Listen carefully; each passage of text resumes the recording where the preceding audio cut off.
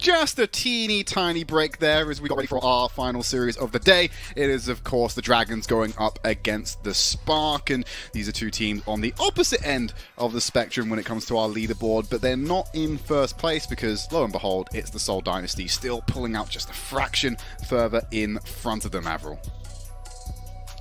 I mean, it's a lot of points, though. I mean, both teams are very likely to make the mid-season tournament at this stage. Yes. Shanghai definitely copped a pretty rough loss yesterday, but now that they're past Seoul, I mean, it's acceptable. You lost to Seoul. It's understandable. That being said, I won't give the Dragons too many benefits of doubt here because there are a couple of areas that did concern me. One of them was the fact that Lip didn't look super comfortable on the Sojin. At various points, opted to go back to the Ashe. Not too dissimilar to what we've seen from EasyHan, but I feel like the best players are finding it comfortable on the Sojin, are getting the value of the Sojin, like Fitz, like Stalker, like Leave, like Shy. Lip's now going to have to play against Shy. So take a look at the other side as well in terms of Hangzhou Spark. Shy was dominant in his game versus the Guangzhou Charge, and that's a huge part for the Hangzhou Spark to rely on. And beyond that as well, Alpha Yi's Echo, especially on the good Echo maps like the Ilios that came out, and we are still in double push here for the APAC region, so Alpha Yi has plenty more opportunities to play that Echo. All of these things are really difficult to get past because the DPS line of the Spark had already been looking damn good, still looks damn good in the mid-season madness, and on top of that, Bernard's flexing his hero pool to also include heroes like Ball, a traditionally main tank hero for an off-tank player like Bernard.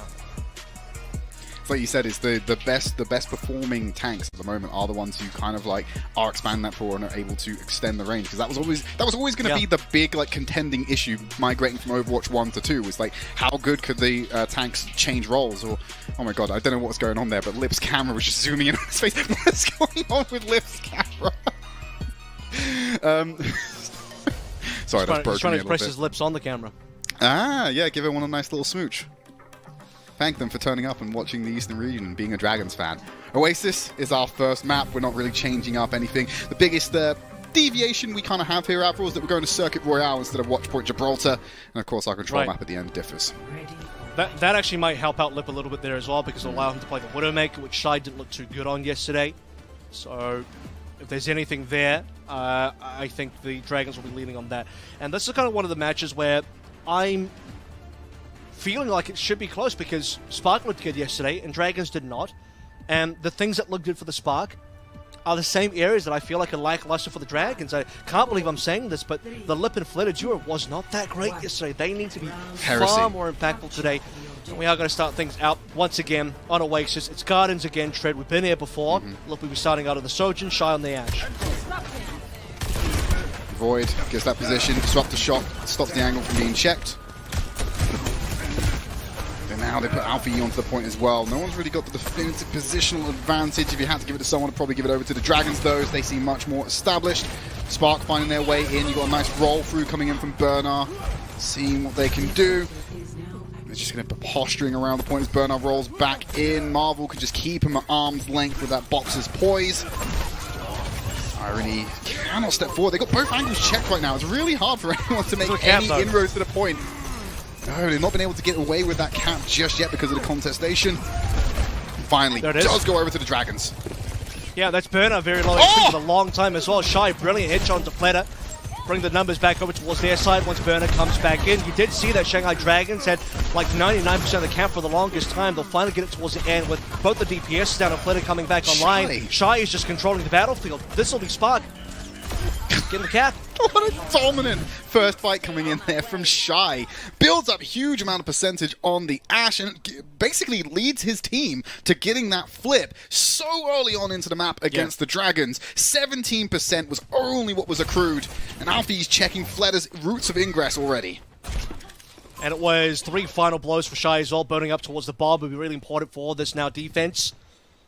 So see what the rest of the Shanghai Dragons can do. Void, especially on this dude, needs to get into the faces of players as soon as possible. Nano from Bebe saves Iziaki, who would have died to the pulse. Yeah, I was wondering. I was like, looked away. I was like, oh, he just got hit by the pulse bomb, and then it goes off camera, and he's still alive. I'm like, sourcing for the answer. What is it? And it's Bebe's nano boost.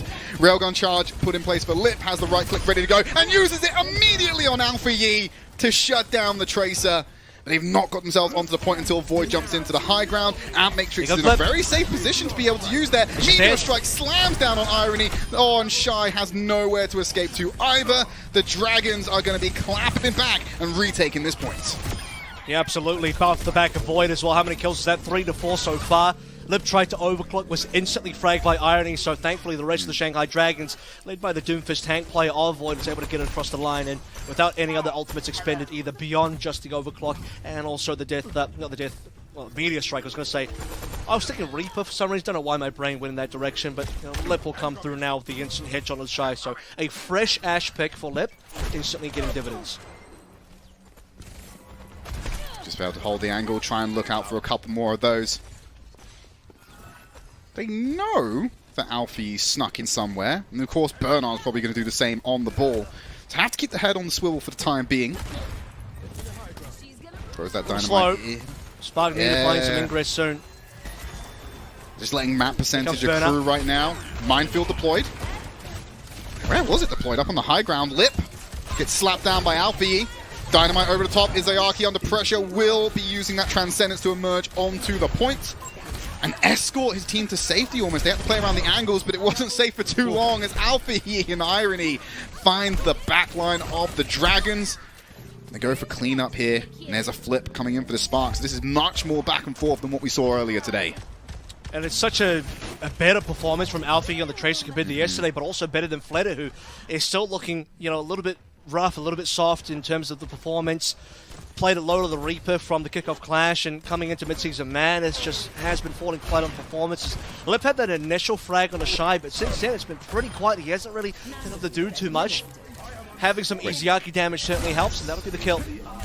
They're just like laughing at Lip right now. Wait, you have to use your Zenyatta to get frags?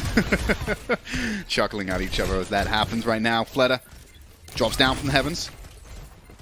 Keeps the pressure on to Alpha Yi. Playing around the pillars, has access to the health. Lip's got a good angle here to try and control these entrances. First dynamite over the top for Izayaki again.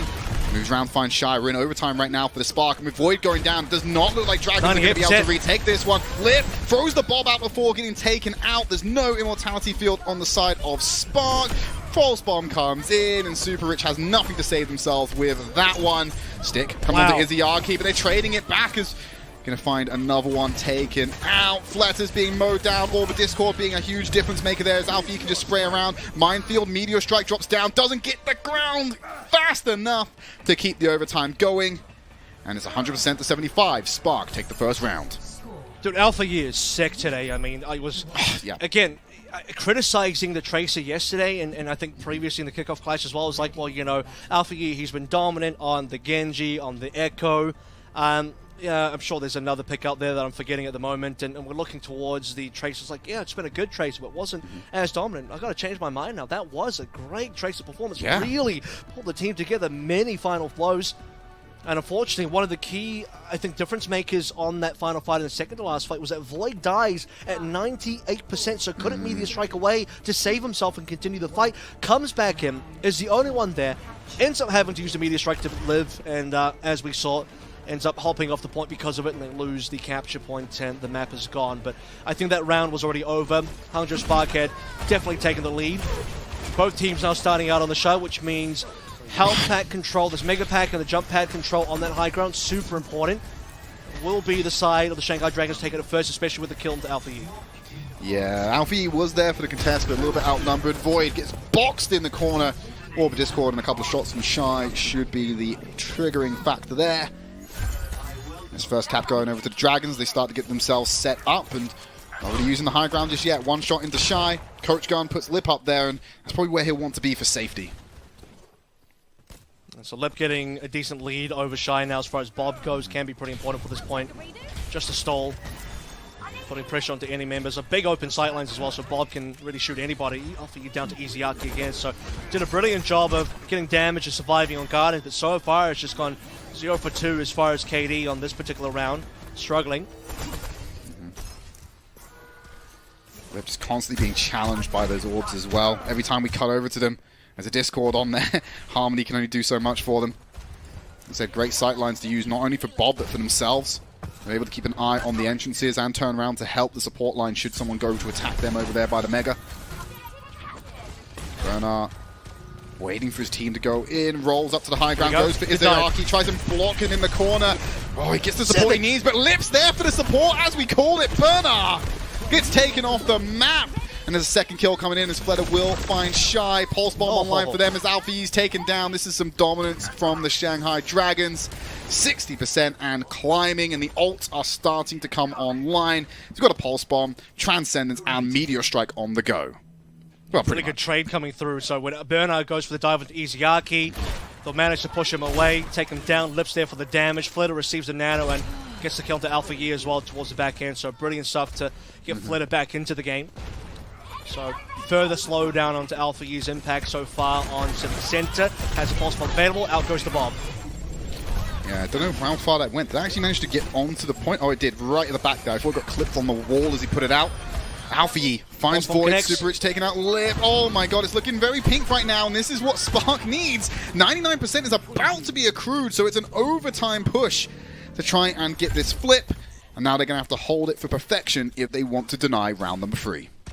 Yeah, great stuff there. I mean, you want to be targeting Void here. You can go for the backline, but it has been difficult, as we saw from Bernard's POV. But every time that Void goes for a power block, it's a free Pulse Bomb stick if you can find it, which shouldn't be too difficult. Speaking of finding things, Irony, straight away onto the Lip. That'll just be an instant reset for the Shanghai Dragons. In terms of trying to catch up on percentage points and get more ultimates online, very important for the Hangzhou Spark to just get a freebie like that. 1 kill, 10 seconds of waiting time, free percentage points, you love it.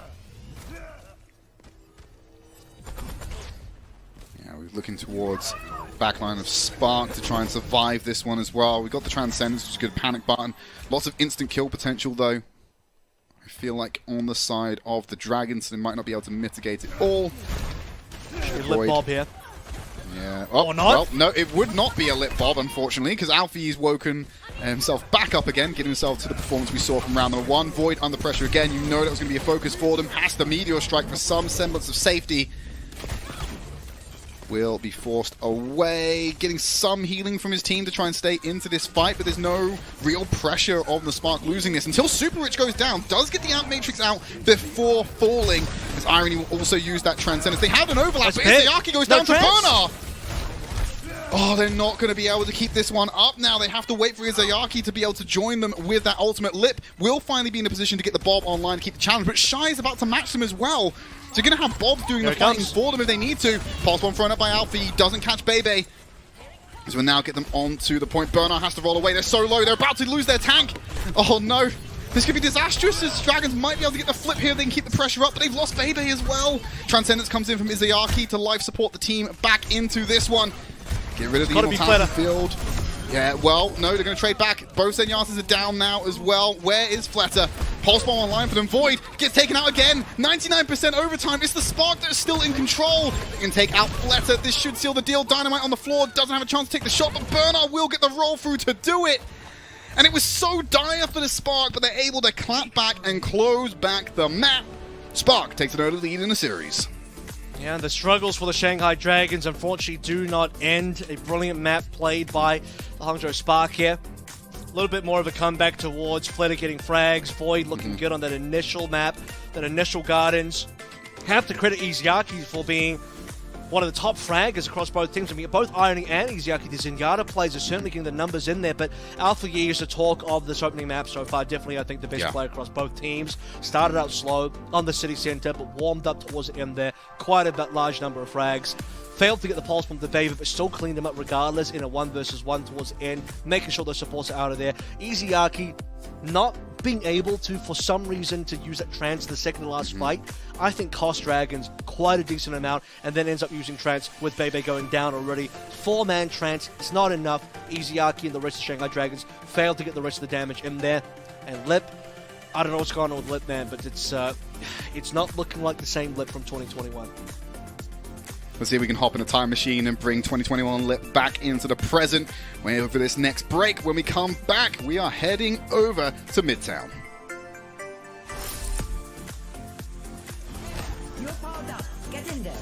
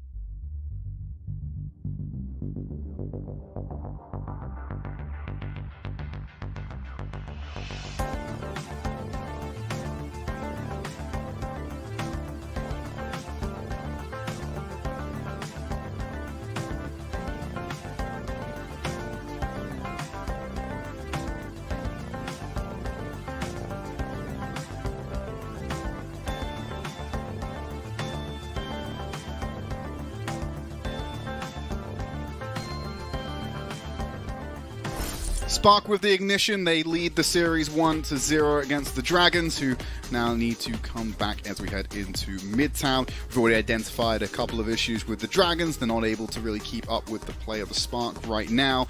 Been a couple of shining lights from that team, though. I think you highlighted Izayaki towards the end of that series being a star player for the Dragons still, but as you mentioned as well at the end, Alfie just seems to be dominating the server right now, and I'm so enthusiastic about that based on where they've come from and what they're starting to do this season with the Spark. They're in their rookie season right now, and yeah, definitely one to keep an eye on moving forward.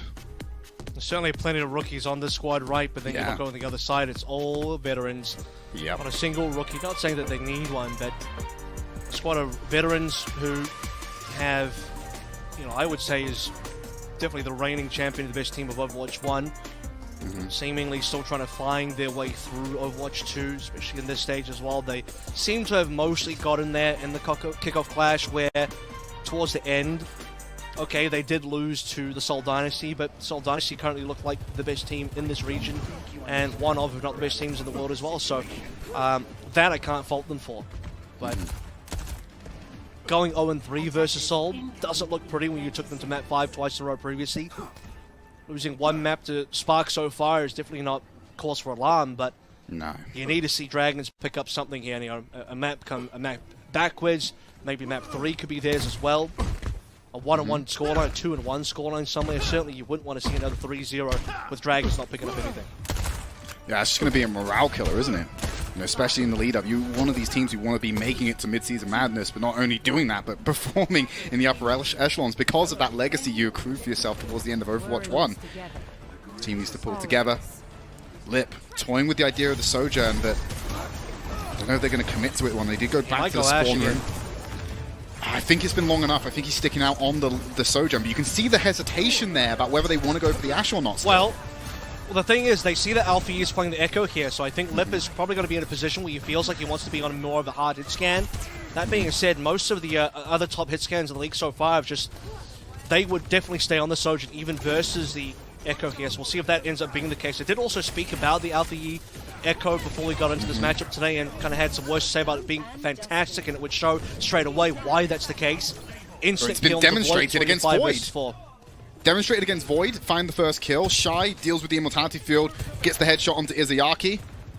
Spark gonna deflect this first offensive quite easily, it looks like.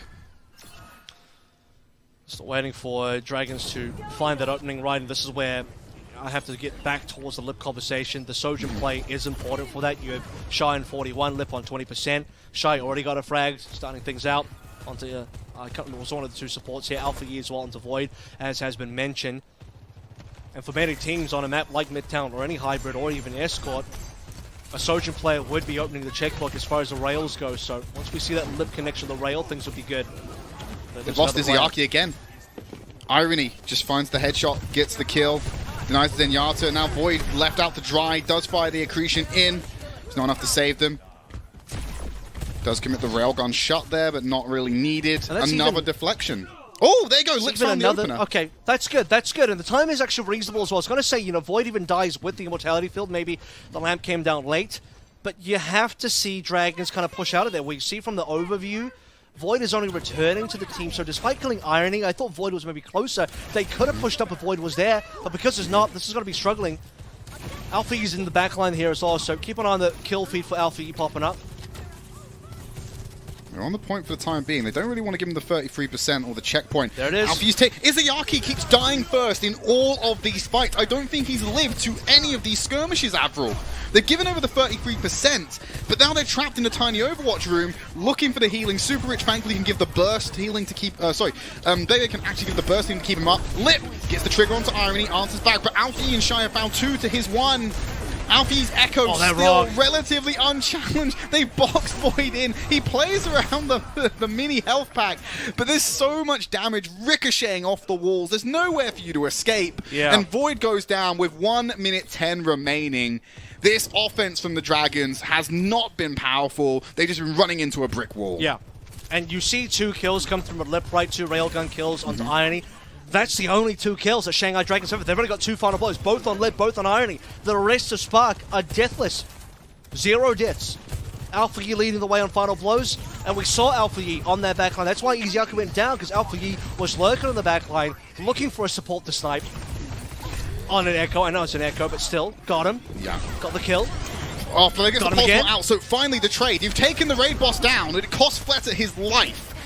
Void keeping an eye on the side angles right now. Flux, in effect, trying to catch him. Manages to catch him right on the edge. Shy gets caught on the ring of the Flux. Couldn't slide out of that one. Now Irony's committing that Transcendence to try and stabilize the team. Buy time for the reinforcements. What a shot from Lip with the overclock to take out Alpha Yi. Deny the big man in the sky the ability to play. And Dragons suddenly are uncontested up in the skybox. They're on the point, they're capturing it. Reinforcements coming in from the Spark, but they're still faltering on the exit point. And I think the Spark actually just going to give this one to them. Point A. No, they're coming.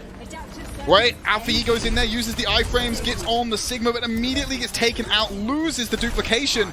But you're right, it's bought him enough time to go for the contest. Fleta goes down, Shy's found the shots. Alpha Yi now able to play Overwatch 2 again, but Void takes out Shy. Lots of some resources being put into Void. Izayaki answers back to find it, and finally the Dragons will get the point A capture and get the payload in motion.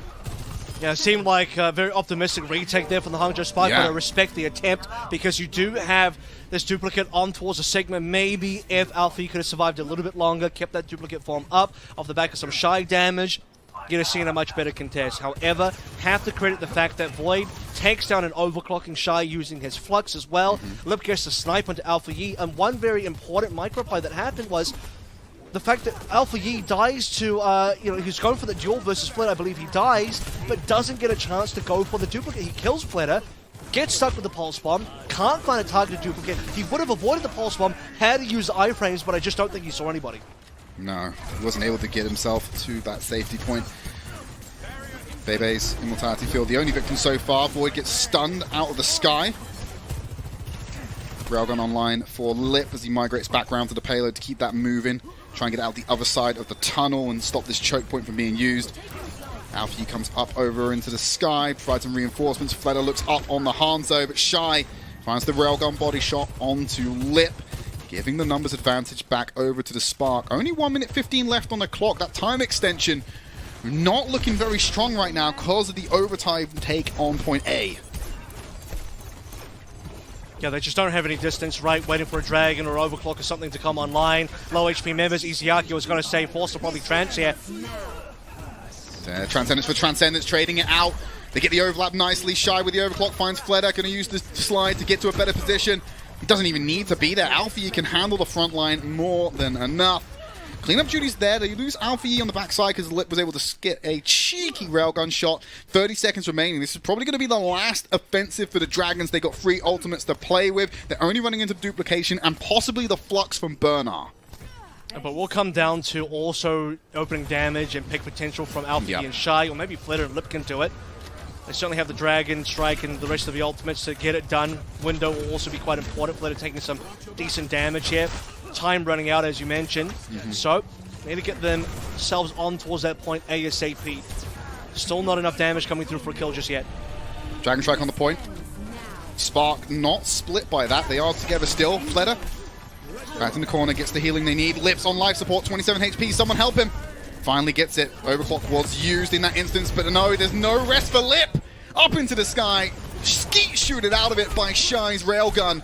As Irony finds the second kill of this fight. Fleta and Izayaki. Oh no. Void is just the only person left on the payload as overtime is about to tick down. The shield cannot protect 360 degrees. And there you have it. Payload stopped. Benchmark set. It's now time for Spark to try and match on their offense. And even with the GPS ultimates from the Shanghai Dragons between Overclock and Dragon Strike, they couldn't outdamage Shy and Alpha Yi, where both Lip and Fleta went down. Alpha Yi dies, I think 2 Lip as well. In fact, even had his duplicate taken away. Shy ends up living on barely any HP, healed back up, and that ended up being a huge difference maker. The fact that 1 out of the 4 DPSs survives, and it was 100 Spark DPS, gives Spark the 4 versus 3. 4 turns to, well, 4 gets 3 down to 2, down to 1, which ended up being Void, and as you mentioned, can't do anything there. Point goes away, we're done. So, Hangzhou Spark looking in a great position to get this 2-0, assuming that A goes well for them. You have to remember that Shanghai Dragons basically had to go until overtime to even cap A, which limits their progression on B and eventually on C had they have gone there, but they didn't. But would have taken away a lot of time for the rest of the progression across the rest of the map quite significantly. So to get to the end of B, I think is reasonable for the time that they had. How good is the defense going to look? Because I still think, and this seems to be pretty true, backed up by stats as well, the Shy and Alpha E have been wondrously outperforming Lip and Flitter. Even the eye test would tell you that one as well at this point. But it's good to have the number backing. See what they roll out with here. Flitter going to try their hand with the Echo. Alfie onto the Tracer this time as well. So going to try and play the ground war instead, but has to be conscious of the aerial that Flitter is going to be putting in. Shy will probably be turning some attention up there once they get some damage and charged up railgun shots to apply that way. The goal for Alpha E here, and similarly, I think I could have spoken the same to Flitter's goal when he was on Tracer for the attack, is to draw attention away, play for the backline, pressure Izayaki and Bebe there, maybe even touch the flank to force people to turn around. Alpha E will be on a mission for sure, and if he can do that, force attention off, then Shy can start getting some frags in it, Irony super rich as well, start getting some damage in. Story of the two railguns will be, I think, the story to tell here, because that is the most likely tool to open up fights. Nice recall there. Alfie gets him on the point still. Turns around to Void. He's pretty isolated now. Orbit Discord has still been applied. Shield from one way keeps him up, but while this has been happening, Lip and Flitter have got on the board. That's a 3-for-1 trade in favor of the Dragons, so they'll hold that first defense. And because of a couple of late kills towards the end there, including Irony, Spark won't really be able to use this frag to Flitter. Good trade to at least slow down the Shanghai Dragons to keep them honest, but they won't be in a position to force a 5v4 anytime soon. So Flitter will be back to the team now for sure. Need to check in on the ultimates. Bebe, by the way, just sailing ahead of Super Rich and everybody else in the server. Already has the window available well before anyone else can get an ultimate. Yeah, you talked about the two railguns. Well, an Amp Matrix definitely is going to help out one of them be significantly stronger than the other. They can apply that. Doesn't need One it though. railgun. Lip taking out Alfie. Shy waiting for yours to get laid on the ground, bud. Train can't start until you put that one down. They have to be so muted right now, just playing backwards, giving up all that space and just waiting for the reinforcements to come in. It just plays into the hands of the Dragons. Oh, there's the window. Oh, never mind, actually, yeah. I mean, that was unnecessary damage. You didn't even need the window at that point. You've already done enough. Irony, why? I'm not sure why you pop the Transcendence here, unless they can get some cleanup on the back. I'm not a fan of that one. Pulse Bomb from Alfie finds Izayaki, and Void actually ends up going down as well, so not the worst thing in the world. They have got a window to push through here, and Bernard still holding strong, creating the space for the team to be able to push up and claim more of this. They have a window in the sense of having the amplification matrix, but also a window in the sense that Shanghai Dragons are down members. They could be down again if they're not too careful. Here, there it is. They've been taken. Oh, Shy with the overclock. Doesn't let Lip escape. Catches him in the back as he's trying to go. And another one for Shy with the overclock. Spark, they've got this one in the bag. Point A captured, and they're going to have time in the bank to try and match the point B push. And I was going to say as well, before Lip went for the flanking play, that one of the biggest difference makers in that skirmish when we looked towards the ultimates was the fact that Void got a much earlier flux than Burner. I think he was about 40 to 50% ahead, nearly doubling Burner's ult charge. So when the windows come on down, and this time I am talking about the Amp Matrices, Void can use his flux where Burner can't to counter. So that would have been a huge point of difference. Shanghai go for a very aggressive window, works well for Lip, but Spark off the back of that just push forward, knowing that, okay, well, Lip's behind us, we can just run up. Irony did pop the Transcendence. At the time, it looked like they were popping in a losing situation, but made the best of a bad situation, made the best of that situation, get all bad, got frags, evened up the numbers, and then played the numbers with a respawn advantage to camp the point. Great set of play there from the Spark to be able to get point A. Irony's almost back up to the point where they have that Transcendence online again. They're going to need it if they want to match Izayaki. Lip has the overclock available. Yeah, the whole buffet, but no one's pulling the trigger. Oh my goodness, Lip needed that Immortality field so much. There's that Transcendence to mitigate, but Irony's gone down. Not going to be able to match that all-important ultimate. You can see the Spark are in retreat mode. They're trying to keep up and get themselves alive. The payload has been moving this entire time, Avril, very close to the completion point. As the Spark tone it down a little bit and wait for the numbers to regroup. They're going to wait a little bit longer as Flitter has removed Alpha E with the focusing beam. And Alpha Gear was the one pushing the payload there, right? So Flitter goes back to contest, take down the target as well. Lip on towards Shy, further slowed down. It's the single kills, the staggers. As Alpha Gear comes back up, Shy goes down, so another 10 seconds they have to wait. Burner has to make sure he keeps the rest of the team alive. Still plenty of time, I mean 2 minutes remaining with ultimates online and coming online further from the Hangzhou Spark. But when you look at where the Dragons are, they've held onto the other 4 ultimates and have not been forced to use them. It's just been the trance so far. Dragons still in a great position. Right, nice catch there. A little bit of terrain to protect them. Flair moves forward with the duplication. Tries to get his own Flux online. Not really needed for the time being. Yeah, gets it online right at the end there. Might be able to catch some reinforcements coming in. Only going to find one, and... Oh, he lost his duplicate. That's about it. Just in time. That's unfortunate. But another reset for the Shy Spark. would have died. Shy was on half HP, so Flitter runs out of duplication time. Shy lives, otherwise Shy would have died. And at that stage, you wait for another player to return. 2 minutes now becomes 1 minute tread as time is starting to look really dreadful. However, the ultimate exchanges go the way of the Hangzhou Spark. They lose a fight, but they win economically. And the payload, while moving backwards, is still in a pretty reasonable position. Disruptor shot goes towards the next map, and with the last minute remaining, we'll hope the overclock comes through a little bit better than that. 50 seconds remaining. What are they paying attention to right now in that tiny room? You can see it's the Sigma in the back. Just keeping them there. Pulse was thrown out there, but not going to find any connection. Bebe dropping the window. There's a tight corridor to play with. We've actually trapped Bernard in the corner right now. The immortality field is there. Pops forward. Flux online. Can we take him out? Lip, 3 HP. Finds an immortality field to stay up and then turns it around onto the Shy. No one touched! Oh. Spark was able to get it out! Hey, it is Shanghai. It is Shanghai. They're known for this. They are known for this. The classic Shang 9. Oh no. They looked like they were winning too. They legitimately looked like they were winning the fight. Yeah. Shanghai Dragons. Lip kind of started popping off. Had the good old overclock in there, pulling up some shots. Saw Burner throw his rock into the next universe.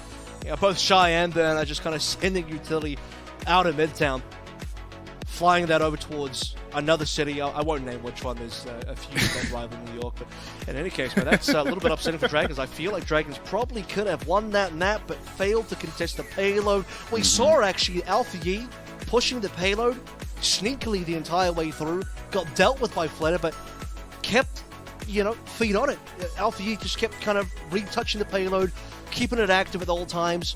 Shanghai Dragons themselves getting active in the team fight, but at the end of the day, the objective is king, and they did not do anything about the final push in. So surprisingly, in some cases unsurprisingly, Dread, Shanghai Dragons will not contest the payload, and here we go, 2-0. Well, the dominant scoreline so far for the Spark. Only one more map required to close out the series. When we come back from our break, we'll be going to Circuit Royale.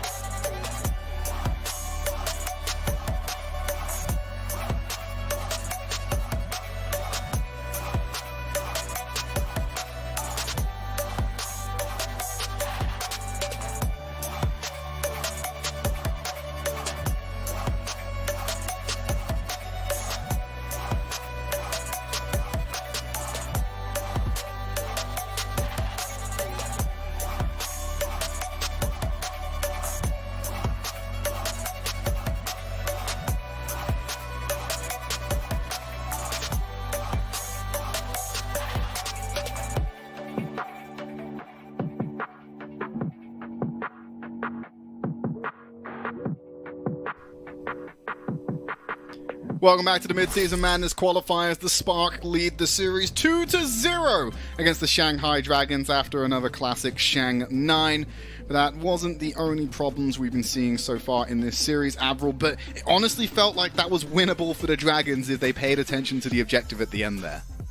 I mean, a couple different things there for the Dragons, right? Because we talk about, okay, maybe they could have contested the payload. Obviously, that's number one on the priority list. However, consider the fact that they never got the payload further in the first place. I mean, had they capped B, alright, they got back capped, maybe B goes. We saw a C to defend, it's not all 100% over for the Dragons. They struggled so much on their attack that the maximum distance they had was, you know, enough for them to make it competitive and give them a chance to win, but opens them up to things like, okay, well, it's under the underpass there, Spark, just push slightly over, and they're done for. I think mentally as well as Dragons have to kind of check themselves slightly because we're in a situation they've been down so many maps. They lost 3-0 to Seoul Dynasty yesterday, looking like a potential for another 3-0. Now we're going to Circuit Royale where maybe Lip onto the Widowmaker could be that much better. I did tee this one up before we got into map number 1 trip, which is that Shy didn't look good on the Widowmaker yesterday. Lip traditionally has been good on the Widowmaker. This could be one matchup that Shanghai Dragons finally have over the Spark. Well, here's the rollout from the Spark. They are going to go ahead and commit to the Widowmaker Hanzo, so double sniper with Bernard on the Sigma, and of course double flex support backline. I have a feeling we're probably going to see something similar. Do you think Fleta rolls out with the Sojourn here, or do we go like traditional double sniper? Sojourn Widowmaker I think is a viable combo here, so that is probably what it looks like to me. The other combination that you could go for is the Widowmaker Hanzo, as Hangzhou Spark is currently doing. And even though Jinmu won with the Genji here, probably still wouldn't really recommend that one. That's Chengdu doing Chengdu things inside the Chengdu zone here. In the normal world, we are going to be playing double snipers, seeing how that goes. So the opportunity for Fleta to do something here will be very interesting. We haven't really seen him on the Sojourn before.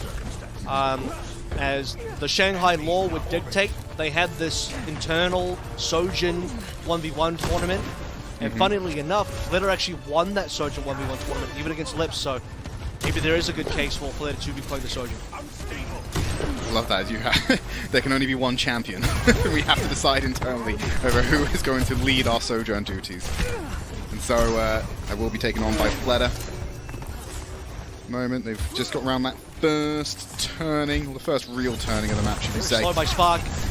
Yeah. They've already given up the first corner, right? You see the first corner gone. Bit of Widow shots being exchanged here, and Spark have to kind of put their foot down somewhere. It's going to have to be at the second corner. And inside that, I don't even know what they sell that shot, but the shot as well. That has to be a point of contention. They're just giving up more and more space, though. Like, they're just stepping back constantly, and that's probably why they were worried about Lip getting away with a cheeky headshot. And now without the Widow threat, that just opens it up for Lip to be able to play it even more aggressively and take even more aggressive sightlines. As Void deals with Alpha E, Void again, there's Irony, there's not much left there. The gatekeeper that is Shy's Widow keeps Lip in check, and if Shy goes down, it's all over. Alpha E now jumps onto the Genji, so it's not the Jin. No, it's not, and well, there's a couple ways you can read into this one. I think the Genji has merit and has value on C, but he's gone Genji too early. This is not where Genji is good on this map, so unless Hangzhou Spark and Alpha E have just kind of given up on B, it's like, let's just play our C defense comp a little early here. He's definitely pulled the trigger too soon for this. Speaking of pulling triggers, I mean, look at Lip's ult charge compared to Shy's. Fleta also gets Irony, so Hangzhou continue being behind. Spark have just permanently been on the back foot here. Payload just being escorted by one person, and it is Lip who's just going to play around that one. Does buy the Spark even more time to regroup. They're not under a massive amount of pressure. Shy's going to be able to answer that back, though. He's only 4% off, so everyone's going to have knowledge on everyone at this point. Flux thrown in there by Void. Going to catch the back line. Oh, this should be big, but there's a nice block there from Bernard to keep the team up. Immortality Field's gone down, window deployed. Shy now gets his time with Infrasight and uses it to great effect to find Fleta. Izayaki answers back onto Super Rich. Flux going to send him up into the sky. Transcend should mitigate all of the threat there, especially with a terrain to block out Void. Going to use that healing overlap to try and win out the tank fight on the ground. But Irony there, and Izayaki gets taken out. Alfie sneaks in. And finally, the Genji's finding some value here, Avril, and it's the first time we've really seen the sign of lights. But Fleta with the railgun finds it. Shy then takes the head off of Lip. So Spark have finally been able to stabilize. That's the takeaway from this one so far. It's the slightly earlier transcendence from Izayaki forced out by Bernard's Flux, and obviously he's going to have to transfer the middle of the Flux, and not just when he lands, simply because otherwise Shy's going to snipe him out of the sky. So we saw that Shy's crosshair was immediately onto Izayaki, and he knew it, so he popped it. Only gets to use his transcendence a lot later, giving the Hangzhou Spark the opportunity to push on forward. Alpha, you got that one frag, like you said, still not really looking towards the Genji doing too much more than that. Yeah. And Shy finally coming up with the kill feed as well. Importantly, taking down Lip in the middle of that fight to keep things competitive. So, 2 minutes 50 remaining now. Shanghai Dragons eat a big reset. But as we do reset, only one ultimate available, and that's going to be the overclock. Keep an eye on Fleta then. Shy did apparently. And there goes the overclock. And that's important for the Spark because now, when you look at timings, Alfie and Burner have the opportunity to start getting a few more ult percentage points up. It's still tough going for Alfie. You can see that every single time that he wants to basically, you know, peek for a bit of damage, he sees Lip, has to back away, or instantly has to deflect. I mean, there is a world where Alpha Yi can bait Lip into killing himself with a brilliant deflect. We've actually seen Alpha Yi do that a little bit before. There's a bit of a highlight reel of him doing that onto Gibraltar. Here comes that window. Disruptor shot as well. Bernard's going to play around the fringes of it. Nice dash out there of the Flux, but Bernard still deals with Fleta. Void will try and sneak around the terrain, but there's a good amount of sustain there to keep Spark topped up, and it's only one pick, but it's enough to stagnate the entire push of the Dragons. Nice deflection there. You were talking about it, Avril. Wasn't it quite a headshot, but it was enough to put Lip back in check. Yeah, Alpha Yi's really good at those. That's one thing that Alpha Yi can try and do. One thing better that Shy can do is use that infrasight to get himself a frag. Oh no. Got a little bit deep here. Has a hook shot available to get out though, so here comes that Flux now from Void. Transcendence used. Immortality field gone as well. Alpha Yi not using the blade just yet, but still getting the kills. Dives into the front line, dives into the face of Bebe, returns back to the fight, and 1 minute remaining, and a very critical ultimate still online for the Spark. That blade can produce incredible value in these final fight territories, surely. It can and it can't, because the problem is you need to wait for Dragons to kind of push forward first for you to get this blade off. If you try and blade too aggressively, you don't have support. The only real support your team can give you is Shy maybe, you know, providing Overwatch. I'm not just talking about the video game here, and Irony giving a Harmony Orb. That's about it, really. You don't have a Nano here, you don't have the survivability. The whole team for Shanghai can turn on, and there's a trance anyway, so Alpha Yi has to time this blade very well. Probably has to wait out Izayaki's trance, if anything, to get the maximum value. Can't wait too long though. Only 30 seconds remaining for the Dragons. Might have to use it just to win a neutral. Well, it would be a neutral at that point, but you know what I mean. Just to be able to win out the fight aggressively. Void stunned. Alpha Yi very low. Needs some healing. Where's it coming from to keep him in the fight? There's that Transcendence. Alpha Yi, now's your time. If no one goes down here, this blade comes out, could be the difference maker. Up into the sky, drops down below, sneaks onto the back line, goes immediately for Void. While this is happening, Irony and Shy have been picking up frags on the back line. He didn't need the superstar blade, he just needed the attention. And the rest of his team will deliver. The Spark shut down the push of the Dragons. That was such incredibly good discipline by Alpha Yi as well, not to overstep on the blade. Like you said, he didn't need to go for the superstar blade, just enough of a blade to get a single frag, even take a bit of attention away from the Shanghai Dragons, then play that one super safely. Just back out, don't die. You don't have to go for the rest of the kills on the blade. You're allowed to let the rest of your team kind of handle those frags once you give a +1 over, and then clean up the fight afterwards, jump on top of Lip. He can't handle you after that when the rest of the Dragons are gone.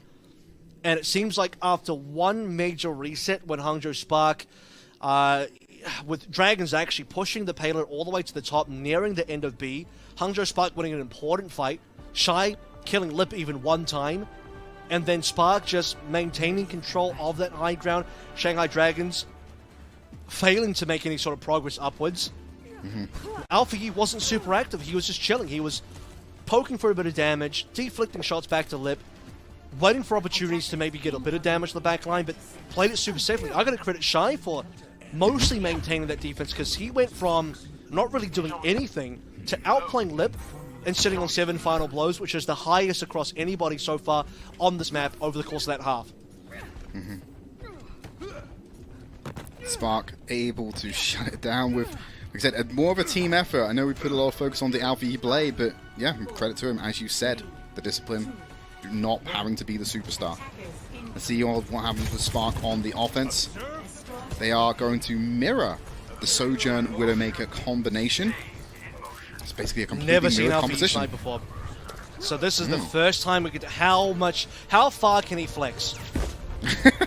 I'm not Well, you just wanna see talking about the the guns breadth. here. I'm talking about the hero pool in terms of Alpha E playing something very hit scan. When we talk about hit scan, I think, you know, Widowmaker is the quintessential hit scan. This is one of the unique heroes in Overwatch where, I mean, the point and click skill here, I mean, it's just so different to everything else that Alpha E plays. And he's gone up against Lip as well. So see how this goes. Yeah, peeks the corner, gets a body shot sent his way. Doesn't need to contest Lip because Shy will do it for him on the Sojourn with that headshot with the railgun. Alfie, now without the pressure of having to deal with a dominant Widowmaker, might be able to flex their skills and show us what they've truly got. Oh, there it Starts is. by finding Izayaki and the headshot on the back line, so that's a 2-man advantage for the Spark. They're going to have to press it further. And point A, already in the bag for them, much faster than what we saw the Dragons were able to achieve, despite what we thought was quite a passive defense from Spark Dude, when this they is were like on theirs. 3 to 4 kills for Alpha E alone. Yeah. And he's just running up for a few more. Sees Lip, unfortunately won't get the kill on him. Dragons have to respect him. I mean, this is the world we're living in, where you have to now respect the Alpha E Widowmaker of all of the picks that he could have decided to pick through.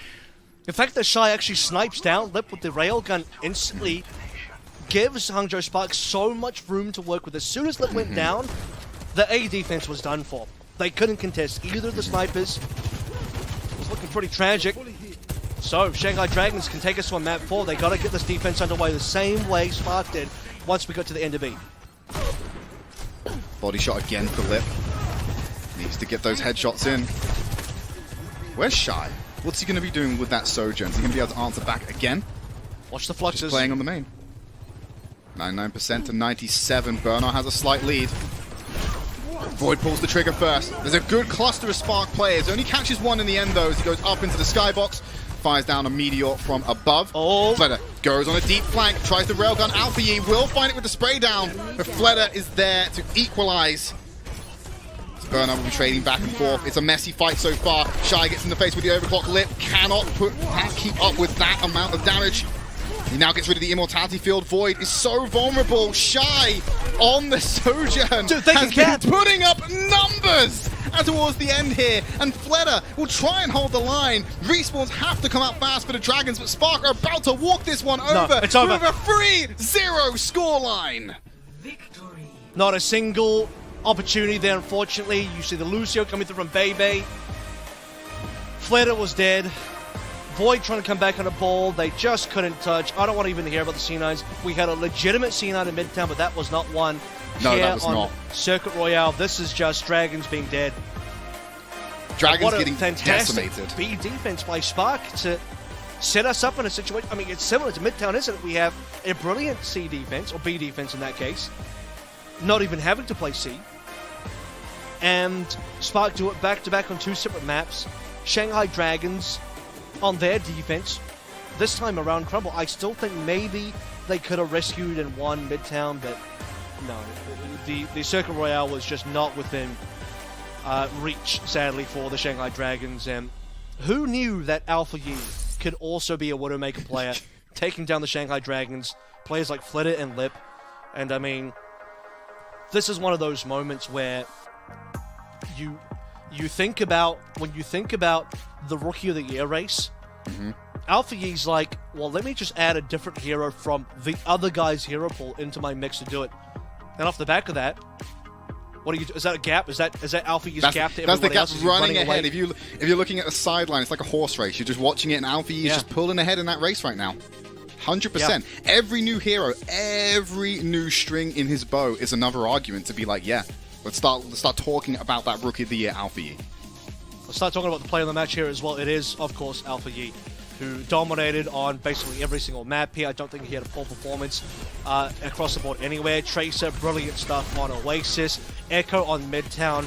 and then it wouldn't make it even on Circuit Royale. Like, goodness gracious, he's actually played like a different hero every single map and pounded just as hard on every single map as well. The flexibility coming on through, the mechanics, the execution, and then we even saw the discipline to, you know, not have to go for the superstar play, but it's enough to win the team fight and win the map. That's exactly the type of player that you want, who has the capability to go absolutely off and be that dynamite carry play, but then also is never going to be the detriment either, is never going to overstep and be the player that kind of feeds over a kill or does something to the detriment of your team. And maybe in the past, as we saw towards the end of Kickoff Clash, and they didn't have the best performance in the actual tournament, but now that we're into the mid-season madness, you can just see this Hangzhou Spark roster come through in such a strong way, building from their losses, learning from those situations, and improving even further to now be better than the Shanghai Dragons. And I said yesterday, could the Chengdu Hunters be the second best team in APAC?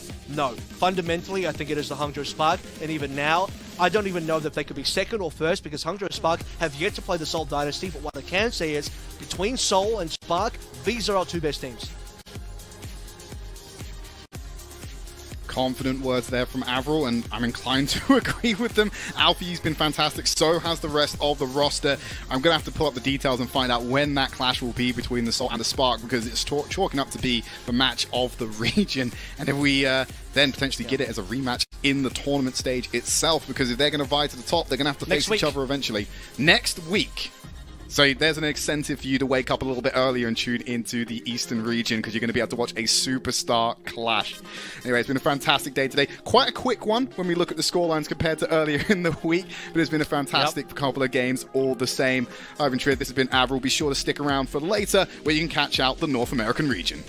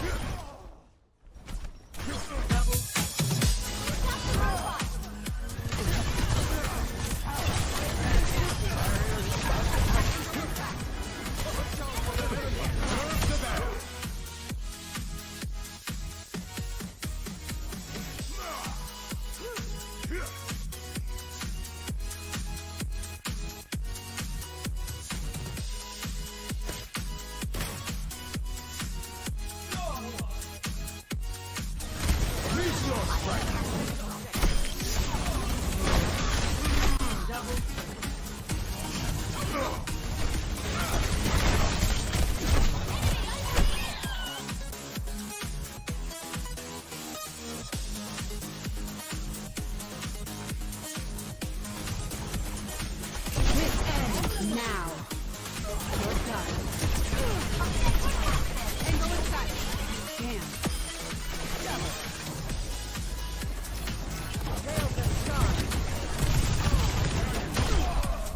Enemy here.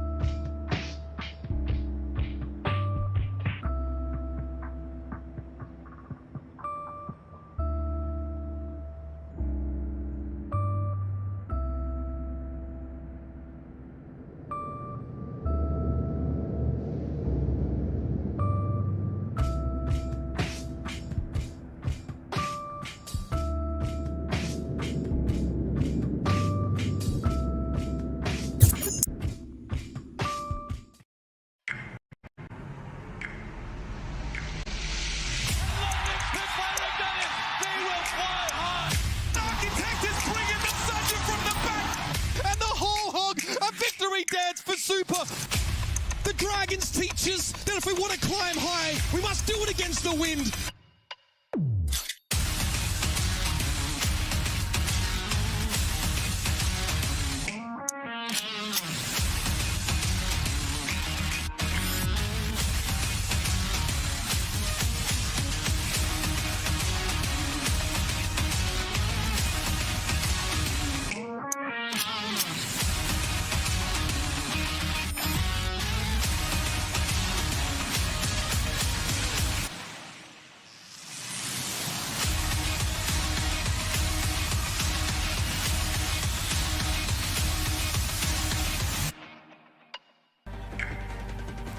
Welcome, one and all, to the Watchpoint Pre-Show. I'm Zoe Schwind, and with me on the desk once again, Jonathan Reinforce Larton, Scott Costa Kennedy, and Danny. Squirrels are not friends, Lim. You were really mean to that You squirrel. were so mean to that squirrel. Super mean. I mean, honestly, they're not friends. If they were friends, if you call them, they'll come to you. They don't. Have you seen a squirrel It that literally just comes to you? tried. It tried to come to us. It sought out Squirrel contact. wanted to use you guys for food. Yeah, well, if that's true, You wanna be if bullied everything by a that you squirrel? just said is true, my cats hate me. They never come when I call their name, and they only come for food. Maybe they do. Maybe they do hate you.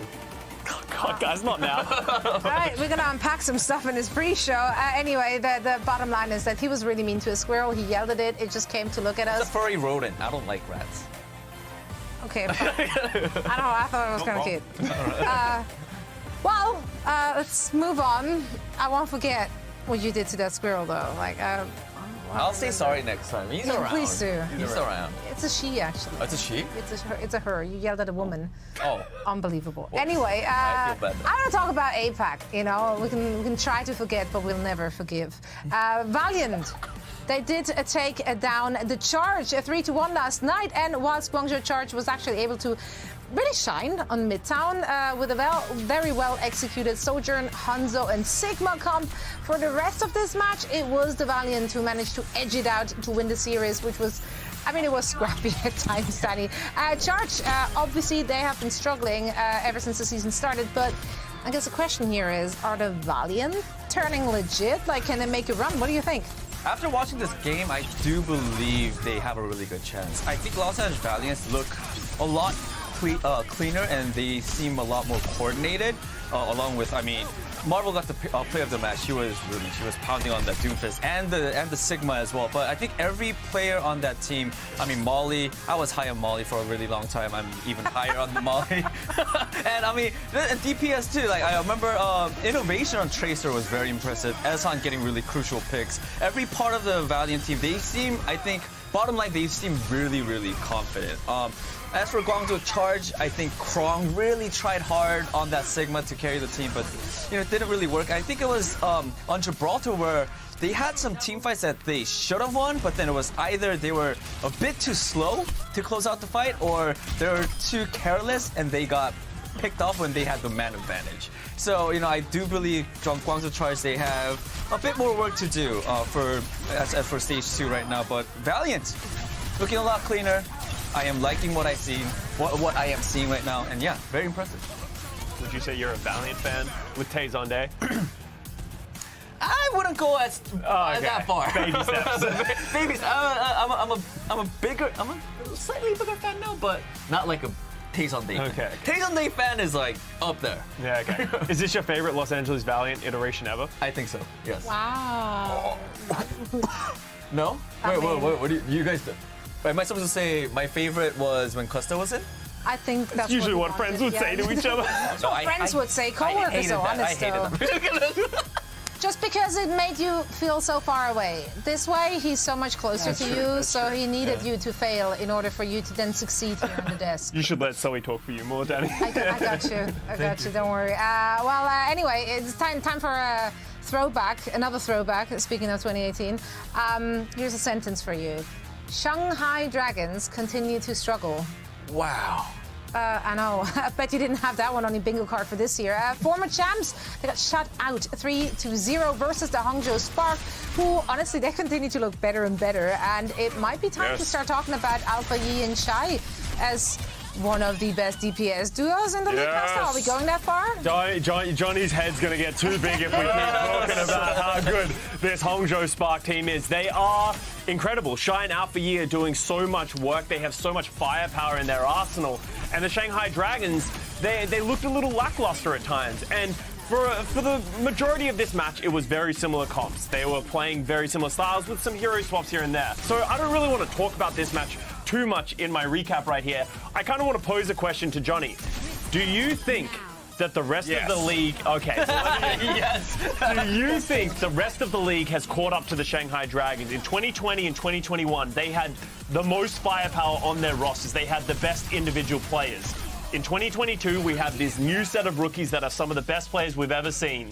Do you think that the Shanghai Dragons have fallen behind as not the #1 team on the firepower on their rosters now?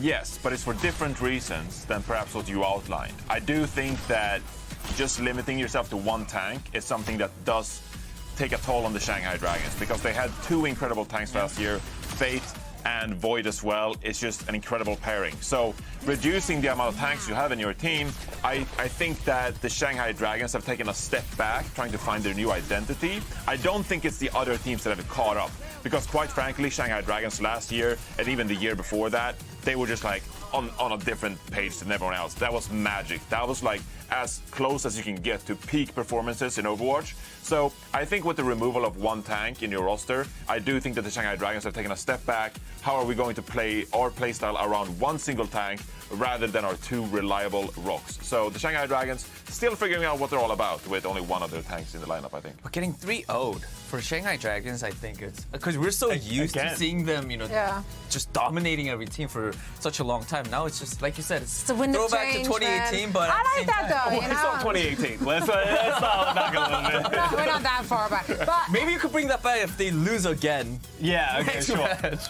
I just love that teams repeatedly losing, even if they lose like for most of the season, it's not a big deal anymore. Yeah. Because we've seen worse. So at this one, the bar is so low. Like, it's fine. Anyway, I mean, we only had 2 matches last night, so not a lot has changed. However, we do want to take a quick look at the standings to just appreciate the numbers, the graphics, the colors, the everything, really. As we see the Valiant, they're, with this other win on the board, they're creeping up for that last spot. Plus 14. I know. Wow. Their regular seasons have actually been incredible from the Hangzhou Spark. Yeah. 7-1. Like, they didn't do well in the playoffs, so I feel like we don't give them enough credit, but they've actually been incredible so far in the regular season. Are you proud of the Valiant? I am proud of the Valiant as well. They've actually rebuilt their roster into something that makes sense. Well, partly. They have 5 DPS players. It's like but, a proud some weird of it- uncle somewhere. Like, Yeah. Are you a proud dad? Are you a proud father? No, Not that attached. the Los Angeles Valiant that I knowed and loved and I played on is no more. This is a new iteration. Honestly, it's a completely new generation of Los Angeles Valiant. But it's cool to see them go from their failures last season into the success that they have this season. Exactly. Now, those are the standings. And now let's take a look at the standouts. Does that make sense? Yeah. We roll with it anyway. Because we want to take a look at one particular player, and that is Marvel. He has had an interesting career and a very tumultuous year, but he seems to have found his footing on the Valiant now, as he had a great game last night, Reinforce. Yeah, he stood tall in this match. No? He was good. All right, let's talk about Marvel. Okay, he was good. All right, this is his meta. He's prepared for this for like 2 years. Okay, he was on the Seoul Dynasty for some time, and then obviously joined the Boston Uprising going into this season. He's a main tank player that was like forced to play Sigma for like much of Overwatch 1. So here we are, 5 versus 5. And he fits right in.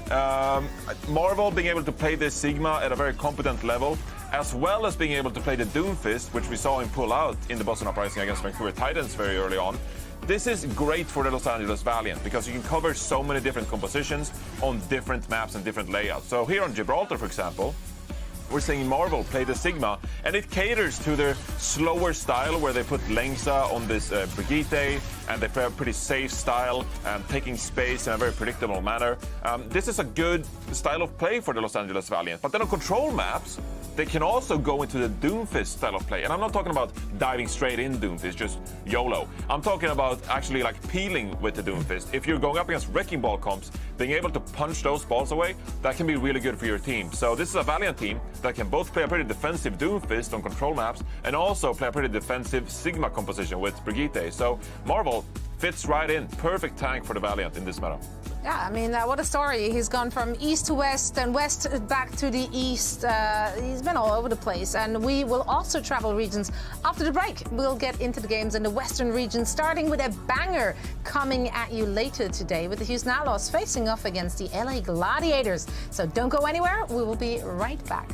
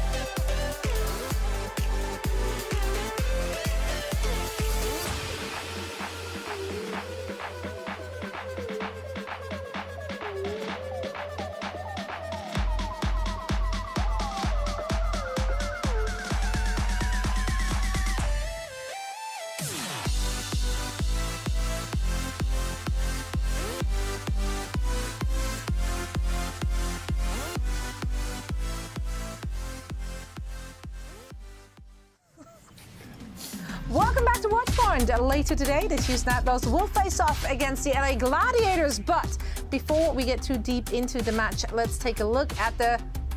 Everyone together? Standing!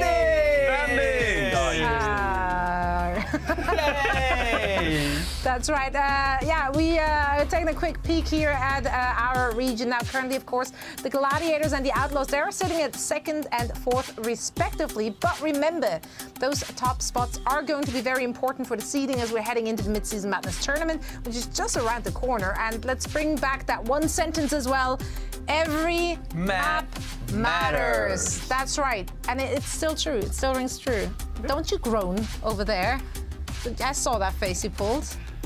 Yeah, you'd be off the desk like that if you continue. Oh, That's right. careful. Careful there. You better focus up, Johnny. You're in trouble. You got in your, trouble. got He's your just red mad card. at you. He's got your red card. So we pulled out a red card to you right now. Sorry, it's a yellow card for That's a yellow now. card, yeah. For now. But I don't know anyway, soccer. let's talk about the match at hand. Houston, of course, they started the 2022 Overwatch League season by putting a damage player on Doomfist. And I mean, it worked out great for them. Dante really put in that work. But the big question here, Costa, is like, have they been found out? Has the rest of the league caught up? I think it's more of the idea of like, yes, Dante was the pioneer of the Doomfist in the Overwatch 2 meta in a way. He heavily relied on playing that style, and the Houston Outlaws, they followed that, and almost to a detriment in the kickoff clash, it did fall short for them, but they had the most experience on it. So now we go into this mid-season tournament where Doomfist feels to be a lot more prominent with that dive because you can't play the Winston. Where does Dante really stand in the grand scheme of things as a player? Because he was one of the best, but now everyone's playing it. He actually has pretty middling stats. We need to think about it is a different meta in the kickoff clash. Stats can be different and your impact can be different. But overall, I think Dante's been solid, but he hasn't had that level of impact that, makes me be like, wow, Dante is the best that we have in the business. So I want to see more from him. The Outlaws should be a good team in this meta. They have the double flex support. They have Merit, who's been playing well in the Sojourn. Pelican can win you games. We've seen it time and time again. So Dante, I want to see him step up when he has to play these Doomfist heroes because I would expect them to lean on him even more in this mid-season tournament. Absolutely, and it will be no surprise to the opposition either, so they will know what is coming their way, which is also very important. Now, if we're looking at the other side of the field to the LA Gladiators, I mean, their tank, he's been able to play pretty darn almost everything, Danny. How are we feeling about Reiner? I mean, for Houston, you know that if Dante's coming out, they're gonna come up with the Doomfist, and if it's Pig, it's probably Sigma. Gladiators, they got Reiner. He could literally play everything at a very high level. We've seen in kickoff clashes, Winston's has been really good, and here are the stats. Usage, of course, Winston's really high because of kickoff clash. That's what a lot of teams, especially Gladiators, use a lot. Doomfist is there, Reinhardt is there, Sigma's a little bit of Sigma there as well. So literally any meta compositions that all the teams are using, he could literally play. So that gives a lot of room and I think versatility for Gladiators to, just go and do their things. And I think Reiner's the key to making all those compositions and all those team fights work for the Gladiators. Is he Rookie of the Year candidate at this point? I honestly think yes. For the West, yes. He needs to be in the conversation, right? 100%. No, he's like a front runner. And to top it off, that's what I mean, right? Like, Reiner's a very likable guy. Yeah. So I like him even more. Whenever I talk to him, I just enjoy talking. He's a super nice guy. He's super chill. And He's very good at the game. he's a good player as well. Imagine being nice and a good player. Yeah. couldn't be me. And humble too. Wow. Now, Reinforce, sorry. They had first picks, so they took the tanks away from you. But there's still a lot of stuff to talk about. Luckily, there is plenty, since this is a new meta, and this meta also saw a new hero really emerge, and that is, of course, Sojourn. So hit us up. Who's the one to watch out for? It has to be Merit I'm actually looking out for here. And it's because I find his player journey very interesting. He's a player that I've enjoyed following. And I think when you look at some of these other hitscan players around the league, you have a pretty well-defined elite tier. You have Ans, Kai, Shy. But if we look at Merit's Sojourn stats so far this season, he's first in hero damage, he's first in railgun kills, and he dies the fewest out of all Sojourns per 10 minutes. And this is out of 15 players with 30 plus minutes. So this is a pretty good sample size. These are a large amount of Sojourn players around the league, and Merit places first in so many categories. So comparing him to the rest of the league, I feel like he's sort of knocking on that tier of elite hitscan players around the league. And going into the season, we always talked about Kilo for the San Francisco Shock. Oh, this is a great hitscan player that is joining the Shock, and he's slightly above Merit. And Merit has always been considered, slightly less valuable. This is what's going to be the Merit and Dante damage line going into this season. Now, Dante is playing the tank role, right? So they need Merit to step up. But I think that Merit has started on his Overwatch League journey to make a name for himself, and he's starting to be recognized for his own achievements and his own gameplay. And that is so fascinating, so much fun to follow a player undergo on this journey. And so I'm looking out for Merit today. I think that he's really onto something here. I feel like he's knocking on the door of greatness. So I'm looking out for Merit. I want to see him continue that momentum he built versus Vancouver. The player to watch in this matchup for me today. Right on. Well, Houston versus LA Gladiators will be our second match of the day, which means that you still have a little bit of time to get your picks in. Head on over to pick'em.overwatchleague.com and pick the games and win some money. I mean, if you pick them right, that is. We're not going to give you money for being wrong. That's reserved for us here at the desk. Yay, go us. We're just minutes away now from the start of San Francisco versus Florida, and we'll get into that match right after this break. Don't go anywhere. Well, sometimes, right?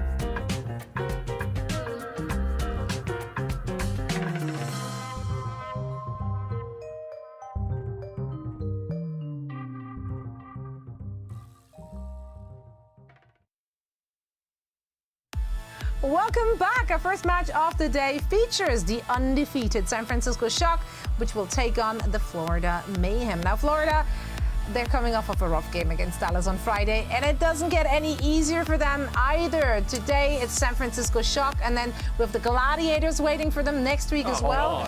So, yeah. A rough schedule generally for this very tournament cycle, unfortunately. And, you know, they had some changes as well. They did drop Adam, and that means that someone had to pick up every hero and then some. Now, he is becoming that jack of all trades, but is he master of some as well, Costa?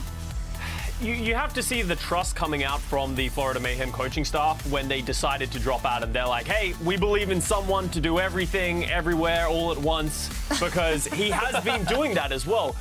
My big concern of what they've been doing so far is maybe spreading themselves a little bit too thin, mainly on the back of someone. He played a lot of Winston in the kickoff clash, but since then, in the mid-season tournament, he really has been trying everything depending on the team that he's playing against and where he can find strengths. That is a good thing. Being able to have that flexibility and change mid-match is a big boon for a team, especially when you have someone as talented as someone. But I think they're going a little bit too hard on it. Feels like someone has no consistency from map to map, and when things aren't working, it falls apart harder because he's moving around. We saw the coaches leave the game before the game even finished in their last match because of they're just not playing the way that we know them to play. They are a very well-coached team, they're a very structured team, but it seems to be breaking down, and I think you need to look at someone to be that anchor for this roster as the tank role. Yeah, I mean, that's a lot to put on one single player. So, and of course, we looked at the hero usage. That doesn't mean that it was successful. That just means that he played it, all right? So, well, while Florida is dropping tank players, San Francisco, they just keep on adding more power. They're hamming it up and having a ball. Oh, nice. Yeah, they definitely are. I mean, unlike Florida Mayhem, who's putting a lot of pressure on one tank player, they're adding more tank players. Just like they added Mikey, who's the designated wrecking ball player for the San Francisco Shock, and this guy, I like his ball. I like his wrecking ball. His stats are looking really nice, and every time I see him, I think I remember talking to both Johnny and Costa. I was like, hey, whenever I see Mikey on the field, it's usually on control maps or push maps. I'm like, hey, I really like his wrecking ball, and I can't pinpoint why it is. And they told me that, basically, I'm gonna be honest, I forgot what you guys said, but basically means that he's really good. He knows the limits of that hero, right? Just look at the B-roll that we're showing you right now. Look at this gameplay. His ability to pull off techs almost seamlessly to be able to get these pile drives, to be able to get into position is very difficult to do, and something that we see even Overwatch League players not really put that work in. So bottom line, he's really good wrecking ball. Yeah. That's why.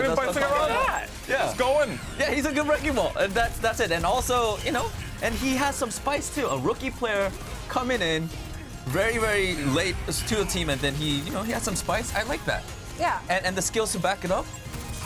Yeah, I mean, to be able to play Wrecking Ball so smoothly and on such a level, you got to have map awareness and understanding like no other. So it's very, very impressive what Mikey has been showing us on the ball. Now, yesterday, Proper said in an interview that he and his team, they don't believe that Sojourn is really that OP, that strong, that important to the meta, which I guess is really easy to say when your team just has the most exciting, explosive, and talented OP players to deal with whatever. Yeah, I mean, they've been playing so many different compositions so far this tournament, whereas a lot of teams, they prefer to play Sojourn a lot, and it's like, oh, Sojourn is overpowered, Zenyatta's overpowered, and we're just going to pick those heroes all the time. And I understand why, because she is kind of crazy right now in this current meta. But if we take a look at San Francisco Shock's damage hero usage so far in the mid-season madness, Sojourn comes in at number 3 with 12.8%, and if you take a look at the bottom, you can see that Sojourn's league average is 30.8. So they're playing a significant amount of less Sojourn compared to other teams. We're seeing them play more Hanzo at 28%, 11.7% Genji instead. And so this is a San Francisco Shock team that acknowledges that, hey, Sojourn, it's a pretty good hero. We can find some use cases for her, but we're not going to tailor our strategies around Sojourn. We're going to utilize different heroes to find other ways we can manipulate our opponents with positioning, taking some of these fights. We've seen Kilo here, for example. He is playing the Sojourn, and Kilo is a fantastic hit scan player. So he's going to make good use of the Sojourn pick. But we also see them play Genji, for example, slow things down a little bit, rely on those Dragon Blades. We're going to see them play Hanzo, being able to utilize Dragon Strike to force the enemy movement. And so this is a San Francisco Shock team that approaches this meta in a very tactical way. Hey, what heroes do we want to use based on what map layout, and how can we enable our players to play the best way possible? It's not going to be like, well, guess we're just playing Sojourn all the time, and we'll hope for the best. We'll hope that Kilo pops up. This is a very well-coached, strategical team, and I'm liking what I'm seeing from the Shock. I don't think a lot of the teams in the league could replicate what they're doing, simply because the way they're approaching the game and their team synergy is so good and such a high level. So you gotta respect the Shock. Yeah, Please absolutely. Please nerf. Just, please nerf him. I mean, I don't know. giving a but shout out to that's- Hex for that lower third. Shock that DPS, please nerf. I mean, honestly though, like they have been looking so unstoppable, and the fact that they have the versatility and the flexibility to not have to buy into the Sojourn hype right now, that makes them very scary. Like initially, I would have thought like, or if we're looking at any other team, Costa, it's like, oh, you can't play the Sojourn, you're probably going to be on your back foot here. It doesn't really apply to the Shock. Well, the crazy thing about it is they can play the Sojourn. If they Exactly. actually wanted to, they can, but they just believe that other things are better. And we saw Sam have a lot of value on the Hanzo yesterday when he wasn't playing against that Sigma. Less so when he was playing against the Sigma, and maybe they should be pulling it out in those situations, especially if Sam's just going to fall in the pits a couple of times. So there's moments and they can pull it out, and that's the strength of the San Francisco Shock. They can really do anything at this point. Anything's possible if you're living in the world of Shock. Now, let's see what our picks gonna look like for today's matches. I feel like they were straightforward. Yeah. I want to say that. Was it? But maybe I think they were. But maybe it was not. Okay. Oh, wow. Whoa, you guys went with Boston? Okay. Even the fans went for Boston. That's respectable. Okay. To Wow, be, this is to way be very spicier. honest, though, like I was very. Yeah. That was a coin toss for me. In fact, I did toss a a coin. coin. I flipped the coin. See, I actually leaned Boston Uprising, and then I was like, Paris is way more fun to root for. I just go with them. Yeah, I think Dove's going to come out and impress a lot of people on the Sojourn. They said that they didn't have a lot of practice. Now they have time on it. I think they can step up. No, I believe in Punk. That's fine. In Punk we trust. All right, that's it. Right, sorry, so we got. I tossed a coin. I don't know. Like I'm so far behind at this point, it doesn't matter anymore. I'm just having fun with it. Now that's it for the Watch Point pre-show. We thank you all for watching. We will be back, of course, with a game break. But up until then, enjoy the games. The final day of week number 2 for the Midseason Madness qualifier starts right now. Let's go! Let's go.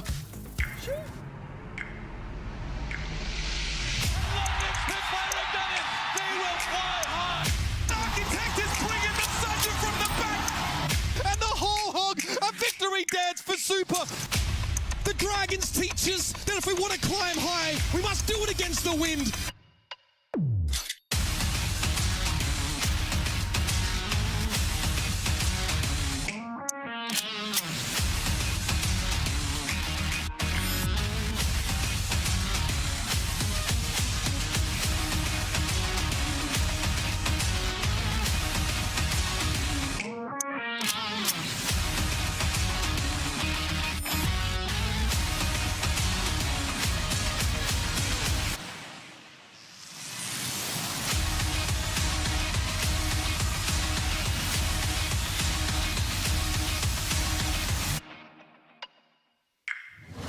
Well, everybody, it's a different year, but the story somehow tends to be the same. It's a San Francisco Shock that are running the gauntlet here, at least through our qualifying stages, looking dominant. They're undefeated. It's more than 20 maps positive in their record, Jack.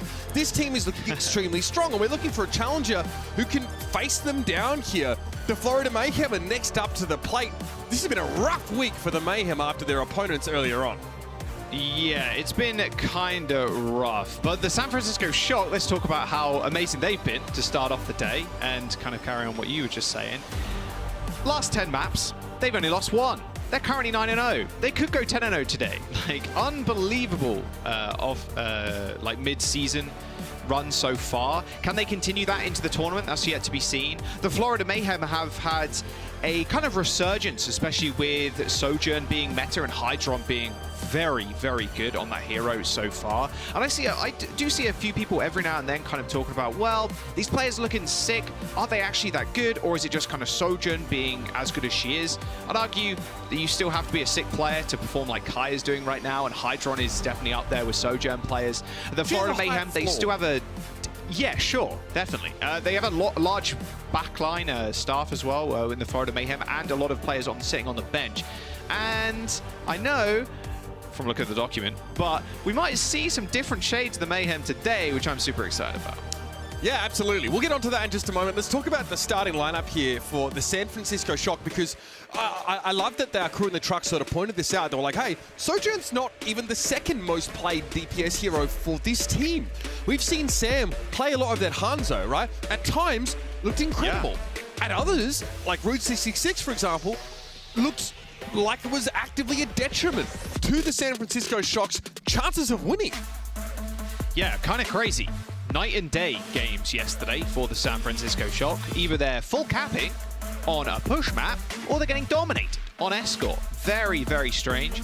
But Sam's Hanzo has been extremely good. You look at New Queen Street the other day.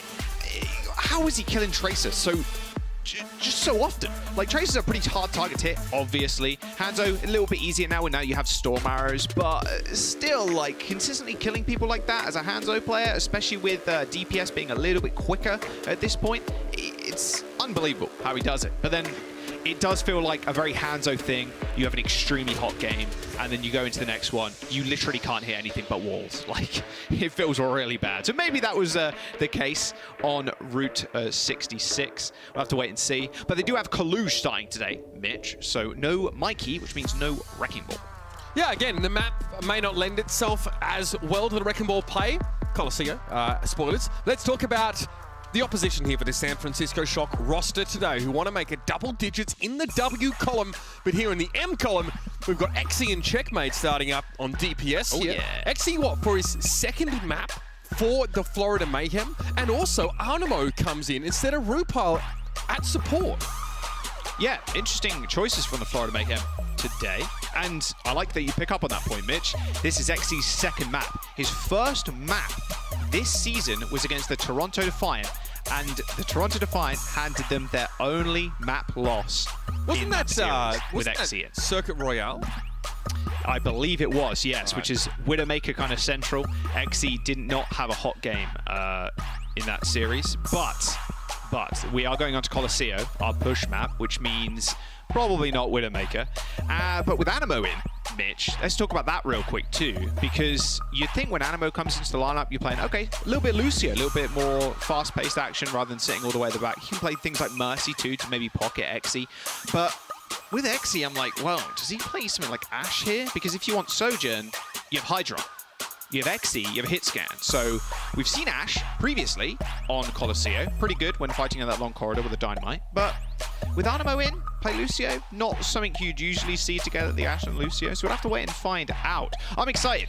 Xe coming straight back into the league has been on everybody's radars for a long time, and actually seeing him in more matches. It's good stuff. Yeah, he had that injury, right?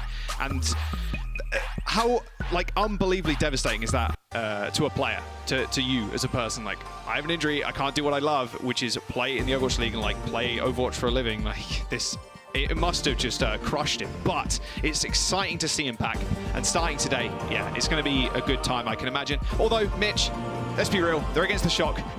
maybe this isn't the foray you really want coming back, but still, tough opponents, tough challenge. Mayhem, they could pull it out today, and if they do, they'll hand the San Francisco Shock their first loss of the regular season. Now, currently standing in 7th place are the Florida Mayhem with a positive map record of +5. So, being at 5-4, it's not a bad place to be right now, especially with so many teams at similar records, right? The Defiant and the Justice, respectively, both 5-4 now after the result of their game. So 7th through 9th is pretty well tied up here. And the Mayhem, okay, if we're setting expectations, maybe they're not expecting to win the series 100% of the time here, but to get a couple maps and to keep that map record healthy is also a secondary aim here. So for Florida, even if things get a bit rough, they've got a couple of objectives here that they want to achieve. I'd also say getting Xe well integrated is one of those as well.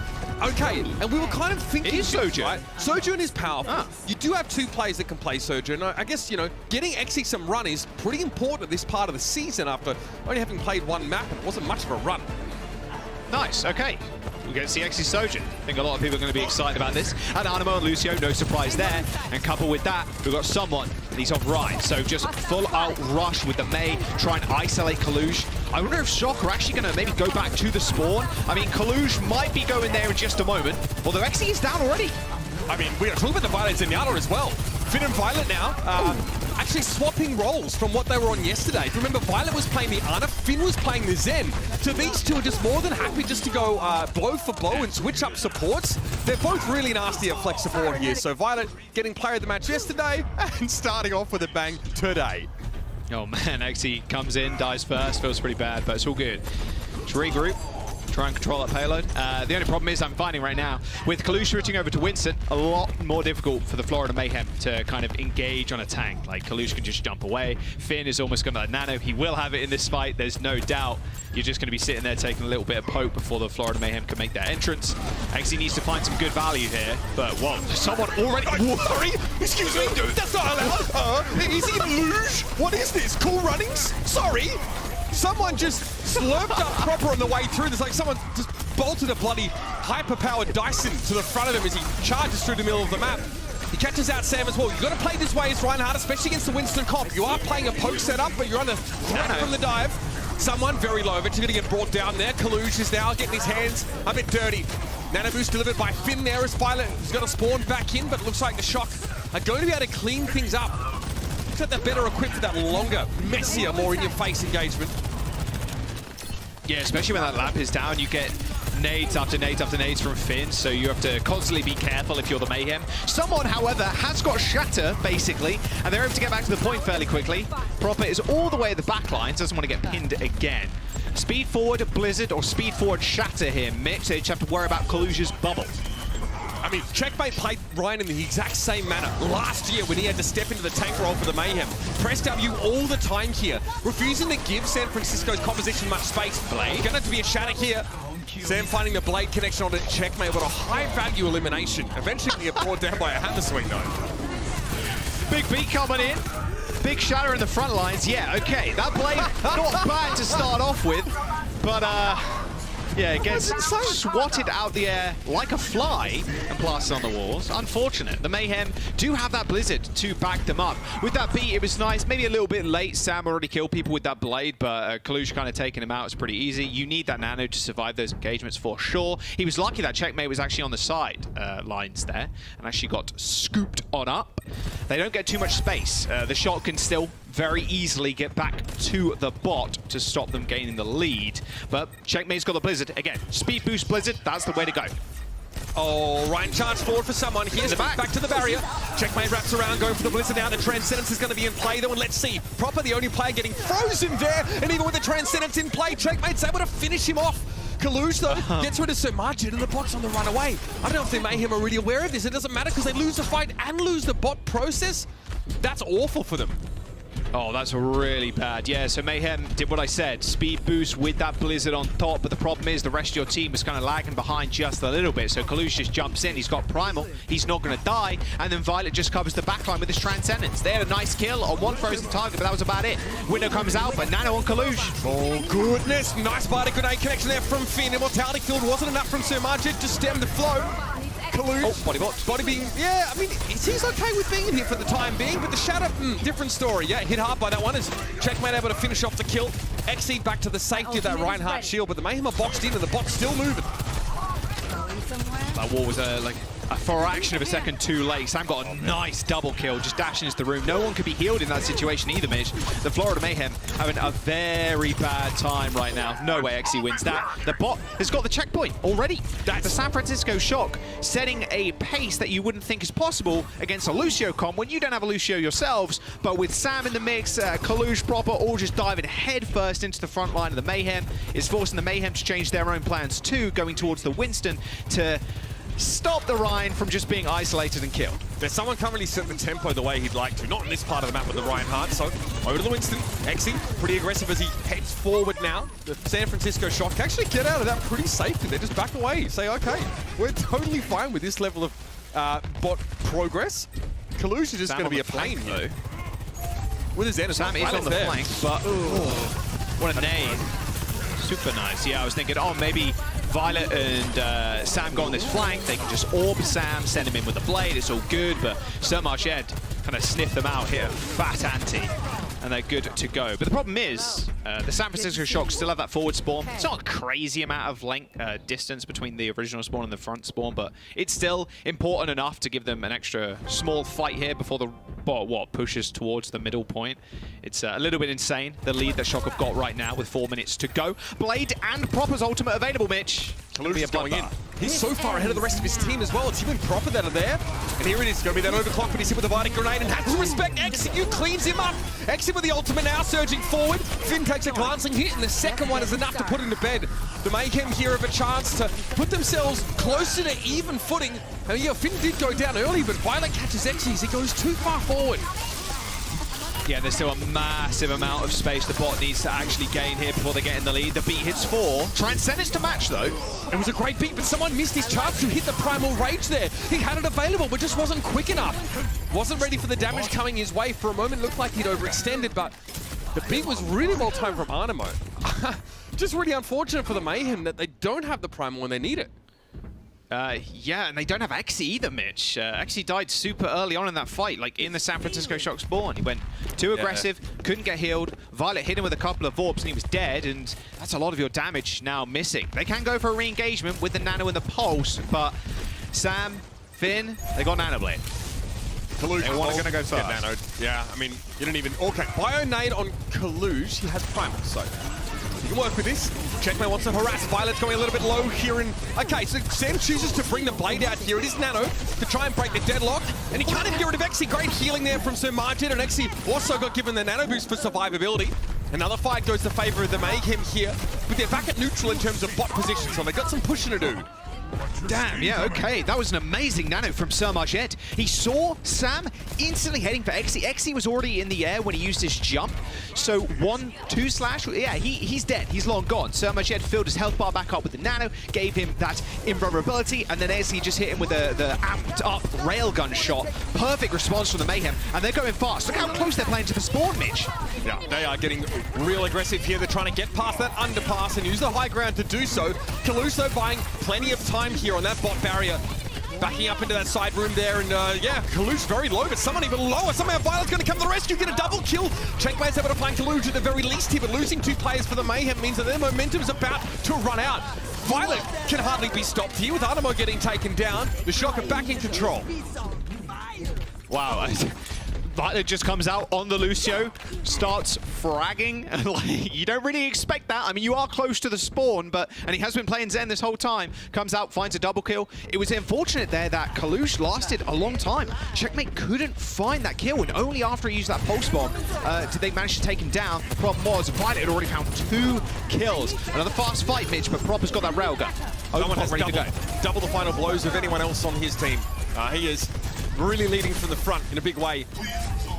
Kalush there looking to the side room. Proper having fired that disruptor shot early, and now it's going to go straight for the ultimate. Exy quickly ducks his head back inside his foxhole. Animo getting in Proper's face here, but the beat is going to inoculate the Mayhem against the burst damage of the Sojourn, and they come out on top. Animo, another huge beat. This time, the rest of his team allows him to use it to leverage a fight win. That's perfect stuff, and you see why the Mayhem are making that substitution with Rupal sitting out for now.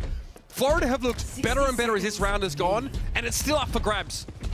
Yeah, this is super nice. You are close to that checkpoint, Mitch, which means that bot is going to stand there for a few seconds to try and... I don't know what he's doing, searching for something. He's scratching his butt!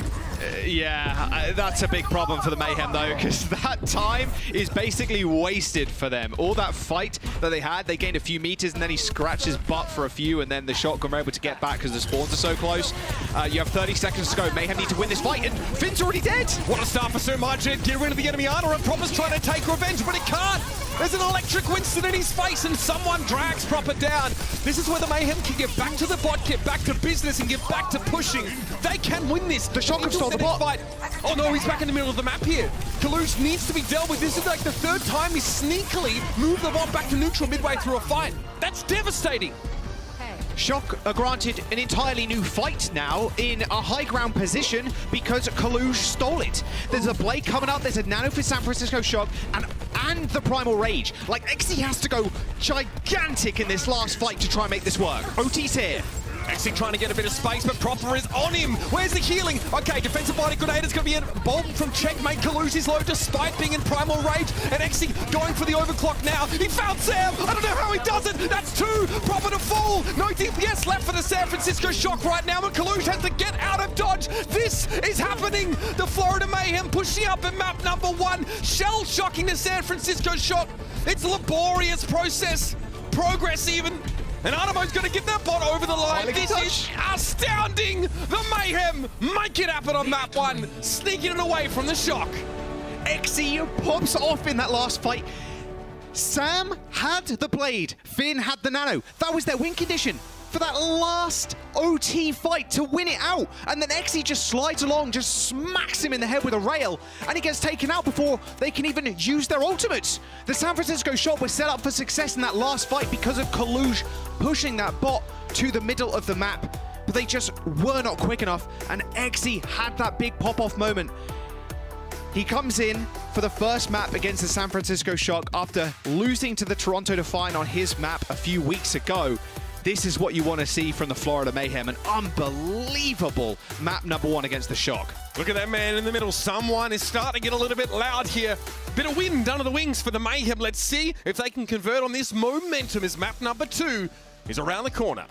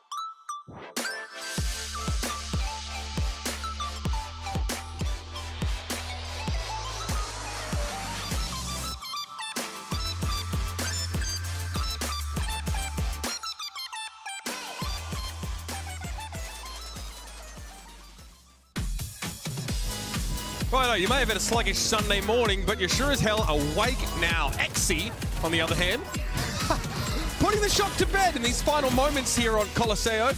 Somehow able to pick out both enemy DPS in a massive bodies just when his team needed him to come alive. Let's forget about the first map he played for the Mayhem and consider this his debut, and what a start it's been for Exi on this team. Yeah, an amazing map for Exi on Sojourn already. I was questioning what he'd actually play in Colosseo because Hydron was taking a step back, and it was like, oh, okay, they're going to play some other hit scan, but no, he's going on Sojourn too. Like a lot of teams right now, including the Shock, they have multiple people that can play the Sojourn. Exi is one of them. So, we have a couple of substitutions. Mitch, RuPaul is coming back in for Florida Mayhem, and we have Kilo for the San Francisco Shock replacing Sam. Makes sense when you think of the map. We're going to Circuit Royale next. So, Kilo Widowmaker versus Exi. That's what we've got to see. Now he has to climb over the hill of, he's defeated Sam. Maybe he's defeated Proper, but now he has to defeat Kilo. Yeah, look, Exi had a really slow start on Colosseo, so just want to make that clear. Obviously, his stats aren't that, you know, crazy. It's like he's like 10 for 8, so, you know, it was a tough map indeed. But here, I mean, yeah, Circuit Royale, last time we saw Exi come in and, you know, thrown into one of the most peculiar maps right now we have in the Overwatch League, right? It really demands a very different play style from its competitors, right? It's where we get to see the Sigma, the May, the Widowmaker, the Brig play, or any sort of variation on that theme. We know the Shock are well equipped to do this, right? We know that they're, you know, Kaluj, you know, believes he's the best Sigma player in the world, and San Francisco like to bring that comp onto this map, especially if they can play like a poke backline. Both Finn and Violet, obviously, really nasty, regardless of what support they're on. Florida Mayhem, someone can kind of do everything. You know, there's been a discussion, like a conversation, Jack, about like, what will it take for like a tank player to be a candidate for like an MVP, right? I would say that take someone's performances, or Muse's performances, right? And then take their teams to like first place and have them sort of winning and being dominant. And there's your answer. So the players are there, the prospects are there. I think someone is an unreal standout on this Florida Mayhem team. He's just ridiculous. He's so talented. He's so talented. I love it. Yeah, what can take a tank to MVP level performance? Well, something like Muse's performance the other day. Just unbelievable dominance. And I think, especially in Overwatch 2 with just a single tank, like, you're much more of a standout than you ever used to be on that role. So I think a lot of teams have chances to shine, or a lot of players, sorry, have chances to shine. I think Kaluj, no one would argue with him. He's an 8-foot gaming warlord, so I'd be surprised if anybody really wanted to argue with his Sigma play, in real life at least. Now Mayhem getting pushed all the way back, but this is quite normal at this point, especially with these Sigma comps. You would just want to play these corners, and that last corner before the checkpoint being the best one, especially if you're Widowmakers. As we see Exi and Kilo taking shots at each other, but no kills just yet. Someone pretty reluctant to give too much ground up here. He backed up briefly while Proper was, you know, expressing some concerns to him, and then re-established his position on the card pretty quickly. Kaluj took a big hit there, so it's going to be a couple seconds as he gets topped up by Violet and Code, but he opens things up. Checkmate is the one that goes down first. Oddly enough, accretion at long-ish range. So now this comp for the Mayhem is starting to lose a bit of its bite. They've got to commit to some degree and say, it's getting a bit messy now. Immortality field from Violet is removed, but Kaluj finds yet another elimination, and that gravitic flux, that connect, you can't ask for much more than that. Yeah, that was really clean. Body shot from Kilo, and then the accretion with a Discord orb on Checkmate. That was a kill, and then, well, with Checkmate dead, how much shield pressure do you have? You don't have much. You have your orbs from your Zenyatta, your Hyper Spears. I guess that's a lot of pressure, but not as much as the Hanzo can provide, and obviously the one-shot potential too. As soon as you start losing DPS on that corner, the damage you just kind of get overwhelmed. I like the idea of Proper playing the Genji here as well. As soon as Florida Mayhem do lose a player, Proper is going to be in the back line. RuPaul's dead to a window right-click. Wow. Not a good look for the Mayhem thus far. They do have Flux, and they got a couple of support ultimates, but his play from Proper's going to be big. Flux here, Proper's caught, has to go for the deflect to make sure he stays alive before he hits the ground. The Immortality field for Violet was well employed there, and that cart is still moving. Kaluj wants to push around this corner here. The Hyper Spears get a little bit more deadly in this part of the map, but so does Hanzo. Kilo strucks gold, though. Gets rid of Exi. Checkmate up to the top of that kiosk here, looking to try and follow the dragon up, and so he does. Kilo's down to Storm Arrows. Violet, very brazen use of those Exo Boots to take to the skies for a moment, but Checkmate is looking for yet another victim. And he's found Finn. Headshot, that'll do the job. And Violet, oh, he's done too. Oh, no way, was that... Oh, my God, that was a reflected arrow that killed RuPaul there. You can thank Checkmate for that one. Unfortunately, it doesn't add to your final blow tally, because you killed your teammate, technically. But unfortunate. The spawns are pretty close. Kilo is dicing with death, but he's fine. There is a small little ledge there, so you can just hide away. You're good. But nice defense from the Florida Mayhem. They do have a Flux coming up. Another one. Someone has just been pumping out the damage. Double sights. Those will both be down around the same time. This is obviously proper on your face cam. Kilo on the screen. Violet down. Exi is the one that strikes first. Both Widows pop those infra sights, but slightly more advantageous angles for the defensive Widow here. As he actually tries to back away. Oh, he's done it again. Proper, another deflect. He's uncanny when it comes to what he can do with the deflect. It's not the first time we've seen him do ridiculous things. Kalush is dead here. Now we'll drop down to the bottom of the gravitic flux as someone picks his spot pretty effectively. Starting to see the defense begin to solidify a little more. Proper always questing, always probing, always trying to bait a mistake, especially into that deflect here. But someone just wants to hold ground. Yeah, big changes, by the way, in the comps.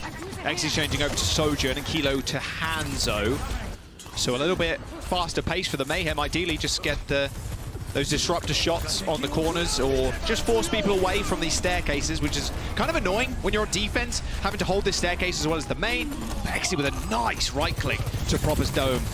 That will start off the fight pretty well. And the amplification matrix, Midge, it can be, a lot of that space can be denied, as well as the immortality field too, mind you. Just with that disruptor shot, it's such an unreal ability. Wow, actually almost takes 2 kills there, which is rather nice. But yeah, shot kind of insane.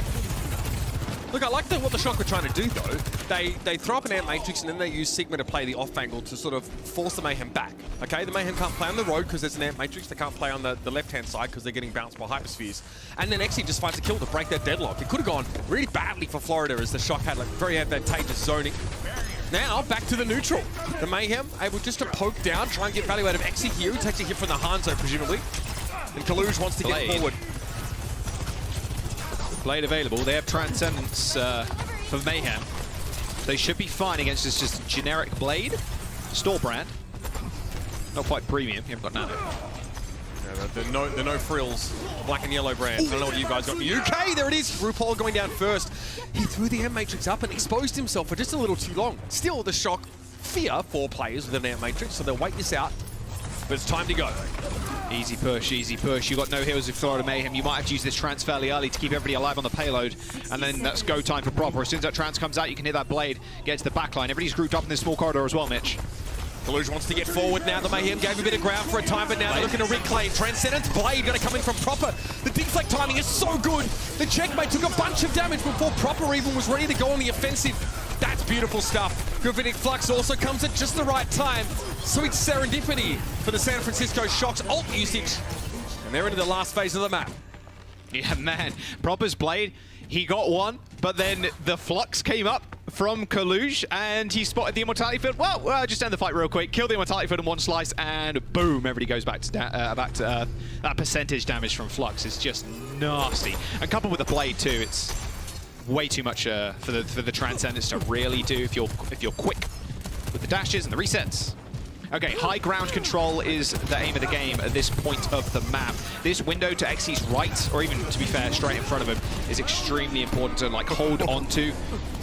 Dragon split everybody up, but it should be good for the time being. They can open this fight up if they really want to with the overclock, but Xy needs this high ground, and Kalush is just waiting there with Violet.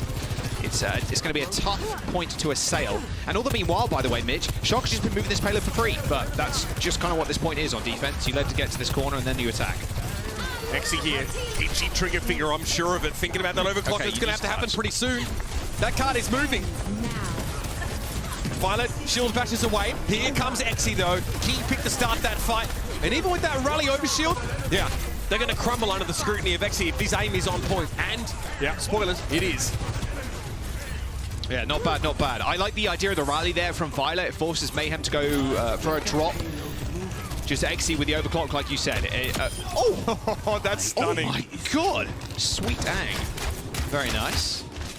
Maybe you got that from Albert, I'm not sure. Okay, Checkmate has the Dragon Strike with 30 seconds to go. Very, very tough point to complete. And San Francisco Shock haven't got Rally. A very early Dragons, and Checkmate just dies to Kalush. He just stood still. Odd, he committed to the low ground, and then he channels an ultimate in front of the enemy team.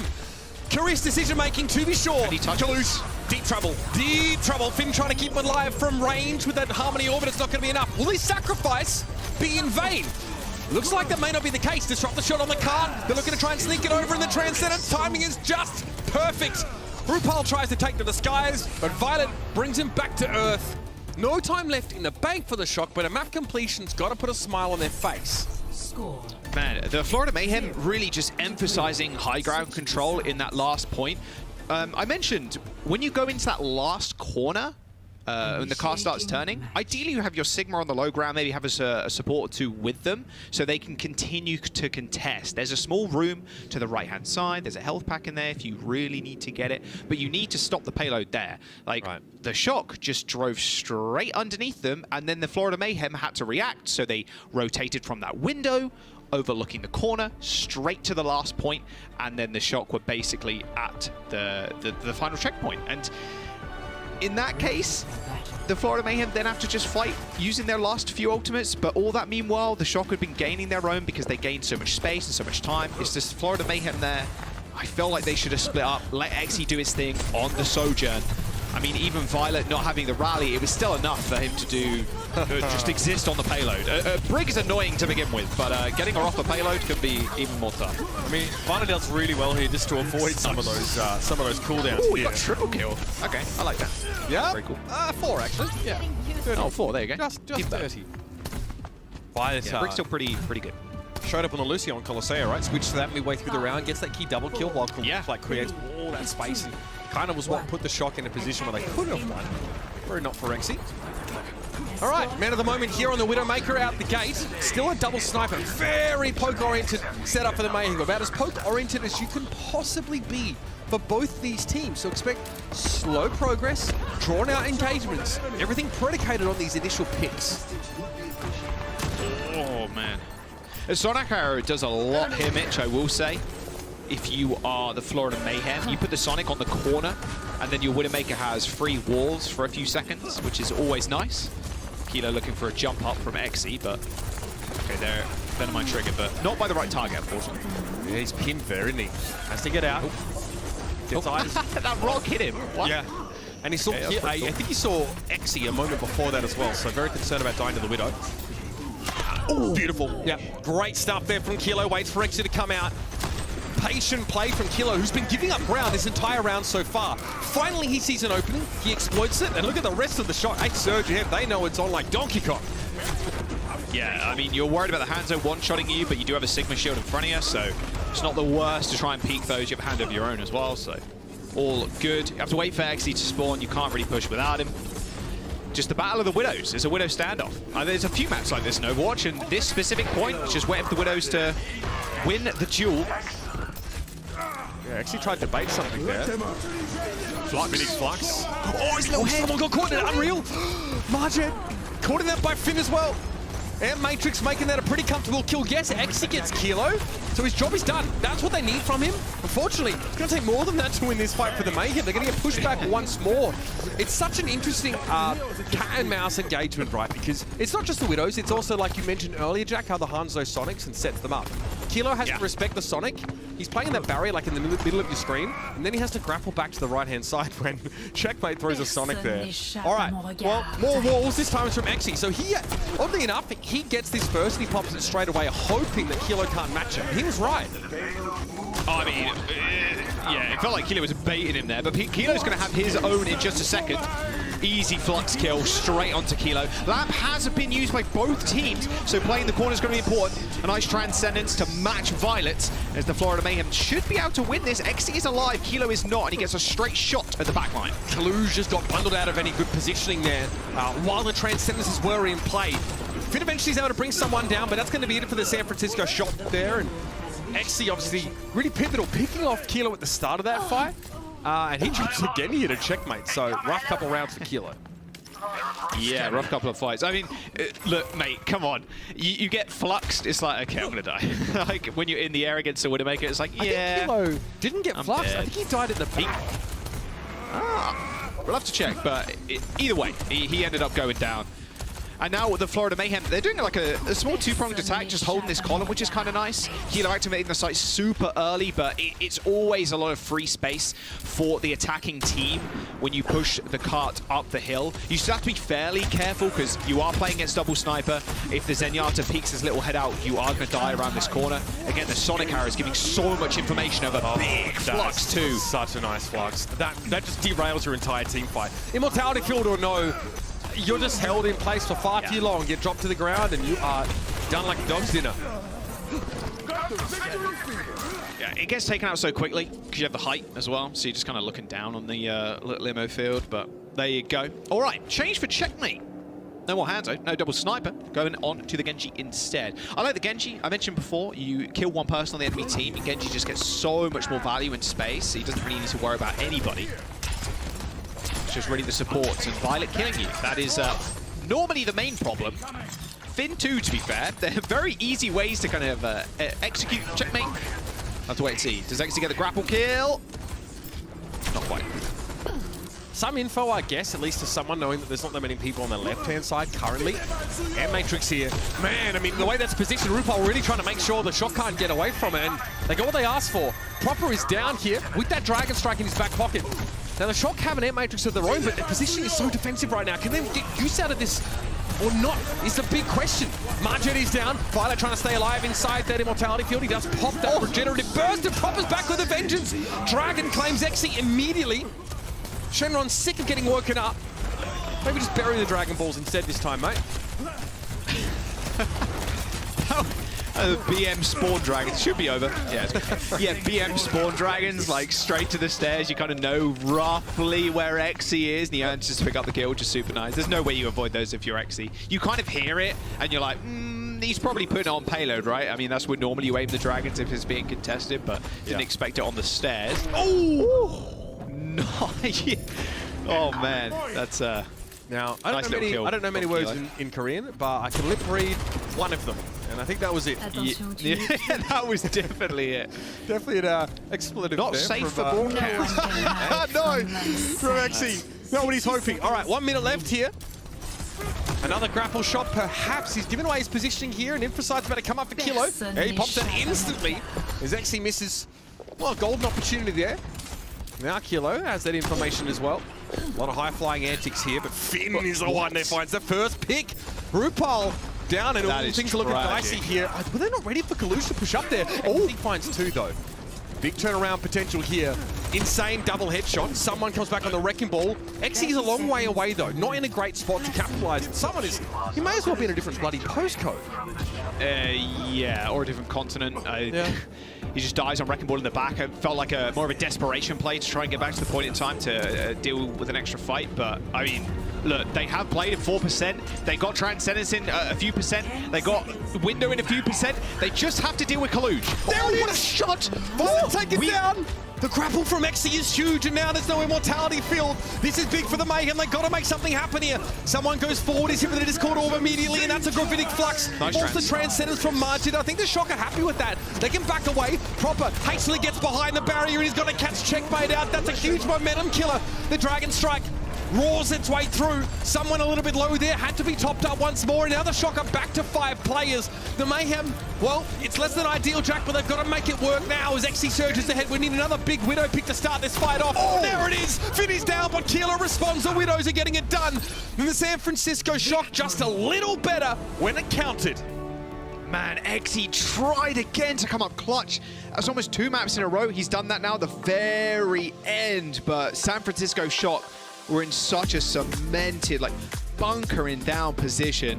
The kill onto Violet's perfect, right? No, like you said, no Immortality field they can kind of follow up, but because everybody is so far away, that gives Violet enough time to hit respawn, run back to the rest of the team, and it's all over. Kilo got the proper better of Exy there, and Checkmate died with Blade, Mitch. Rough stuff from Mayhem, but it's still 1-1. That's right, obviously, thanks to the heroics in the first map, it's now a tied up series. seeing a bit more from the Shock here, and they're going to be looking to try and win this little tussle. Let's see what else the Mayhem have got up their sleeve after this.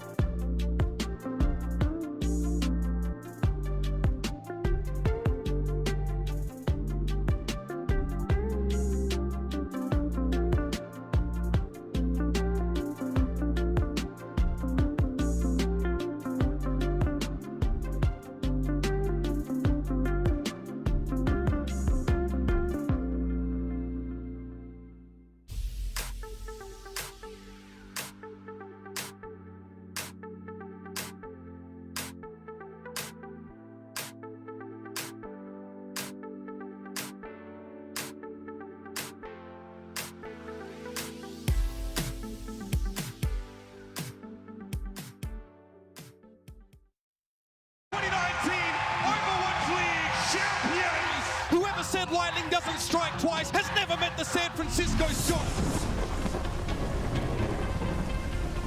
Some of the most hardcore carry performances that I've ever seen. Just a depth of talent on their roster that can't be denied. I mean, what more can you ask from the Shock? This is going to be a wild ride.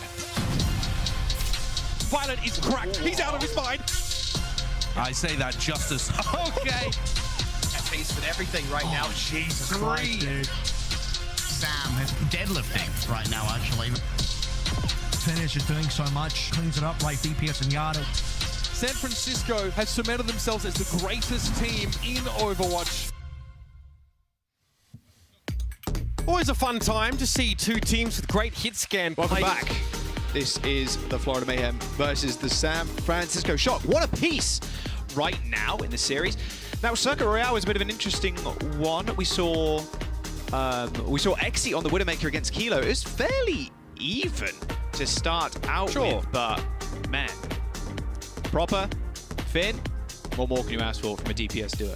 Yeah, no doubt about it. I think we, look, we always get treated, I think we have a Circuit Royale with two teams that have like great hit scan players, right? Oh yeah. Look, we talked about this after in map 1. We saw the starting lineups, we saw Arnamo in. We thought, okay, what does this mean? It looks like the Mayhem have been workshopping this rush composition with the Reinhardt and potentially the May involved there. So something worth keeping an eye on. I think it got decent results for this Mayhem team on Coliseum, right? Especially early on. Then Kalu switched to the Winston.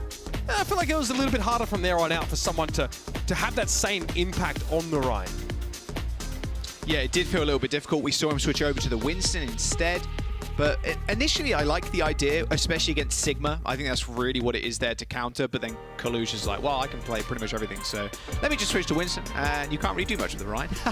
You can shatter the backline. That's fine. I'll just jump in and kill yours. If I have Primal, then, you know, even better. And on Colosseo, he was... Kalush he was carrying a lot of the fights, not necessarily doing damage. Yeah, he was killing a few people, but then he was actually just stealing the bot more often than not away from the Mayhem. Mayhem did end up winning, but Kalush made it very tough for them to do so. Now we head to Midtown, and we see Animo coming back in. So yeah, we are going to see this rush with the May, I can imagine, but Sam coming in for the San Francisco Shock probably means more of this Sojourn battle, which I'm never going to say no. I'm going to be real. Keep seeing the Sojourn. I would love to see some more Widowmaker on this map. I don't think it's that viable to be real, but I just like seeing Widowmaker, can I be honest? We haven't seen like a Widow meta in a long time where Widow is perma-picked. I know some people don't like it, but it's enjoyable to watch when people hit 6 shots. Definitely feels like it's much more map dependent right now. Yeah, only Circuit Royale, which, you know, it's good that we get to see that, but good. I like the defense from the Florida Mayhem. Holding the train car is very difficult, more often than not when you're like a Sigma comp. Most teams now just like rotate around it anyway. They take the back alley streets up to the house overlooking the point, and then you get a lot of free real estate. But the Florida Mayhem can just match these rotations with the Lucio quite easily, Mitch. Last second switch to poke comp here from what was looking a bit more dive oriented with Kaluj on the Winston. But the Mayhem are going to go back here. No. I guess, look, they see the starting lineup for the Mayhem, or they see rather the roster switch, and they know that it's a Lucio. Oh, there you go. Yeah, straight over to the Winston. Yeah, this is nice stuff, and this is what you'd see on Colosseo too. Shock were like, nope, not going to deal with that main. Don't want to do it. We get walled off, we die. There's no chance for us, especially if running Ana. You need a BAP in that situation to jump over the wall on a lap, jump over the wall in a regenerative burst, the shift. Try and find something, but yeah, big rotations around the corner. The only issue they will find is if that Finn or Violet are lagging behind slightly, Mitch, you're going to get walled off. Someone had to reposition. Actually, he caught Kaluj. He was waiting for the Winston to come around there. That's perfect, and that's a fight immediately ended. Stunning stuff. Someone at first I just thought he was repositioning from like a wide angle, but he caught that guy red-handed. Dude, someone is turning into one of my favorite players, just like his player cam too. He's always so animated and talking like a million words a second. His pins are also insane. We've already seen a crazy one in from him today already. Proper ends up going down. He did end up killing somebody, but the Florida Mayhem spawn is pretty close. Yeah, but it's Sojourns. He starts to slide, so gonna get back pretty quickly. Nice initial sleep, but already someone ready to rock and roll again. Yeah, Kaluj really wanted to follow up on that if possible. It's a good defensive wall thrown up by Checkmate. Screening off the sleeping main tank. Someone now can now get back to work. This charge, well, less successful. Yeah. But again, what are the shots landed? It would have been cool. All right, Very well, surprised. Someone's back in the building. San Francisco haven't really identified a weakness to sort of exploit yet. Nice okay, name. that might be one. Yeah, has to be an immortality field here, forced really early in the fight. With Checkmate able to get the Ana, that's massive. It could have been nasty for the Mayhem, lacking that sort of Baptiste utility, but now this could be dangerous. Someone sees Kaluj and the wall comes up. They pick him up, and Proper again gets the better of Exi. He does indeed, and that's happened twice now, but the front line for the San Francisco Shock are just kind of falling over at the hands of someone right now. But it is just demolishing the Shock. I mean, the Shock right now, what they have is the Nano. That is really what they need to crack this egg wide open. They just have to find maybe a tree inside, a Kinder Surprise, if you will. But with someone still existing in the front line, might be a little bit difficult, especially in the train car. Oh, Kaluj, he's right where he wants to be right now. Get the nano boost, get towards the back line. At the very least, he's sectioning them off here. Oh, look at him. Oh, this is awkward for the back line. This is so awkward. The Transcendence was fine. Finn able to hang on there, and Sam comes to the rescue. They've actually bailed out at least half of the back line. Great response for San Francisco. Good peel. And they're going to get their point as a result of that. Kaluj was obviously spending most of the time in the enemy backline there, but Finn and Violet up against some pretty tough odds, and they come out. Yeah, they come out on top somehow, but Finn with his ginormous muscles on the Zen managed to carry them through that fight. Very quick engagement though, Mitch. Someone on the Doom. Immortality Field has to be there for Violet. Sam opts for the blade. Look how low these players are. Animo is not getting away with this. Sam able to get rid of that Immortality Field and that kill. Extremely worthwhile. Someone having switched over the Doom to try and answer the threat of the Winston. It's going to be too late to the party to have an impact. Yeah, Florida Mayhem still managed to get some ultimates out of the shock, so you can't really be mad with that on a point that's probably lost anyway. So yeah, great. Get the blade out, that's fine. We can now just hold the high ground and switch straight back over to the Rhine. The Rhine, very difficult to kind of deal with if you're getting the payload through the car wash area. But even on the high ground too, it's such a small area that the effectiveness of Rhine is just increased because everybody's just kind of jumping into you. So a free shatter might be on the cards, but proper on the high ground, looking a little different today. Yeah, absolutely. Looking bearded recently. All right, so Stinderfall first. Animo actually staving him off quite nicely. Someone eventually gets drawn out of position. You can see where his corpse is there. So San Francisco would have been able to exploit that had they maybe not lost a player so early in that engagement. So losing out to the poke from the high ground as Exi continues to let him know he's there and he's aware. Yeah, and now the Shock just need to do what they've done before, which is just sit on the payload, get it through the car wash area, kind of ignore the Mayhem, honestly. Just keep poking away, try and force them to not give up height. Someone going for a ridiculous charge again, doesn't land anything though. Dubious indeed. What do the rest of the Mayhem do? They also push forward. So while someone's generating so much threat on his own, Exi, great peek from that sort of top right high ground. And the Mayhem are doing a great job here. They're up against the Winston comp, Jack, and they're still the ones starting these fights. That's not easy to do. Yeah, they kind of have to, though, Mitch. They do have Lucio, so if you're just kind of waiting around doing nothing, then like, the idea is just get on the backline ASAP. But like, Shock did what I thought they would, which is to sit on the payload, push it all the way to the back, and now either Sam or Kalush can kind of do that again. Force the Mayhem to then play all the way back by the doors and by that second point, so they give up high ground for free, and then Proper can do what he does best and shoot and kill people. So just controlling the payload and controlling that space is exactly what they're doing and doing well.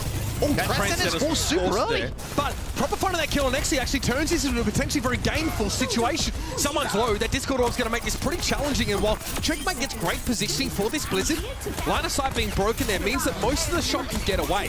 Proper and Finn are down, to be fair, and if Checkmate finds another one here, this can put the Shock to bed in this fight. Oh, I can't kill him. Yep, Sam and Violet too strong, and all the while, guess what? Kaluj is pushing the card. Primal there, perfect timing as well. So while, yeah, someone is back, Exi had no healing, was a long way away, and that shatter? Unclear just how much that really achieved because Kaluj is back in the fight. Immortality Field again expertly deployed, but he jumps out of it. So Margin able to punish Kaluj, who jumped up for safety, but also out of that Immo. 30 seconds to go, Mitch. The Shock have gone basically to the second point, but they weren't able to get it in. Kalush now back on the Doomfist. Blade available for Sam. Proper's got the ultimate. They need to be big, but XC can hold back all the way on second point and just rail people from afar. It's up to the Shock now. Use their abilities to get into their faces, but XC has to be dealt with. Last time we called upon XC to be the difference maker, Jack. He delivered and some. Let's see what he's got here. Is Sam and Proper both going for the ultimate? It's XC down to the blade. First up, Sam swipes away the Immortality Field, and somehow Sumarjid was caught deep within enemy territory there. He falls, maybe trying to make the play, but it wasn't going to be enough, and the cart gets there. This time Florida can't produce magic on command.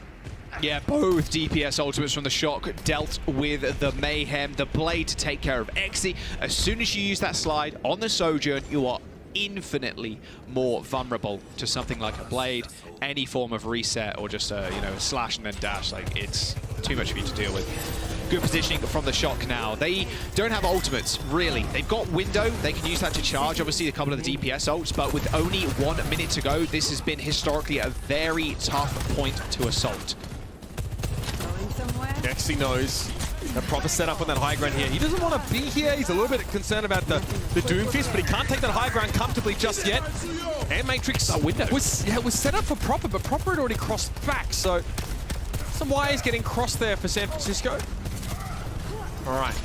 Now, what does... All right, someone wants to push up here and take advantage of this situation. Not sure if anyone else was going to try and use the window.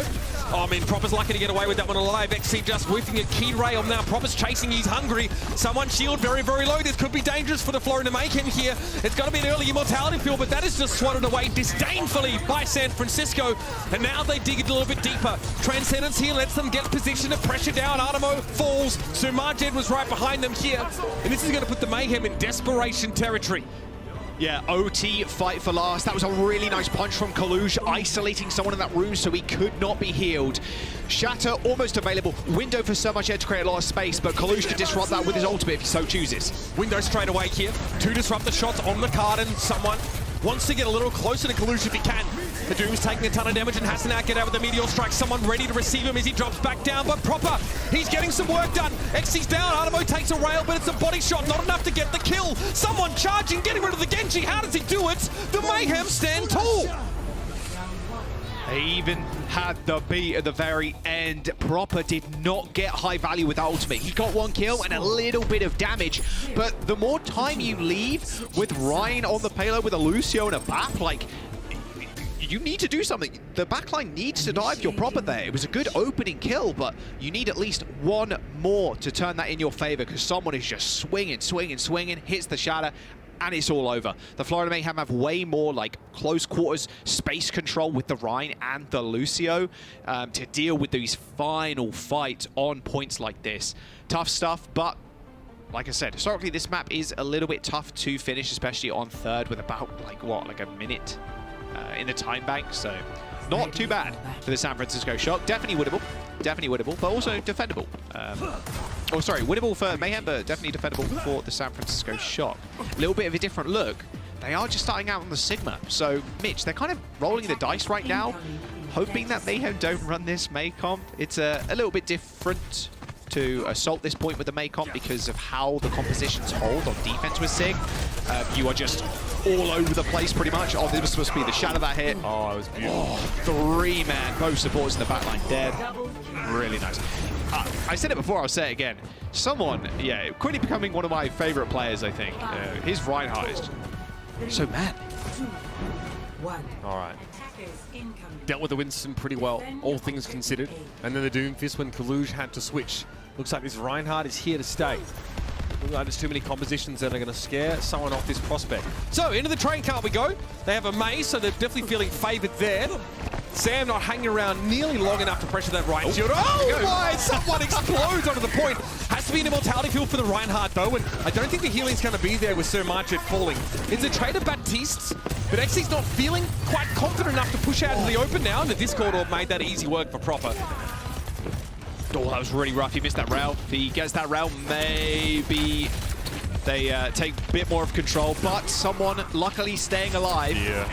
Can just be helping the rest of the team just escort them. But the problem is, Kaluj is just free farming them. Look how much ult charge he has, by the way. Kaluj, 80+%. All right, immortality field has to be there. Kaluj still low.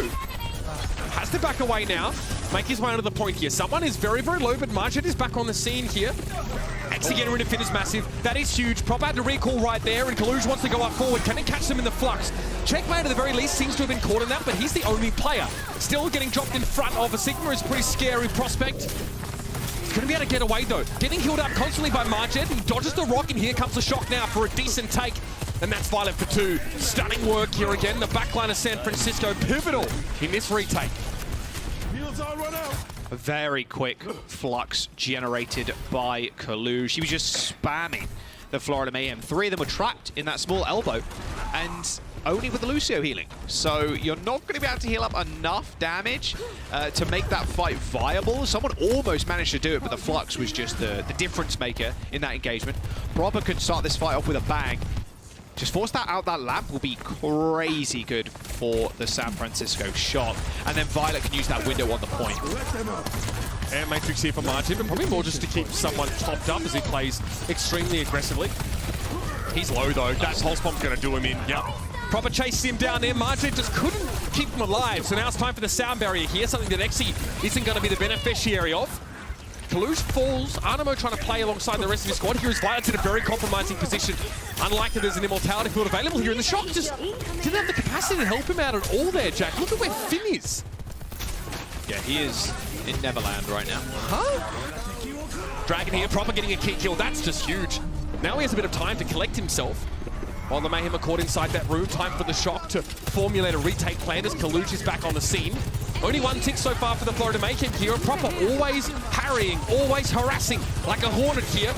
Recall forced again, and Exi might be forced to dig into the pocket for this ultimate. He has overclock, but he's super low. And so much head died super early on this fight. They've got no healing now. There's a small health back in that room, but, well, a large one, I suppose, but that's about it. Wow, Shock just cleaning up. Don't need to use any ults. They use Dragon Strike. Okay, great. Flux. And they have Pulse again. And they have Transcendence for this last. Like, it's going to be hard for Florida Mayhem to really pin anybody down. They need to just rush to point, force the San Francisco Shock to come to them, hit the Shadow. But if it's not big, it could be all over. Plus, Finn could just easily respond with a Transcendence if he so chooses. Or they can use that lamp to keep the players online for the San Francisco Shock. Big rotation for the Mayhem. This is going to be the last one, Mitch. Meanwhile, quietly, Proper's hit a new gear. Jack, he's kicked it up a notch. That last fight was pretty ridiculous from the Tracer player, and he's looking now to put the Mayhem to bed on this map. On the flank already. None the wiser is Marjet. There'll be an immortality field here, so pressure it out first. Genius from Proper, that's exactly what he had to do. That self-immortality for Violet now, it's going to be an Earth Shadow knocking into the ground. The charge is going to be good for Proper, but a Pulse Bomb was there. It actually went for someone. Kalush stays alive just long enough for Proper to find yet another kill, and one more. Sam is going to be there. Finn limbering up here. Is there still a map to play at the very least? But San Francisco are the kings of Midtown. Oh boy. Oh boy.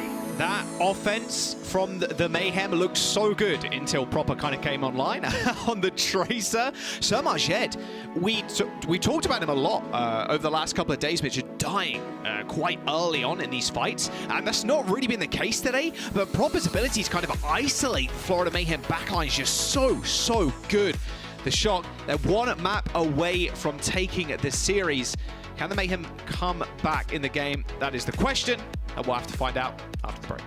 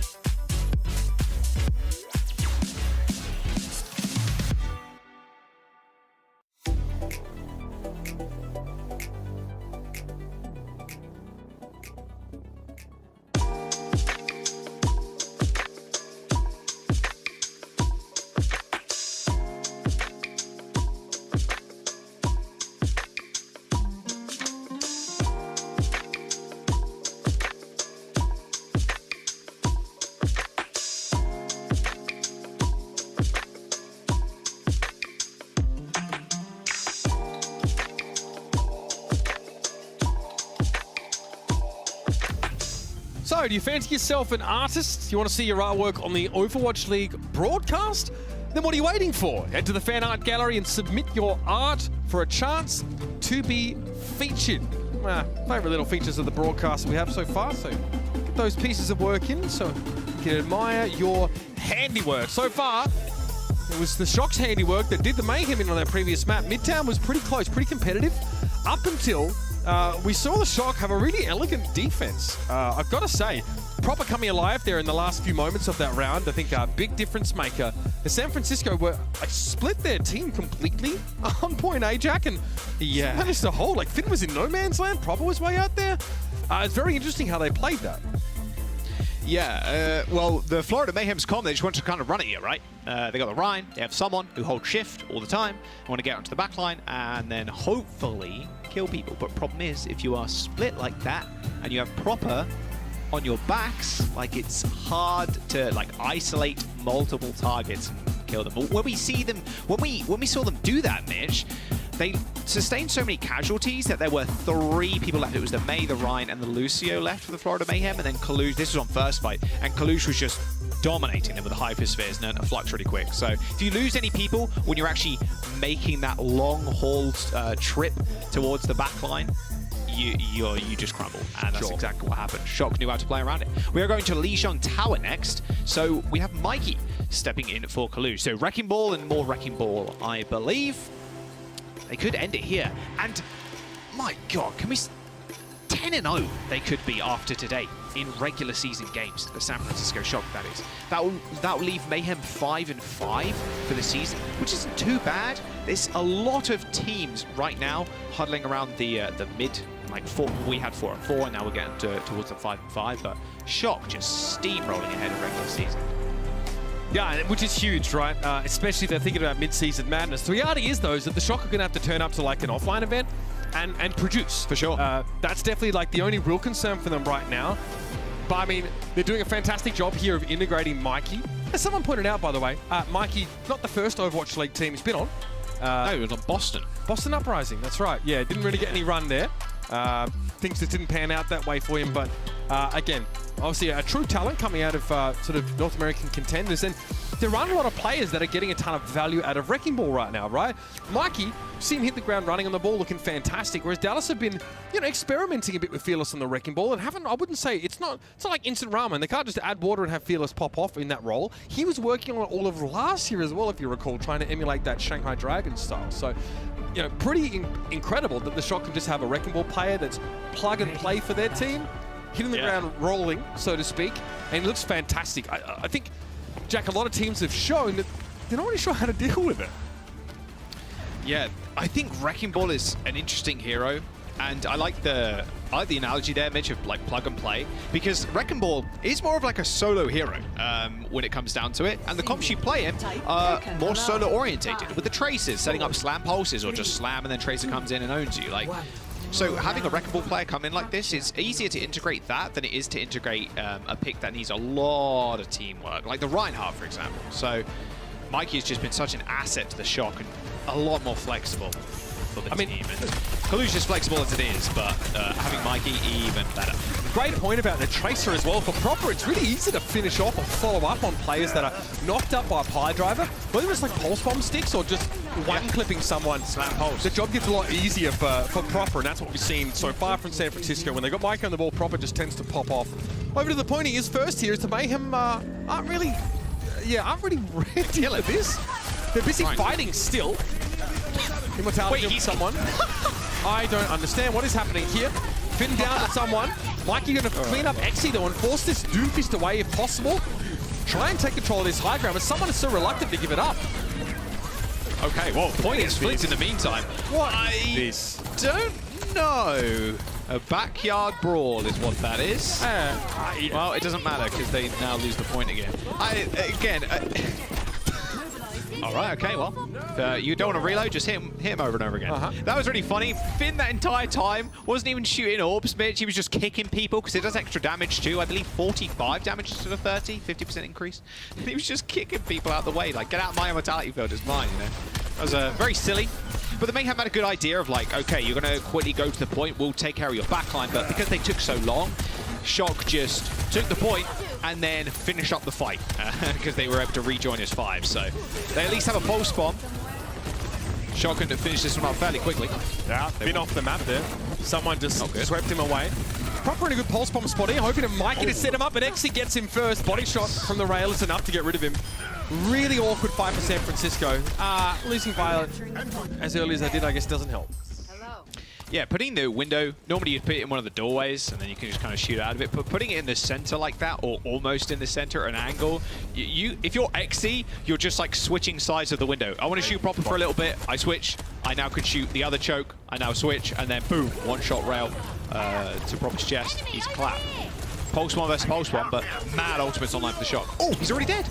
Yeah, Exy gets the headshot on Proper with the rail, shutting him down. Has to be a duplicate there from Sam. Probably the Baptiste, which is awesome. Another immortality field is actually kind of disgusting. Yes. Oh, man. Sam, you got a bloody air matrix there. That's so wrong. Think how survivable you are when you copy. Like, you get the whole other life, you get a full HP bar again. Yeah, when you lose the copy, you lose a lot of it, right? But because the Baptiste change, with the shift, you instantly heal 50 HP, and then you heal a little bit more so. You have Lamp. Mate, you heal more than that if you're below 50%. It's 100 straight up. There you go. Yeah, it's kind of crazy dupe. Like, you're not normally duping tanks anymore.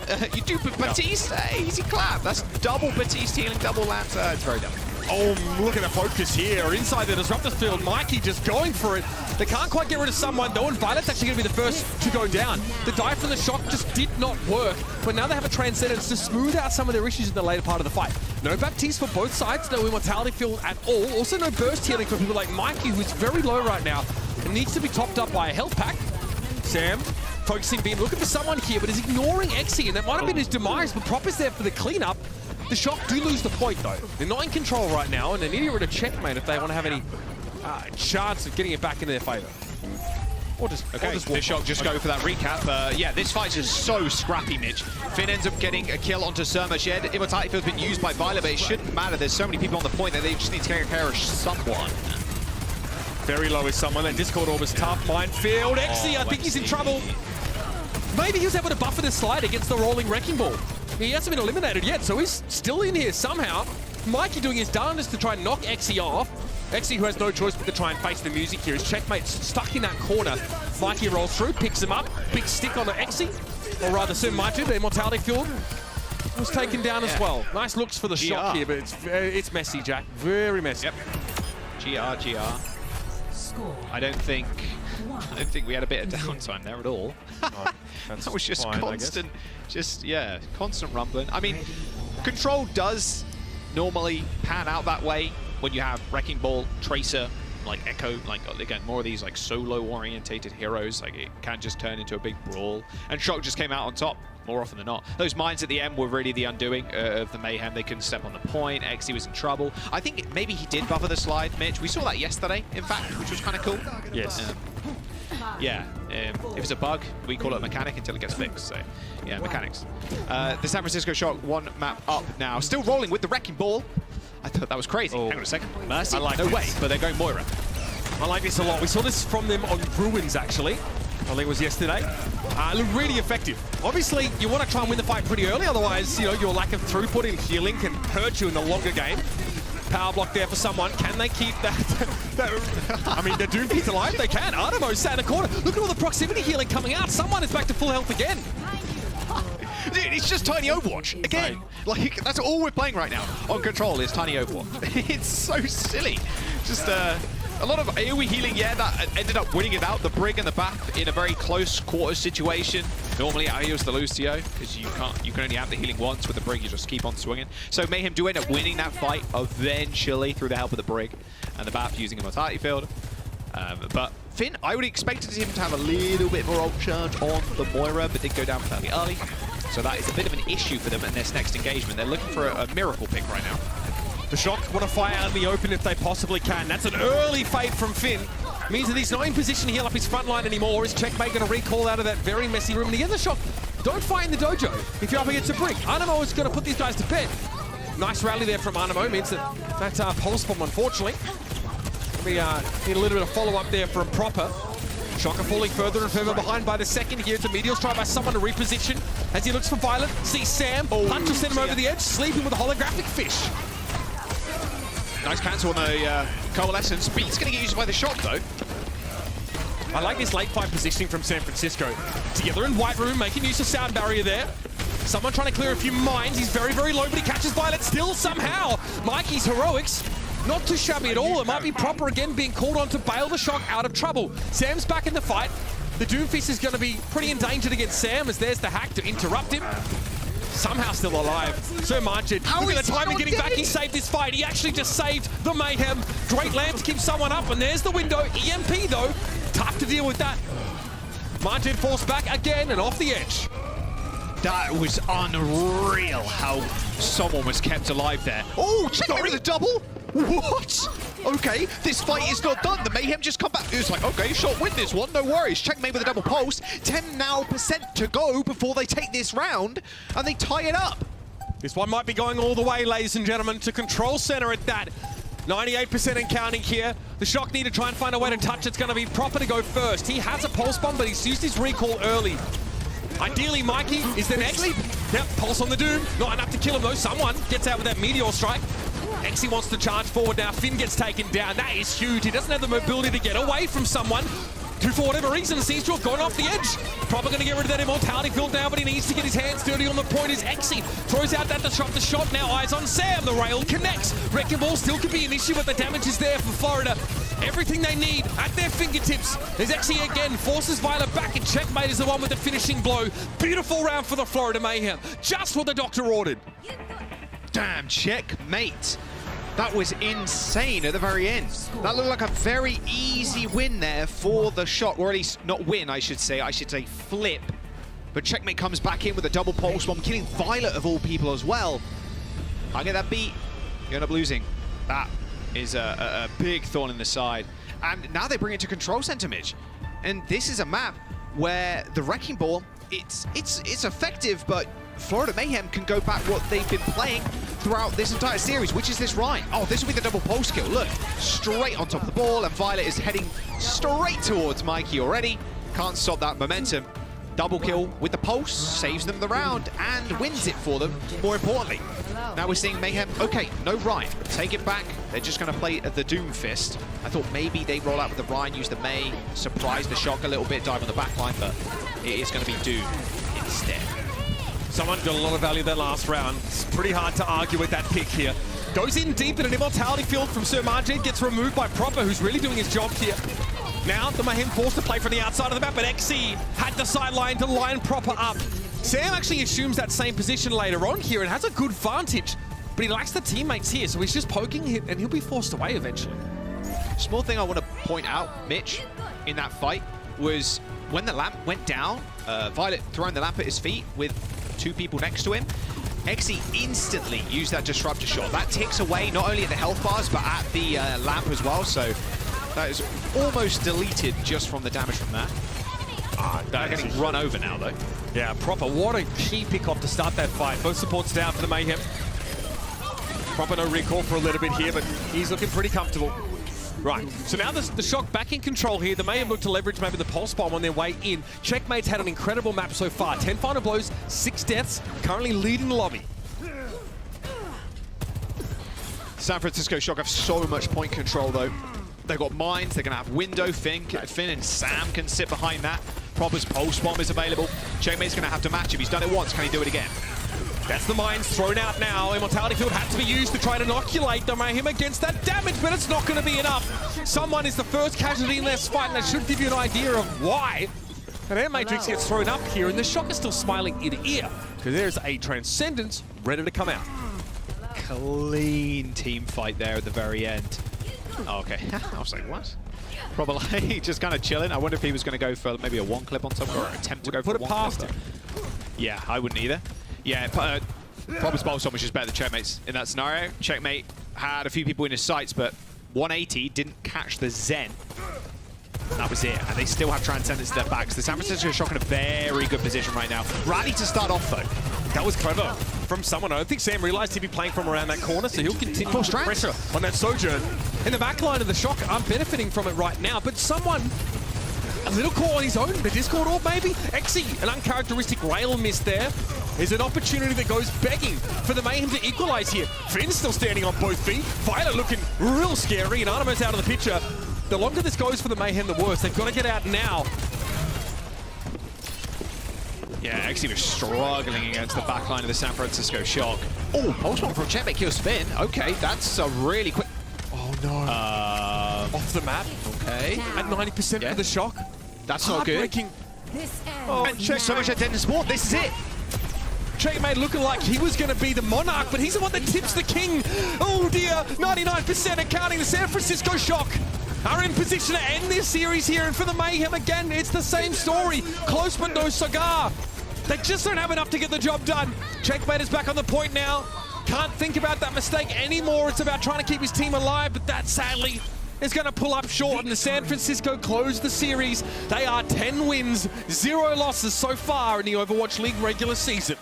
Wow, undefeated in the regular season. The Shock bringing it home. That was an unbelievably unfortunate death from Checkmate. He got the pulse kill on Finn of all people. Perfect. You might be able to come back in, touch the point, go for a win, but he ends up falling off the map. The San Francisco Shock, on the other hand, looking really clean. I've said it before at the very beginning, I like Mikey's addition. The Wrecking Ball is unkillable more often than not, and then Proper just doing proper things. He had a better game than Checkmate on the Tracer. He was landing more pulse bombs, and the San Francisco Shock just outplaying the Florida Mayhem.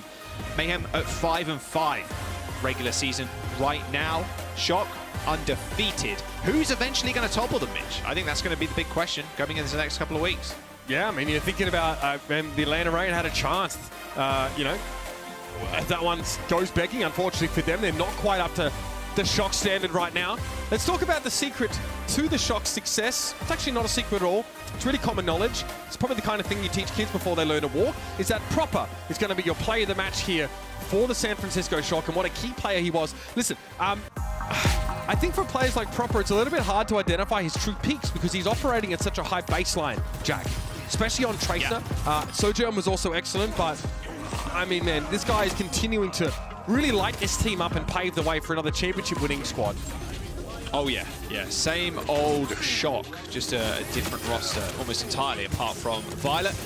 So many people were excited for him to get into the league, and you can see why. Just consistently performing at the top, and there's no signs of slowing down for Proper right now. The next couple of games, they're up against the Toronto Defiant and the Vancouver Titans next week and the week after. Like, should be a fairly easy schedule for them running into the mid-season madness tournament. So yeah, I mean, Proper just playing the way he does. Look at that attach rate. Oh my god, 75%. I didn't clock just. This is for the whole match, not even one map. Yeah, that's insane. I'm pretty sure like 55% is mind-blowing, Jack. He's a very good player.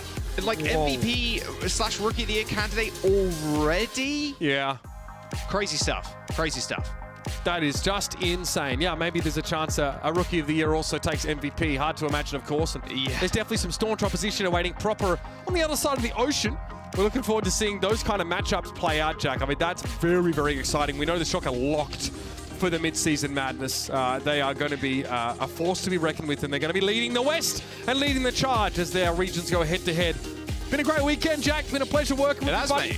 And yeah, looking forward to it happening soon. Maybe Matt can take another holiday. We'll see if we can convince him. All right. Hope so. We're going to head over to the truck, ladies and gentlemen. Thank you for being with us so far for this matchup. Thanks for indulging me and Jack this weekend. Let's see what our truck has to say about another Shock W.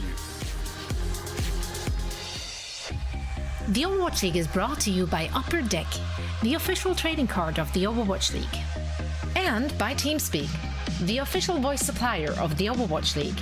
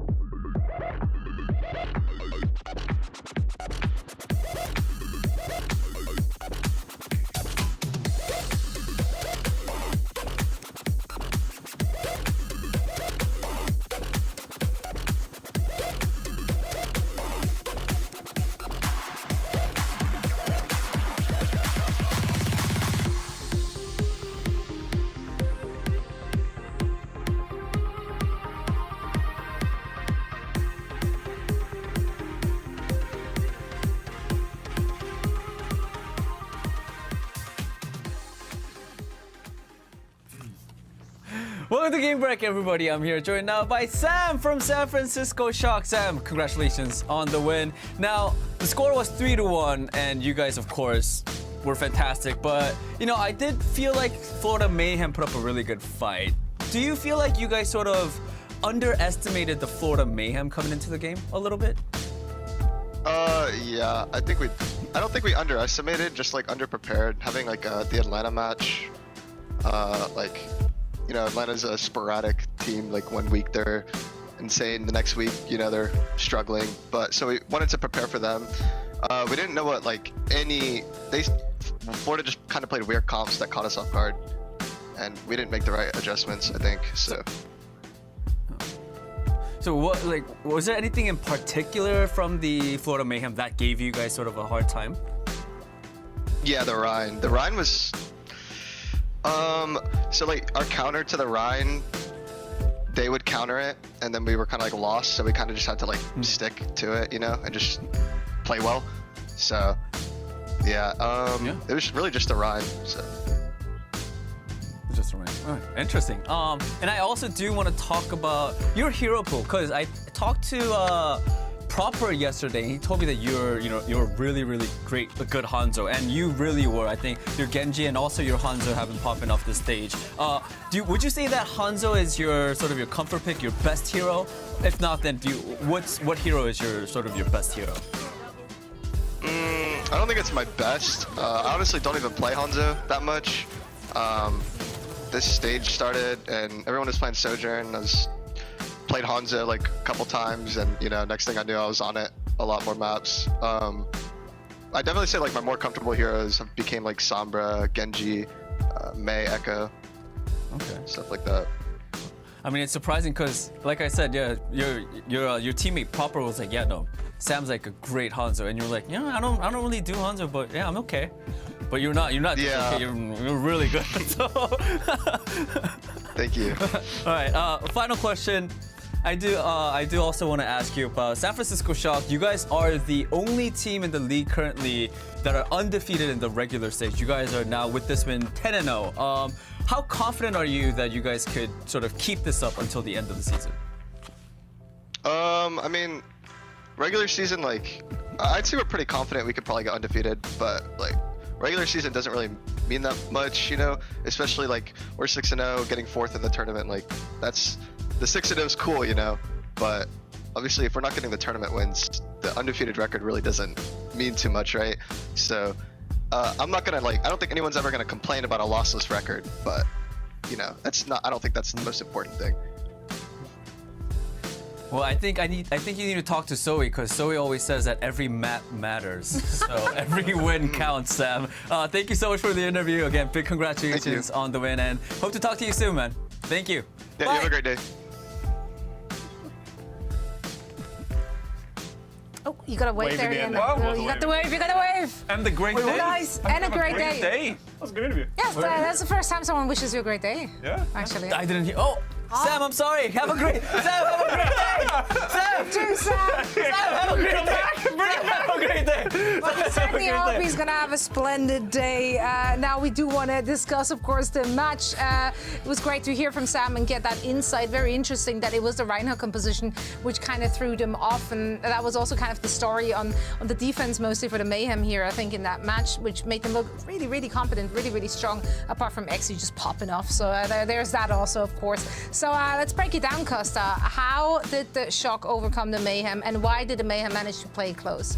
Well, I actually think the Shock are just overall fundamentally a better team. But the thing that the Florida Mayhem have always done and consistently done throughout the entirety of this season is they play to their strengths, and I think Coliseum was a prime example of that. Sam said they struggled with the Reinhardt, and it wasn't that they struggled with the Reinhardt. When they went to counter the Reinhardt, the Florida Mayhem had another change under that, and that was someone moving to the Winston and Somajad moving to the Ana.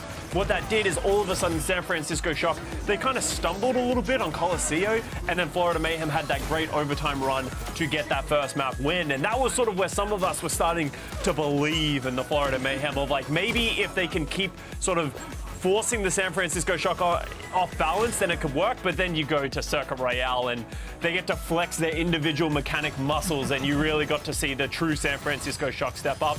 And from there, it was a close series. You got to give Mayhem credit. It was a close series. You know, they just didn't have enough firepower in the end. But this is the first match that we've actually seen Xe come in, be a mainstay player. He picked up the Sojourn instead of Hydron, and I think he did a pretty good job.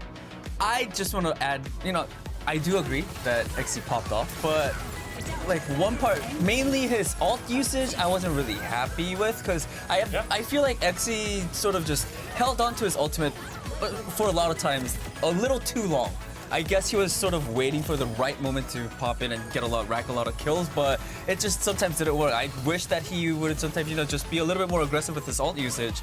Just use it, try to get more kills for the team instead of just saving it and banking it. Yeah, absolutely.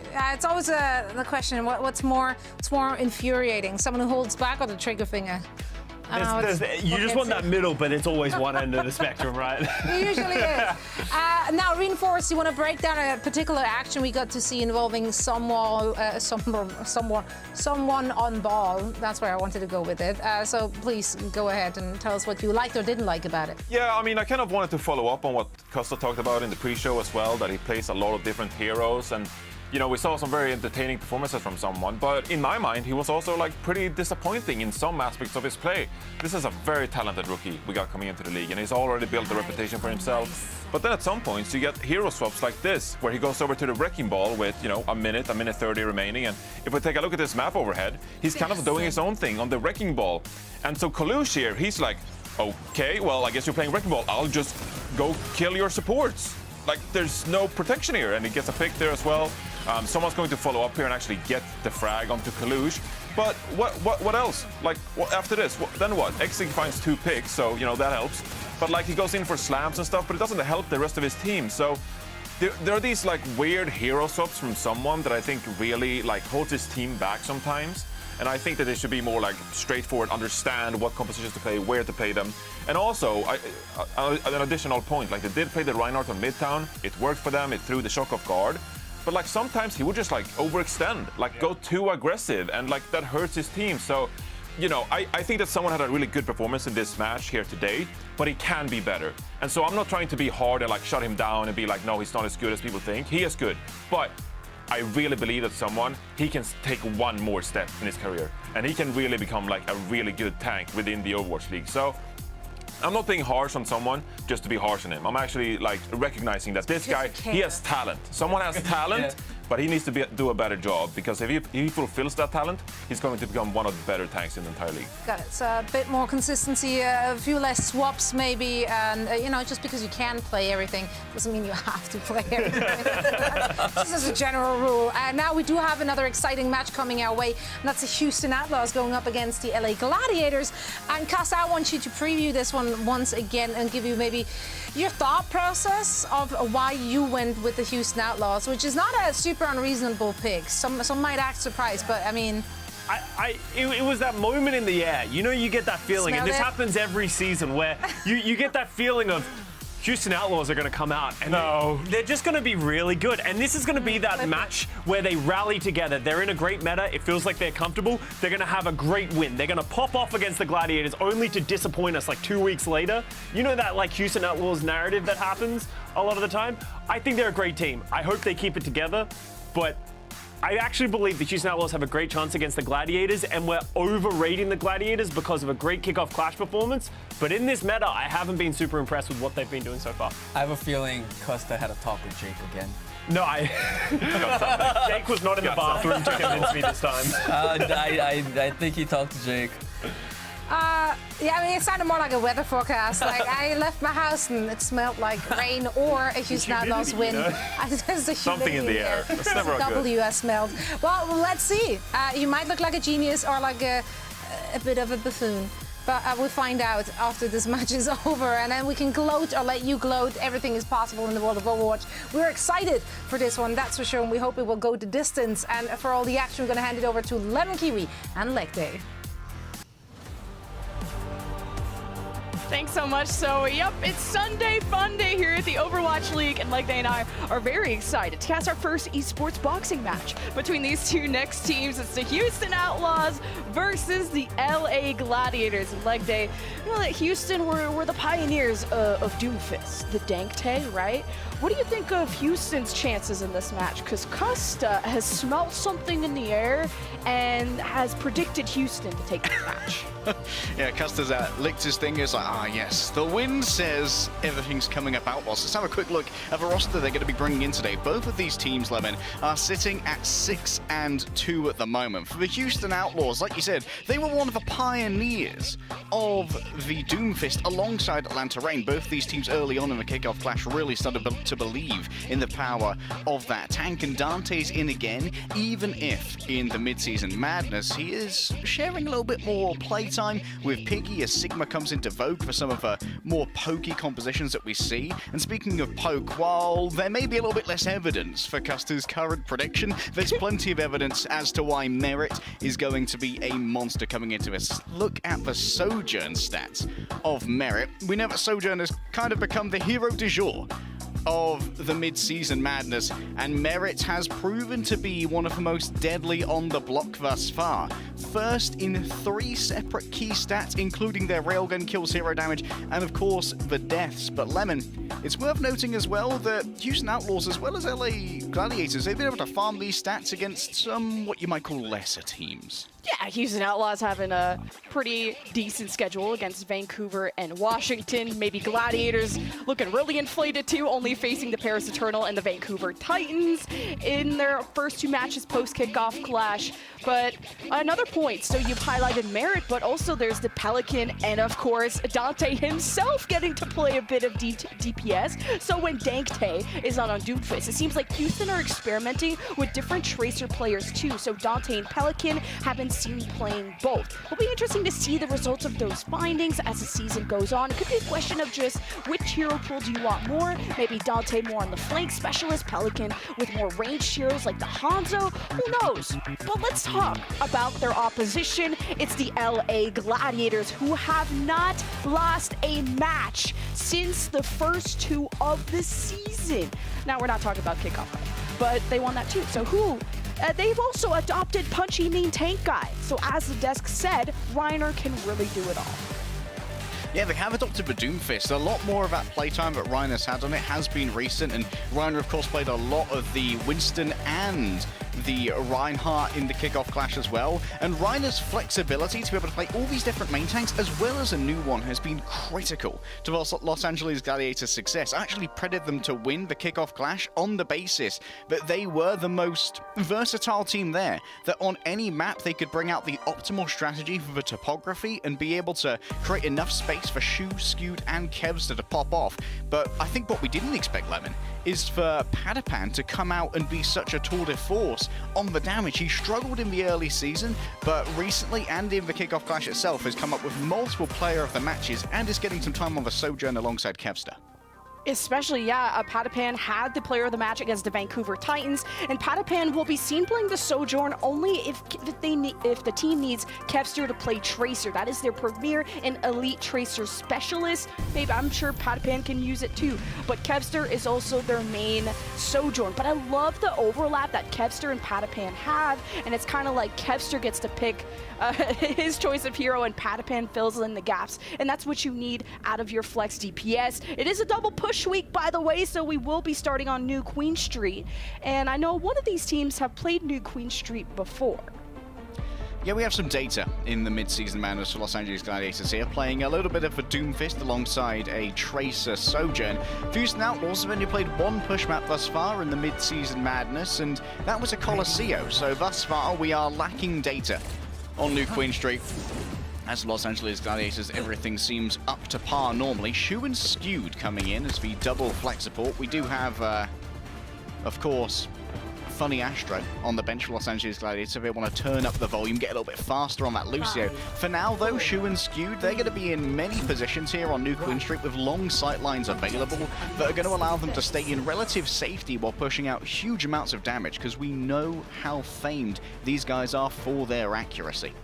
And when it comes to New Queen Street, there's just so many flanks on this map. Tracer is almost demanded. There's also some parts of range. Here is the middle statue where the hockey guy is. That's where a lot of teams are going to station their first fight, at least for their tanks. Because having that slight high ground control is great for your range DPS, as Patapan already gets a first pick, getting some charge potential off of the early engage from Dante, who gave up the statue control immediately. So off that one pick, Houston disengage, and Gladiators get bot control and also top tunnel control.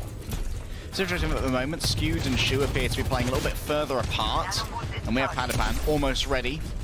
Unable to score a critical hit here. The question is, how can Houston Outlaws really get onto this backline? Because Dante at the moment is very concerned with trying to outdo Reiner instead.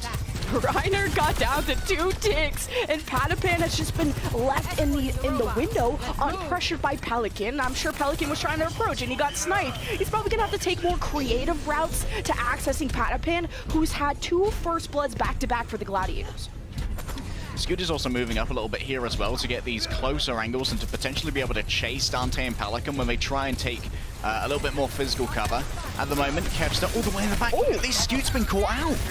Oh, and an anti-nade actually saved Skewed, and he... that didn't work out. Shu still died. No.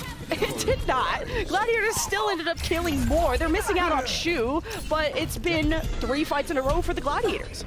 There's a world where maybe Scoot was a bit of a bait, a tasty morsel. Kevster was already running interference in the Houston Outlaws backline there, and we saw that Shu had a line of sight onto Scoot from the safety of that central tunnel. So potentially there, Los Angeles Gladiators are trying to make Houston bite off more than they can chew, and there's the first checkpoint left. Now, Outlaws still working on ults to just get their first fight win. Haven't had a single push thus far. Dante just having his flanks cut off. Gladiators have really good scouting. Patapan, as the overclock, has sniped Iris. At least Reinhardt's positioning, or did have positioning, on the cart against Dante. Lastro with the Transcendence to help stabilize the team. Houston have warded away the primary engage factor of Gladiators. And now it's a duel of the DPS, where Merit's overclock really took over. Yeah, we know that Merit has some of the top railgun accuracy in the league right now. Unfortunately, a miss there means that Shu is going to stay alive for the moment and, of course, keep Reiner up in tandem. Los Angeles Gladiators actually invested a huge amount of ults in that previous fight because they believed in the value of claiming that checkpoint. And that's exactly what they've done. Now they can play more of a trolling the objective kind of play, where they will take the better geographies for their fights, where Reiner can make easy engages and potentially get environmental kills. Houston's only fight win was just to get them back to the neutral point, and it starts with another first blood from Patapan. So it's where is that Pelican pressure? He's going after the supports. He misses the post bomb, and Shu and Skewed have been able to preserve and peel for themselves quite well. Mechanically just so gifted. It makes it very difficult for Pelican to approach, but he's more looking at the supports of the Gladiators. Yeah, Pelican with more of a throwaway pulse one there, was hoping to stick Shu, of course, but not good enough of a throwing arm. Still alive in the back here, could actually get a crunch down with Dante, and I think that Houston Outlaws have really been lacking in being able to get onto the same target all at once. Yeah, Pelican is going to continue to go after the supports, and Kevster at least hits Lashro with the post bomb, and the kills continue for the Gladiators. Patapan just feels unmatched. Whenever the Gladiators start to lose, it's due to Reiner getting picked off, and then the dominoes usually fall after that. But it's an 80-meter push for the Gladiators, and Kevster has already found Pelican all the way at the back, so Outlaws have relieved some pressure, but they're just not out of the woods yet. Iris spotted Lastro in the crosshairs of Kevster as well, getting so low, and Kevster's too damn good for this. Reiner's arrived as well. With those forward spawns, Lemon, the pace of the fight is going faster and faster and faster for the Glads. And now the Outlaws are losing out on some healing. Iris is coming back. Gladiators have a nano engage. I'm sure Reiner wants to take an aggressive position, but is just trying to assess where the Outlaws are coming from. Most of them coming through the left doorway. Reiner will be ready to receive the nano, unless they want to give it to Patapan, because he's performing really well on the Sojourn. For now, Gladiators are staying patient. They've had to nade themselves. Shu delivers the nano, but I don't think it even went through, and that's the patience not paying off in this case, as the Outlaws get hit by a Transcendence of Skewed, who's now trying to overwhelm the Outlaws just based off of resources. Dante's making the space, and is not not finding any targets. Kevster is discovered 1 HP going back to the barricade. And Outlaws, they put out the fire, but the ship is still sinking. Nah, the ship is sinking, Lemon, but thanks to the extra 2 minutes we get on push maps in the kickoff clash, there is plenty of time here for Houston Outlaws to try and turn this around, just as we saw the Florida Mayhem do earlier today against the San Francisco Shock. Okay, that's quite an early ult there. Oh, he thought he was safe in the mini room, and I like that Dante gets nanoed, but he still snipes at Iris, so Patapan is okay for now. Merritt's gonna duel him. Dante comes from the back, and Patapan has still not taken any damage. Now the Disruptor shot at least wards Patapan out of that room, and he'll take position on top Metro. Good frag from Lastro. Gladiators are finally weakened. And now there's the resources coming in with the Transcendence, but the burst of the Pulse Bomb is still too much. The Gladiators take back the fight. Everyone grouped in for a chance to get that 300 healing per second, but it doesn't matter when you're that close. Kevster can blow you all away with the burst damage of the Pulse Bomb. We talk about how the headshot from a railgun can kill people through transfer. Same can be said of that Tracer ultimate. Shu, once again, almost has the nano boost ready to go here, and Merritt's going to have to get some real value out of this overclock to stop the Gladiators' momentum as everyone's moved forward. This has just been not a close map so far, 105 meters to 1. Houston, they win fights just when they have the respawn advantage, when they're stuck in their base. But can they win in the neutral? The one time they had the first blood, then you have the Kevster double pulse bomb. Here's an overclock from Merritt. He's looking for targets. Maybe locks onto Reiner, but wants to deal with Patapan and Kevster. And I think the job has been done. Houston will win the fight at the neutral point and get more progress than one. And the good news Houston Outlaws here is that was a relatively cheap fight. Just to be overclock invested, and Merritt still has a majority of his functionality without that ultimate available. Pelican on the other side, getting rid of Shu first would be huge. If you could mess with the overall game plan of the Gladiators, using this nano for an engage by getting rid of Shu early, you can force Gladiators to cede away more ground. Nano to Reiner, who's been slept. Shu has been stunned up by Dante, so this is the moment for the Outlaws to carry this momentum. Trades back and forth. The Gladiators don't have healers, and Houston Outlaws are finally starting to take way. 20 meters now, you still have a huge gap to close, and only one ultimate to really make it happen next. Wearing a little bit of anti-synergy there as well. Pelican going for stick, and Dante actually punched people out of the way of the bomb. The comms need to be cleaner for the Houston Outlaws, at least between Dante and Pelican. They're supposed to be a diving duo, Lemon, but at the moment they are two separate ships going in different directions as Kevster looks to set up a pulse bomb. And he's delivered before, a double kill on his last one. He knows the supports of Outlaws are on the top of Metro. It connects onto Lastro. He's gone.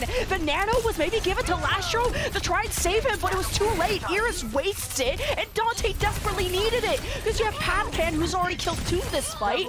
Gladiators just look unstoppable. Unfortunate there for Iris. We have learned twice in this map that Nano does have a travel time as minuscule as it is, and in both cases the Annas have been punished for not getting the postal insurance. Reiner almost has a Meteor Strike here, and that means he can get so much more aggressive, Lemon. Get out of jail for free. Just remove yourself to the skybox and come down wherever you would like, and that means you can use all of your cooldowns to try and deal maximum damage to the Houston Outlaws backline. As Houston Outlaws, they're running low on time here. Only 1 minute remains in maybe absolute perfection. Kevster's on the hunt, and Iris is 1 HP. Lastro will give the orb, but trying to distance himself away. Iris still on his feet. Important for the Outlaws as Merritt takes control of the long street with a great snipe on the Patapan. Now on the top of this tunnel, he gets warded away by Reiner's engage. Reiner has slept, and as soon as he's woke, uses Meteor Strike to reposition to safety, and now knows the rest of the Houston Outlaws are around the corner. And with Gladiators having a number advantage, Reiner wanted to do so much more, but without Shu, and with Reiner being this low, this is kind of a stalemate. Able to at least try and pick up the health back, but at this point it's just additional ult charge for Pelican. Trances have been exchanged, then. What's going on over here? This is both teams not really knowing if it's winnable and investing ultimates just to make it happen, and ended up a 3-on-3 when I last left off with Reiner, and when he was finished off, Houston Outlaws thought they had the numbers. Transcendence invested. Lastro needs to stay alive because Houston still need to get 50 more meters, and every person they lose is critical. Gladiators don't have Shu. More time for Outlaws, mainly Timmy, to get a scratch in.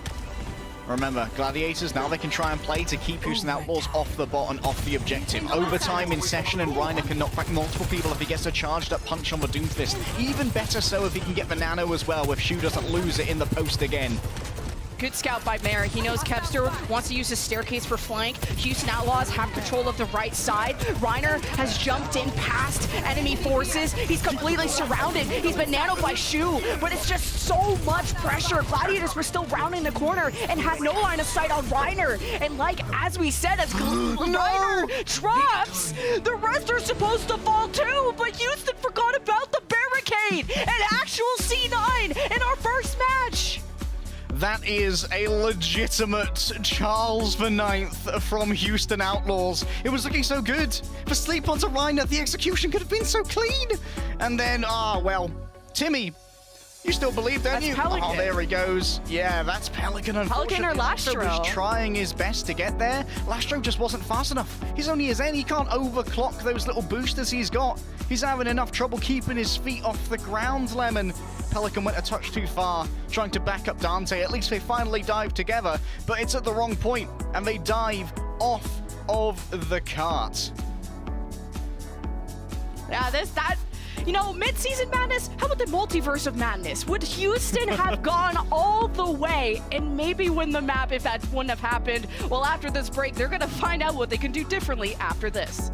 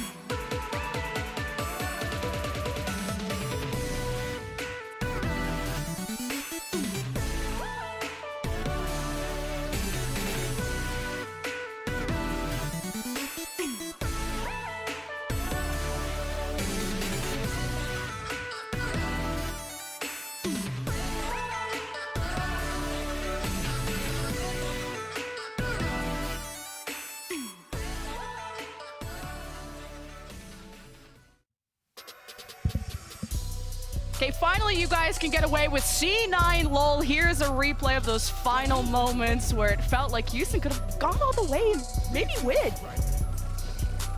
Yeah, I wanted the coordination of a dive, and here it comes from Dante and Pelican, but this is the last place in which I wanted it, Lemon. When no one was on the cart, oh, Lastro doing his best to just shuffle on over there, and of course, Iris there giving the Darth Vader no. Dante like looks over like wants to say whose fault it is, but it, you know, it's being a good teammate, and he's like, I'm not gonna say anything, but that ain't on me, you know. Like, feels bad. And I know Cuss is already on Twitter saying with his prediction of Houston Outlaws that he's already called that he made a mistake, but we're still at the start of the series and we have some substitutions coming in. Yeah, we can't be having a Houston Outlaws perfect series. It's priced into the Predlem, and it's priced in. And also priced in is the likelihood we're going to see a Widowmaker here, as Arns has been brought on in for our escort map. On a majority of our escort maps, actually, Widowmaker has been one of the most popular characters. Of course, on Circuit Royale, she is the flavor of the month, and on Dorado as well, very much an option. We are going to be heading over instead to Watch Point Gibraltar, where we've seen many a wonderful Widow duel. But this was also one of the maps, Simon, where we saw Sojourn really come into her own in the hands of Hydron on the Florida Mayhem. So there's a chance that potentially Arns could be picking up that hero as well if Kevster wants to stick to the Perma Tracer. Yeah, it feels like as of late, Ons has only brought in to play Widow. Now, in the Soldier patch, or just, you know, in the Kickoff Clash qualifiers, I saw Ons come in every now and then to trade off on the Soldier duty. And I thought that was going to be more of the case for a lot of teams. To bring in their Widow specialist to play Sojourn, because I thought with the flick scan, you know, it can relate, especially if you're already playing Soldier with the tracking. You think Ons can play the Sojourn as well, but post Kickoff Clash, he's only played Widow so far, and Kevster either owning the Sojourn role or going to the Tracer. So I like that Gladiators, no matter which DPS they do have in, there is a level of overlap, and I mean, Ons was even considering it. On the other side, the Texas Special Lemon. Houston Outlaws and Dallas Fuel, our Lone Star teams, both like to play their flex DPS on the Genji. On Gibraltar, both Sparkle and Pelican, supremely talented at this hero, and I think that this is a really good combo for the overall layup of the land when it comes to having both a Doomfist and a Sojourn as well. Genji's really good at being able to follow up railgun shots from a Sojourn because they do about 130 damage. You can dash in and melee to do 80, meaning that you can often one-shot a 200 HP hero if you focus your fire. And also because you have an omnidirectional momentum with the dash, it means you can follow Dante's slams a lot more easily. Yeah, Houston Outlaws played this very composition against the Vancouver Titans that they 3-0'd them about a week ago.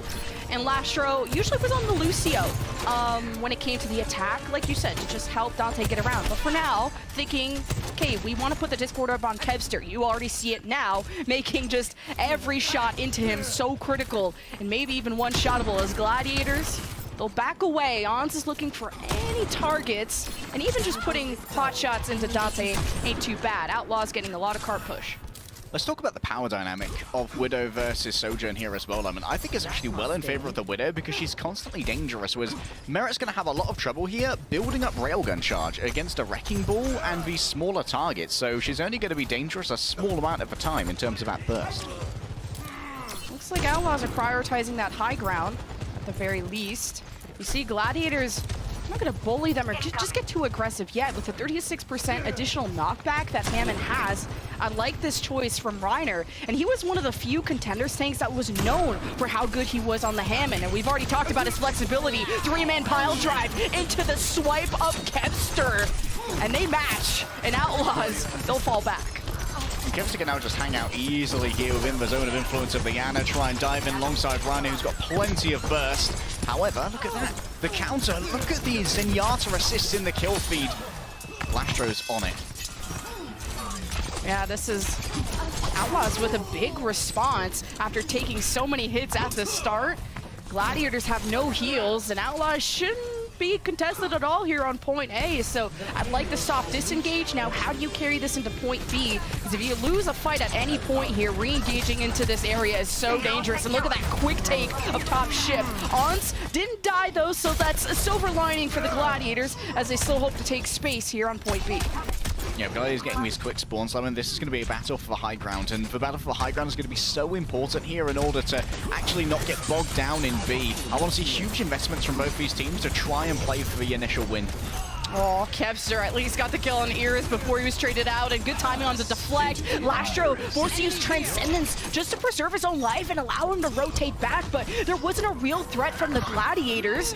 Reiner is missing for the moment. Gladiators may lack some space without him to make it, and Outlaws are on top of ship. Big investment from Outlaws, both their support ultimates, but overall I think it's worth it. Shu exposed for the moment and hands over the Nano. Oh, the Nano Blade, and Reiner is helping out, but it's too late, and Lastro and Pelican are down. You managed to stop Kevster before he could do too much damage, so the numbers are pretty equal, and Reiner needs healing. Shu isn't there to do it, so him and Skewed are gonna stay as hidden as they can. Skewed will be forced to use Transcendence if Outlaws bring any heat, but Outlaws are starting to back away. At least there are no secrets for Outlaws. Gladiators know where everybody is, and Arns needs to start getting these opening picks. Mines are used here, Lemon, and Kevster so low. Just Outlaws keep using their position on top ship to get behind the Gladiators. In this case, you pick off Kevster, he got a 5-on-4. Dante has Meteor Strike, he can be aggressive with this. Kevster has found Ons, and that's the execution that this attack needed. Transcendence Force out of the Gladiators in a 3-on-5, just to see what they can find. Any trades at all. Reiner pile drive right on top of the cart, but it's not enough to bully Dante away. So the Outlaws have done more than enough work at this part of the map to capture B, and I'm not sure Gladiators have much of a recontest. So the way that Houston are winning so many of these comps is by denying space to the LA Gladiators, by getting rid of Reiner. And that's because Reiner wants to operate in the LOS of Shu, and Dante continuously just controls Reiner with these punches, meaning that he can't get the disengagement. He's kind of priced in to his engagement. Oh, Reiner's swapped to Winston, and he's getting bullied even more by Dante. Reiner has tried a few different heroes, but not the Doomfist mirror that I was expecting, at least not on the defense. Two-man ante from Shu. Ons is missing, though. Nothing that Gladiator can capitalize on. But wanting to get Ons in the best position here on top of this bridge, Reiner starts the dive. Dante is healed more than enough. And Reiner's nano presence was enough to just ward away Outlaws. And with that ante, it's snipe on Iris. He's gone too. More staggers for the Gladiators. What we need to consider comp versus comp now as Reiner swaps over to a Winston is that Merit's about to become a lot more dangerous in the hit scan dynamic. The Winston shield is going to give over so much more charge towards that railgun that it needs to be constantly worried about by Arns when it comes to taking aggressive peeks with this Widowmaker that previously was a lot harder to charge for Merit, who's also got overclock. Dante just gets nanoed and jumps immediately onto Shu when asleep.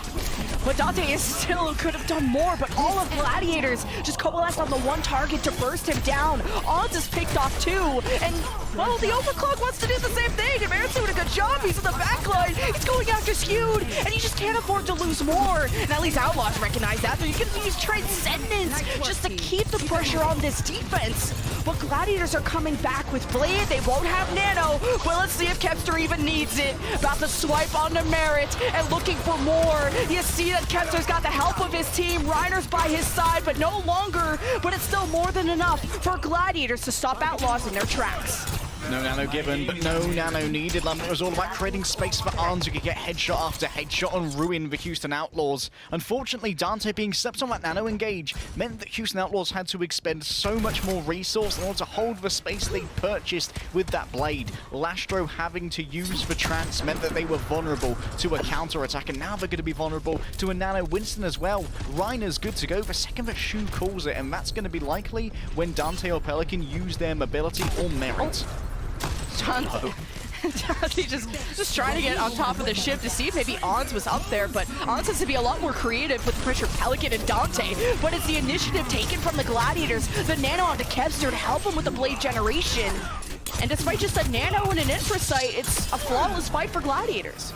The infrasight was really good in allowing Reiner and Kevster to actually get some forward planning on their dive and make sure that there wasn't going to be anyone who was overly threatening towards Shu, who moved up into a more aggressive position to try and pocket that dive. Now Dante just wants to try and get Iris a little bit extra. on this Nano boost. It has to be the Nano Doomfist to really claim this space. Now, you want to give it to Pelican and risk a dive with a naked Genji. Oh, look at this dive from Kevster and Reiner. Reiner's stunned up, but he's able to use Primal in time, and Kevster's been antied, and a soft disengage as Reiner takes the attention. Somehow his Merit has snuck into the back, but hasn't made much of a splash. So it's yet another fight that Gladiators take without losing a single person.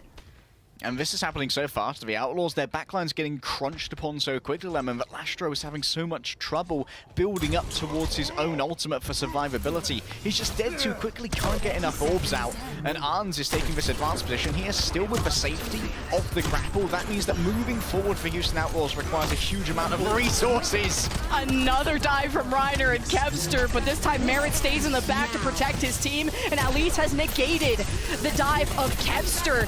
Skewed forced to use Transcendence because Merit's in overclock and will be able to burst through that healing, and Reiner has slept yet again. A big play for Iris to stop Gladiators as finally Outlaws can get some space. And all 5 of them alive. Crucially, Kevster doesn't have a blade anywhere near. For now, just trying to play to maintain some space and maybe a touch of distraction for Arns. Pings to reveal locations and allow for easy headshots. For Arns, though, it's yet to be a connection. Needs to get rid of Merit up there. Kevster, though, or Pelican is in range, uses the deflect in case Ons was charging up. It swipes down on that. Brigida skewed misses, but it's been nanoed, and you know the Gladiators need to sustain. It's overtime. This is the final push for the Outlaws, but they focus fire every target down at the Gladiators, who had nothing, no space, and no real estate to operate. And that's a map completion for the Outlaws. A major bounce back from the C9 we saw in New Queen Street. The focus fire so strong there, and Lastro also being able to keep the Discord orb up on the primary target of Arns while trancing was so important. It was a risky move to nano skew to try and allow for a little bit more meatiness in the brawl, keep someone who could stay in close range on that cart. And while Merit was taken down in the midst of all of this, surprisingly even, when Merit was ostensibly supported by the Trance, Houston Outlaws managed to keep everyone alive in that early fight, and that's what was most important. Distracting Arns, making sure that no one fell down to Kevster, that Kevster was forced away from these little alcoves, foxholes, and hiding spots where the Genji wants to launch an assassination from. And Houston, they could win out with sheer power of numbers after that. Yeah, I mean, this is some flavors of APAC and maybe Dallas Fuel Sparkle of just bringing out the Genji on this. The verticality is so important, and it forced Ons to just have to take these creative positionings while all Ons cared about was sniping Lastro, and he took some interesting positions to get away from Weather Dante, to get a sight onto Lastro, and to stay out of range for as much as he could from Pelican. But at the end of the day, when you get pushed at the end of C, nothing really Gladiators could do. But the great initiative from the Gladiators, I mean, the time bank could have been bigger, but it was back-to-back fights. We'll see what the Gladiators can do on their offense. Got a Symmetra TP there to get them on the left side from their perspective. Just get skewed there, actually, no one else. Yeah, just allow Skewed a little bit more of a safer commute, I suppose, as Kevster's going to scout out what they're up against. Pelican back on the Genji, doing it Texas style for now. Reiner's actually going to be rolling out with the shield hero here, and this means that Merit's going to continue to be dangerous with the ability to quickly charge up those railgun shots off of Reiner's body and his shield. So Outlaws conceding high ground for now, keeping control of server, that secondary position after that. Merit getting charged up, wants to do so off of the Reiner shield, or Reiner body preferably, of course. But it's gonna be tough. It's all about that first pick potential where Merit has 100 charge, doesn't connect onto that. Gladiators with high ground, looking for a target to dive. Pelican presents himself, and odds again, it's only looking for Lastro most of the time anyway, because you know, you don't want to mess with the Genji deflect as much as you can. Look how aggressive Skewed is at the moment as well, often going up onto blue box alongside Reiner, waiting to brawl. And this means that Arns is going to have a little bit of free space on the bottom here to try and find a pick if it's unsuspected. Yeah, there just hasn't been much fighting. It's all just picks, and Merit at least stands tall for the defense. Finding Shu is big, especially that Shu had nano, and Gladiators were waiting for that moment, but now server control may be taken away. Gladiators start that pressure, but Reiner is only gonna really want to commit once Shu gets back with nano. Yeah, the poke dynamic here was all about allowing access to this Nano. Now that Reiner finally has Shu's Nano at his back, we're going to see a proper fight from the LA Gladiators. Potentially a Nano Kevster being joined by Reiner. But Lextra, what's he doing? He's in the fight line! He said, stop sniping me, boy. Give me the backhand of the law. And Reiner slept, but he's woke and he has Nano. So Gladiators have to commit without Ons and without Shu as well, but the damage has been done. It's a 3K from Kevster. Took a long time, I mean, at least half the time make of the Gladiators to get to this point, but a cap's a cap. Oh, Pelican moving on in alongside Dante. Can we even focus down a target though? Dante can't even touch the cart in time. Power blocking in front of it. I can stop this train, Lemon. I just gotta believe in myself. But he's certainly not strong enough, and Skewed picks up 2. And now moving forward, LA Gladiators, they have the Primal Rage, which is going to be a really important tool to make sure Houston Outlaws can't have a protracted presence on top of the spaceship, which is the best place for Lastro, Iris, and Merit to rain down damage with impunity. Like how Outlaws are just staying hidden too. Like, yes, you give up space, but any staggers here would be so bad for them. So a ton of ults for Outlaws. Not a Nano, but at least a Pelican Blade. At least they have, Outlaws got ship control right back, so they have access to the backline of Gladiators, and Ons is going to be fearful. At least he has sights on the left to see where Pelican's up to. Pelican's been antied, but again, just chilling out. Gladiators are playing this as passive as they can, and probably in a reactive state. Reiner has decided to fall back. He's keeping his Primal. The Transcendence has been used in response to the Pelican Blade, and not a single kill earned from the Outlaws in that moment as Gladiators drop down for the cart. Reiner looking for more. He can be aggressive thanks to the Primal. Dante landing in the face of danger. Reiner still doesn't pop Primal, and Ons is missing. Now Shu as well. Gladiators being overly patient with ults in the moment that they need to win the fight the most, and Merit is just slaughtering this backline. Outlaws invested so heavily in that fight, them in 4 ultimates, but every single one of them is so worth it, because now Ons is going to have so much more trouble finding an angle to try and exploit. You are forced in through these 4 tiny little doorways. You need to be so fast on your flicks and so fast on your movements if you're going to be able to get any purchase here, because instantly you're being accosted by Lastro, by Iris, by Merit, and by Pelican. Right, Ons. Oh, he wants that shot. I feel like I should be missing those. I think he's just so good at the Widow. His shots on the Lastro and Merit, but it's okay. That's all Gladiators need, is to get Ons in that first pick. Now, Reiner uses Primal, and there is the Blade from Kevster. The Nano to assist from Shu. Iris is gone, and Outlaws, so they have the healing to keep this going, because that Nano was given to Lastro for the sustain, but it's Outlaws that need the damage. Dante was able to make an impact and remove the tank of the Gladiators, but Outlaws barely have any space left. Merit is a true danger in this fight, and Gladiators finally look his way. And Gladiators will cap point B and have a lot of time for C. I talked about how all of the fights, all of the ultimates used in the previous fight were worth it for the Houston Outlaws. The only potential question mark was the Transcendence there, because they were going up against a Nano Blade from Kevster. And the thing is, Houston Outlaws, because they fear Uns' power, because they need this charge up time for Merit to be a long-range sniper, they had to give away the space that usually Kevster would have to fight through with the Nano Blade. And so Kevster could actually reach him with the Nano Blade in a much more vulnerable position, and they couldn't exploit the space that was bought. Oh, this is a god spot for Widows. I'm excited to see what Ons can do. Pelican gonna want to dislodge her from there, including Dante. The Blade is committed. The Meteor Strike probably to follow up. But here's Reiner who swapped to the Doomfist to punch away the competition against Ons. But it's too late. Ons was eventually killed, and Reiner couldn't do that much more. Reiner's also been antied, not able to escape, and Gladiators will lose the first fight of C. It's still a messy fight, though. Kevster going to be executed here, likely staggered. Yeah. Still has the Discord on him. And Houston Outlaws, once again, have to think about saving their strands, right, for Shu and Kevster's Nano Blade. The way that Shu can really enable this is hitting an anti onto one of these more vulnerable players. Ideally, Iris, who has a lot of trouble getting away, whereas... Backstab. That'd have been so cool. Kid. That'd have been so cool if Kevster had that spot, because that's going to be where Merit is hanging out most of the time. Kevster has the Blade, Nano Blade, in fact. These Gladiators get into that position.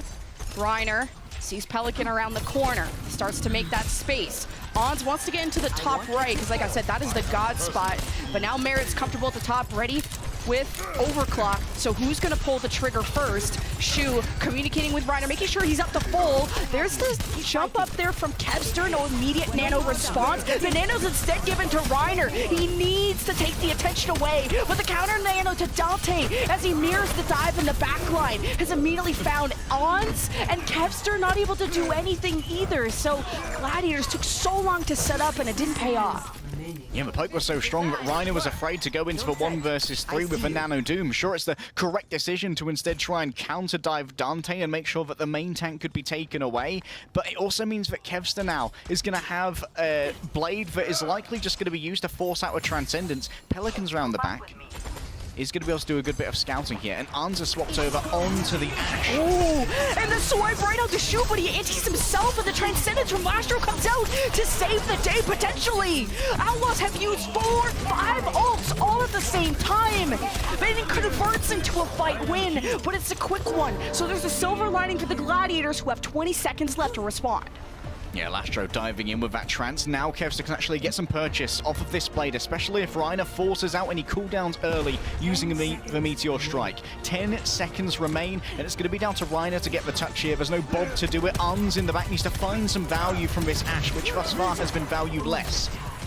Reiner being aggressive, positioning himself with the Meteor Strike.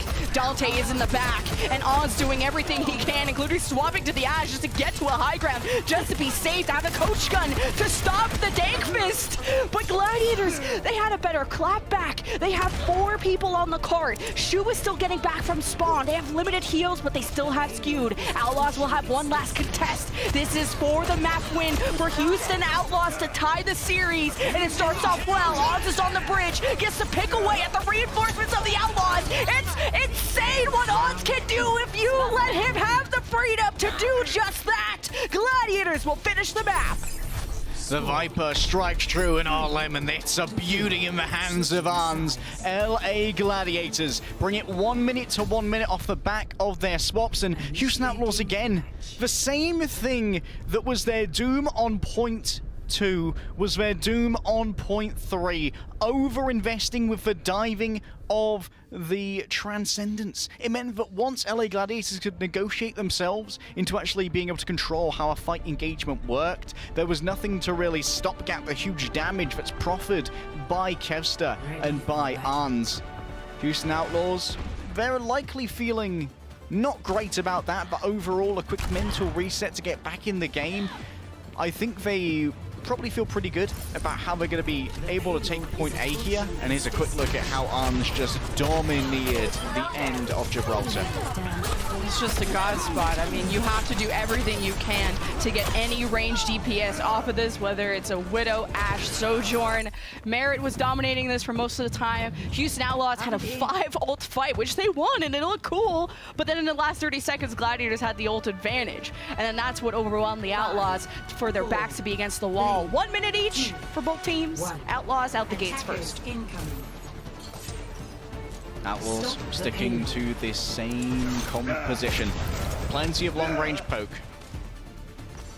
And it's going to be Reiner once again, opting into this ball. Hans, he's the one who's changed over here. Off of the Widow, onto the more brawling Ashe. Still not the ideal close-range battler, but maybe a little bit better to deal with Genji at range by just using the hip fire of the Viper, and of course can ward away people from these angles using the Dynamite. Yeah, the coach gun, because I mean, just Ons is dying constantly to Dante, so the coach gun at least buys you some time. You know, Shu's been hitting sleeps when he can, not super often, but it's also thanks to the Doomfist maneuverability. There is a way to play around the sleep. And that's the intelligence that Dante has. This is why the Houston Outlaws are the pioneers of the Doomfist composition. Now with the minute that they have, that's quickly gone away. The Outlaws are halfway through Car Wash. They have high ground control. Kevster's here to contest and see if Outlaws are only going to have one person on cart. Maybe Kevster could have forced another C9. That's a big ante. Dante and Pelican hit, and Dante at least survives, but you can't say the same about Lastro when Gladiators found their window of opportunity off of Shu and have stopped Houston Outlaws halfway to point A. A beautiful ante from Shu, you're exactly right, Lemon, and Reiner realizing that, hey, the only thing that guarantees the kill against that deflect is just to turn him into roadkill. And unfortunately for Pelican, he actually dashes into the path of that fireballed Wrecking Ball. So the damage is guaranteed, and so too is the kill. It's not an impressive push for the Houston Outlaws, and Gladiators are rewarded for their patience, not overpoking, not allowing Merit the chance to get themselves a well-charged railgun until the round was already over when they headshot Shu. And because of that, Los Angeles Gladiators, with their ability to have no ramp up in their damage like you need from a Genji, from a Sojourn, where you're waiting for people to go low before you can dash them, or you're waiting for your railgun to charge up before you can fire it. They have the instant damage of a Tracer who can blink in, of an Ashe who can simply scope in and do maximum hit scan damage as well, and that allows them to explode onto the cart to an unprepared, or at least unwarmed up Houston Outlaws DPS and do more damage and simply get rid of Pelican easily. And where the cart or the box of victory is past the car wash also means the defense of the Outlaws can have comfortable server control, focus on high ground, and they don't need to extend past it. So this could be a point of Houston Outlaws potentially tying the series, and Gladiators gonna bring out the Symmetra again to position their supports on the opposite high ground. Shu trying to dual Merit on the Widow, but Gladiators at least out the gates for now, looking for a dive. It's a brave one, but look at this, Outlaws instantly just trying to claim this space. Pelican, he's going to be responsible in the car wash for just keeping this cart contested, making sure the rest of Houston Outlaws can try and wrap around, find other angles, and confuse the LA Gladiators. But Reiner can be a good brawler on the cart with the Winston, have the longevity of that bubble. There's Dante going to contest the car, and he's met 4 or 5 people of the Gladiators in a tiny room. Somehow Dante escapes, Reiner is slept, and maybe Houston Outlaws want to take advantage of this moment, but Reiner is back, and Gladiators have presence on the cart. It's a 4v4 as tracers are removed, and Dante has maybe trapped Reiner in a small area, but really not looking forward to contesting that much more. He knows that it's up to the Gladiators to engage. They're the ones on the attack. It's the box of victory and overtime into effect. The bubble laid for Reiner, allowing his supports to get into more comfortable positions. Pelican is already forced to recall. He has the pulse bomb. He can make a play for the Outlaws. And what happened? Who's seen Gladiators? Oh, it's Outlaws again! Again! Someone call Custa! Baby. Wellness check on Custa, please! Oh, Lemon. The ante may have been raised, but it's a straight flush of failure for the Houston Outlaws. Once again, distraction proves supreme. The Los Angeles Gladiators, they're simply better at standing on the cart. After such a hotly contested map, it seems almost a shame that it would be finished in such ignominious and humiliating circumstances. Houston Outlaws, there has been some significant emotional damage dealt. It's not cute. We'll talk to our replay guys to see what happened in those final moments, but for now, we'll see you after the break.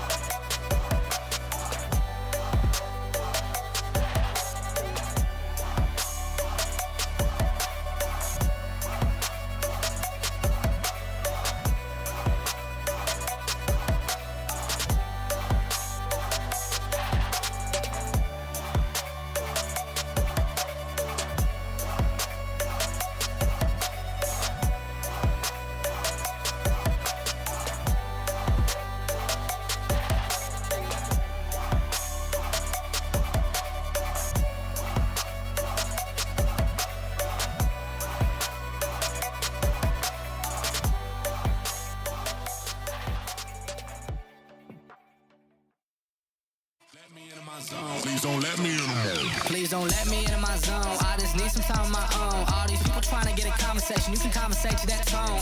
Got eyes on that throne, yeah. So I'm never alone, yeah. All these people trying to box me in. I'm in whether it's on, yeah. Now they ask where I'm at. Making hits that line back. I'm MJ, I'm 2-3, man. I just need some time back. I'm zoned in like defense. My life gone, no recess. But I live my best one, so I got no regrets. So gone, I'm gone.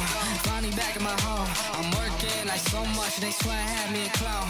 Can't answer my phone now, just leave it there at that tone. Ballin' can't beat me up, cause I'm back in my zone now. Hey everyone, how you feeling? It's the LA Gladiators versus the C9 Outlaws. Take a look at the final moments, like they break down what happened. Yeah, let's try autopsy that bad boy. I was just a disengage from Dante, and, well, look at that. The poke onto Irish just kept him so far away, and everyone was so concerned with the nano onto Reiner that, well, everyone had to try and adjust to that, and the cart was forgotten in the midst of all of it. It is not happy faces over on the Houston Outlaws, and admittedly, Lemon, I'm also not a big smiley face. It's bloody funny, though. It's so funny on being on this side of the field, but we were like, what happened? And to be fair, that's, again, same thing as New Queen Street. It's Dante or Pelican, and Pelican was way further back than he needed to be, but it's okay. We go next. One more map to go, potentially. LA Gladiators could still be undefeated for the moment, but we have some substitutions. Patty's back in. Yes, Padapan does return in all of his flexible glory, but over on New Queen Street it was all about the Sojourn. Of course, Merit wants to be able to go mano a mano when it comes to that hero, but Padapan has got so much in the wheelhouse as well, especially when it comes to the May as well. We could see that. Dante remains in, Piggy still on the bench. Houston Outlaws, Lemon, surely. They can't C9 3 maps in a row. I like that Houston's hype video had stand up. I like that. I also like stand on the point. Stand up and walk away from the car. Stand up and walk away from the objective. It's okay. Surely lightning doesn't strike in the same place 3 times. But we go to Eichenwald, where I would be worried about the Doomfist. It's a very open map, and I like Doomfist on the point of Eichenwald, but once you go beyond that for point B, there's so many high ground, it's so open, so your rotations on Doomfist have to be clean. Yeah, and also Doomfist doesn't really provide much cover as well. Like you said, it's so open, Lemon, that if you're against a top-tier poking flag support, like a Zenyatta with the right clicks, or even just a charged-up Sojourn, with the lack of shielding and protection that Doomfist's tank does project, your supports can be very, very vulnerable when making these moves and rotations on Eichenwald. We've seen that continuously exploited by defensive Sojourns. In particular on point A, I want you to watch out for the usual alcove you move through when you're a defender going to a point where the mini pack is, because that is kind of like the axis of evil that Sojourn just rotates around. She pokes out alongside the team, being more of a frontline DPS to charge up the railgun, and then slides on through that mega pack room to line up and wait and be poised for the railgun headshot. And it also means if Sojourn tries to get isolated there, that they can easily get a line of sight away from the assailants, pick up a mini health pack, and then be back into the zone of influence of their own supports. Goodbye, Houston. He's like, watch out, guys. I'm bringing Tracer. So, ooh, let's try and confuse them, because Gevster won't do it. But also, we've seen the Houston Outlaws specifically on Eichenwald during the Midseason Madness. This was against the Washington Justice, which they lost this map. But to be fair, that was also with Piggy in, and they were trying a more Sigma approach to things, hence why Piggy was in. So Outlaws trying to play things different and change the result on this map. Sigma male strategies. Disregard objective, acquire gains. Houston Outlaws going to be starting off on the attack here. Kevster on the Genji here is a little bit interesting to me. Will provide better access to the backline with the omnidirectional momentum that the dive provides, or rather that the dash provides. And Reiner, for the moment, poking away. Of course, notoriously weak as a poke tank, Doomfist with a hand cannon and a shotgun.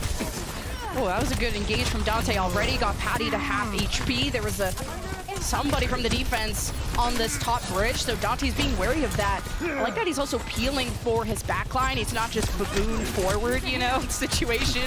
So Kevster, and that's who the threat is. And Dante looking for a moment to cut off his rotation. He might have knocked up Kevster, but there was someone else from the Gladiators in the backline, so Outlaws are making sure to clear everything up before they go forward. Gladiators playing it raid style, juggling the aggro into the back. Ryan has done so much to Iris. It's working out. No supports for the attack of the Outlaws, and that's why you cannot let anyone from the Gladiators into your flank, because Outlaws, it's going to take a lot more time for them to access Shu and Skew than the other way around. Pelican, though. The poke is being rewarded, coming up on a pulse bomb. And remember, Shu and Skewed aren't going to have much in the way of ability to survive that for a while. Shu would be able to nano a potentially stuck target, but Shu is going to be your ideal target for Pelican, who stands in the back. Look at him creeping on up. Shu surely doesn't know. Oh, good stick from Pelican. Opening for the Outlaws. Skewed is close to Transcendence, though, and let's see if he can build it up in time. He has it. When does he want to pop it? He's on range from Reiner. Reiner dove in too deep, was trying to get a trade on the Iris, but it's too little too late. So the Gladiators, they still have a chance to defend this. There's a nano onto Dante, going after Skewed, forces out the Transcendence. This will allow Skewed to rotate maybe back towards the void, but not using that healing to help Gladiators deny the second tick. Reiner's around the corner. Shu wants to give the nano to someone. Kevster has a blade. So Shu, it's too late to deliver it, so Kevster goes in without it, but he's blocked by the Transcendence of Lastro. So Gladiators, it's taking a full amount of time to kill stuff, but Outlaws are dead in the water. Merit may be able to get an exit pick, but it's only a consolation prize, Lemon. Houston Outlaws, they weren't able to claim a huge amount of space with an nano that they did use. Sure, it was put on to Dante, but Houston Outlaws, they'd already forced a bit of a disengagement from Los Angeles Gladiators, and Skewed decided to use a defensive Transcendence simply to keep the remaining players alive and allow Reiner to return to the fray for a final attack, and actually denied the second tick from Houston. This could prove so important with only 1 minute and 15 seconds left for the languishing Houston team. Be an overclock moment for Merit or Patapan, but you're not even allowed the space to do anything. Kevster has been on top of this bridge, and he's so deadly once he gets back there. Because his cooldowns, you know, the right click, the dash, the melee, it can execute. And Outlaws have been having issues dealing with that, and they've had to have Dante commit to dealing with Kevster, not giving Outlaws any headway on this so far.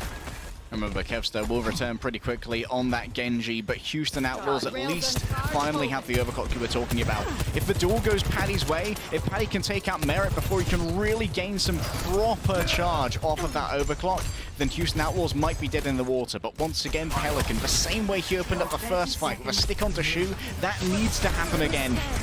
Oh, Reiner missed his punch. He's getting out. Patapan, though, he goes on top of the bridge, and he has overclock. Merit has his on the low ground. Snipes Kevster as he went to jump after the supports. And as the dust falls, we're left with a 3-on-2 favoring the Gladiator. Shu was still alive, but for really how much longer? He got stunned up. It looks like he's okay. He's able to get some healing. Gladiators just holding down the point for reinforcements. It's Outlaws that have to touch. Merit is there. No C9 today, but it's only death for him. And who is next? It's Pelican. Lastro's at the back. Iris is still getting back. Dante has to be next to touch. Pelican's forced to use recall, and he's not going to live for much longer. Dante now has to face a Transcendence and 4 members of the reinvigorated Gladiators, who are seconds away from almost full holding the Outlaws, who only got 66%. That's an ouch. The watch point desk, Lemon. They were touting Reiner as a possible Rookie of the Year candidate, and I know that I may be getting ahead of myself here. I may be allowing the North American Contenders fanboy to shine through, but that was also an MVP performance as a doorman, not allowing Houston Outlaws any space for Merit to really make use of that overclock, forcing everyone into these tiny little alcoves, not allowing for these sightlines to be established, because the second that they peak, Reiner and Kevster would be right on top of them. I love the aggression that Gladiators have to answer Houston Outlaws' resources like the overclock. And then Gladiators, they don't all focus on the point in the overtime game. They send Reiner with a nano to deal with the reinforcement solo, messing with their rotations with slows, with knockbacks, and in the case of Lastro, with an instant execution of a combo of ability and hand cannon shots. Reiner is proving himself to be an absolutely diabolical Doomfist. Just with the Kevster Genji too, like that was so disgusting how Gladiators initiated almost every fight, and whenever Outlaws actually got to move or play the game, they got picked on rotations, and that was just Kevster having positioning on that top bridge and Outlaws not able to ever get him off of that. So 66% is all Gladiators need to do on this point. It's Patty back on the Sojourn. Kevster looking for the initial Widow shot, gets nothing, and we'll swap.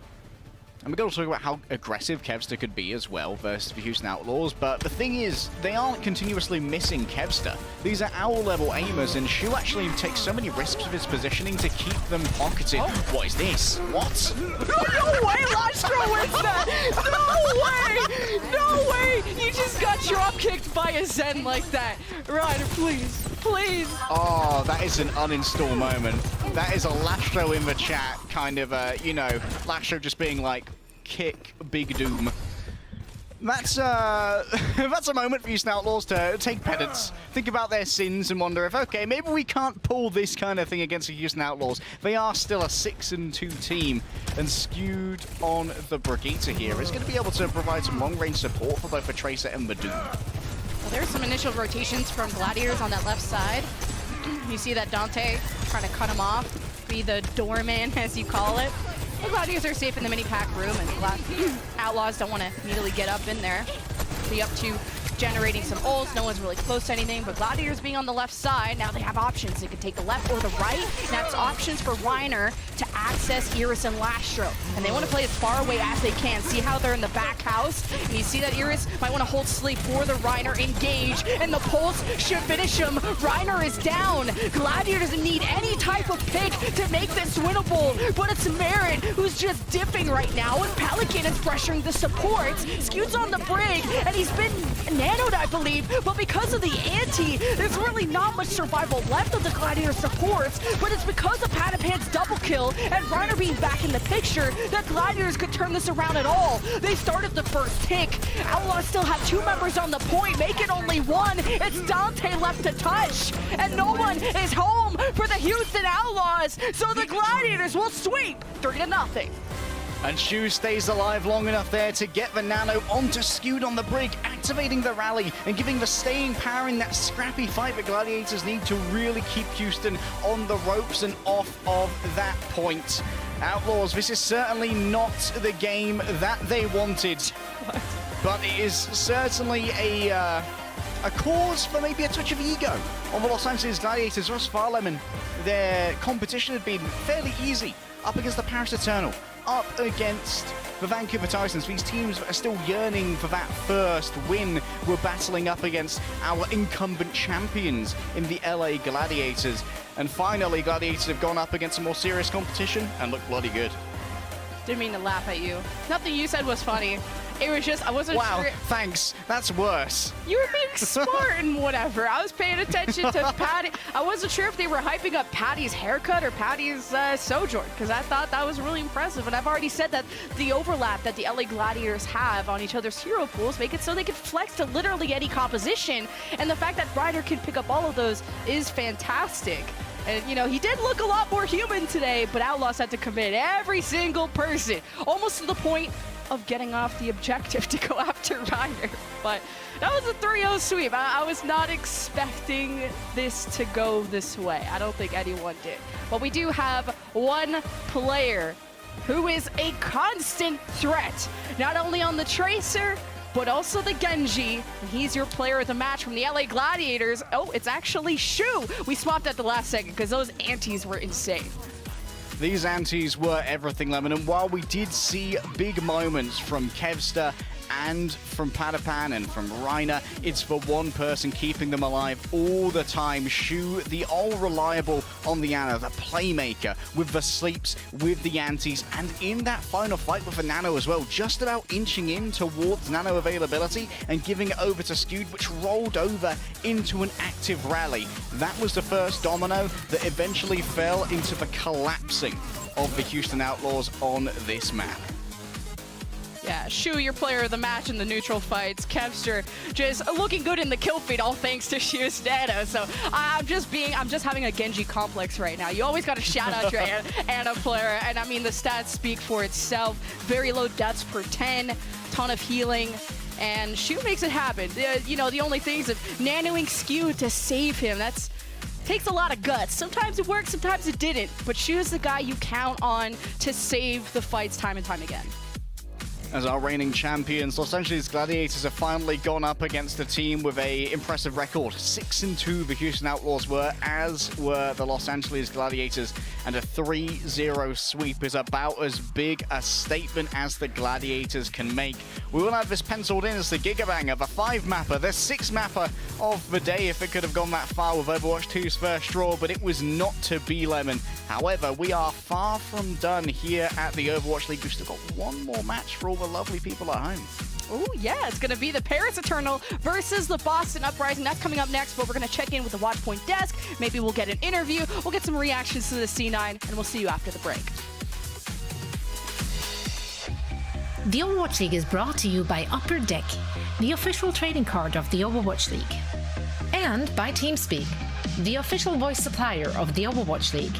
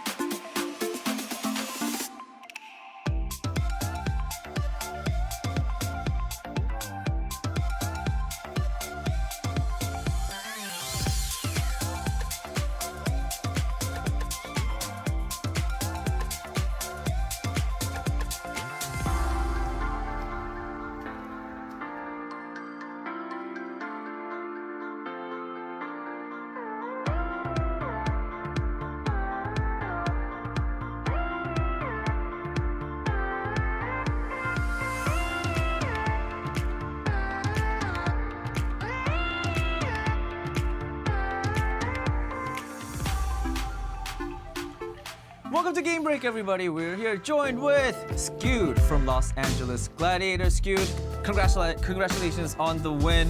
Now, I think this is my personal opinion. I don't know if anyone else thinks this way, but after watching this match, I do feel like Gladiators are looking a lot better. You guys were never bad, but compared to last week, I think today you guys are back to the Gladiators that we know and love. Were there any changes in the past couple days that you guys have made? 자, 첫 번째 질문은 제 개인적인 생각이긴 하지만은 뭐 제가 봤을 때는 글래디가 뭐 항상 잘해왔지만은 저번 주 첫 주 이 스테이지 첫 주 때보다 오늘 경기에서 원래 우리가 알고 좋아했던 글래디의 모습을 다시 되찾지 않았나라는 생각을 합니다. 지난 며칠간 좀 어떤 변환점이나 뭐 이런 게 있었나요? 솔직히 말하자면 변환점은 솔직히 없었고 저희가 일주일 내내 스크림 성적이 좋지 않았거든요.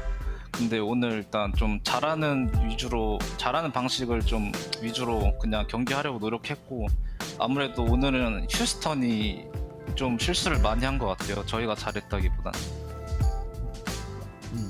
Right. Honestly, nothing really changed for us. I think one thing that I do want to point out was that during the past week, our scrim results weren't very good. I think that was one of the reasons why we looked a little bit more shaky.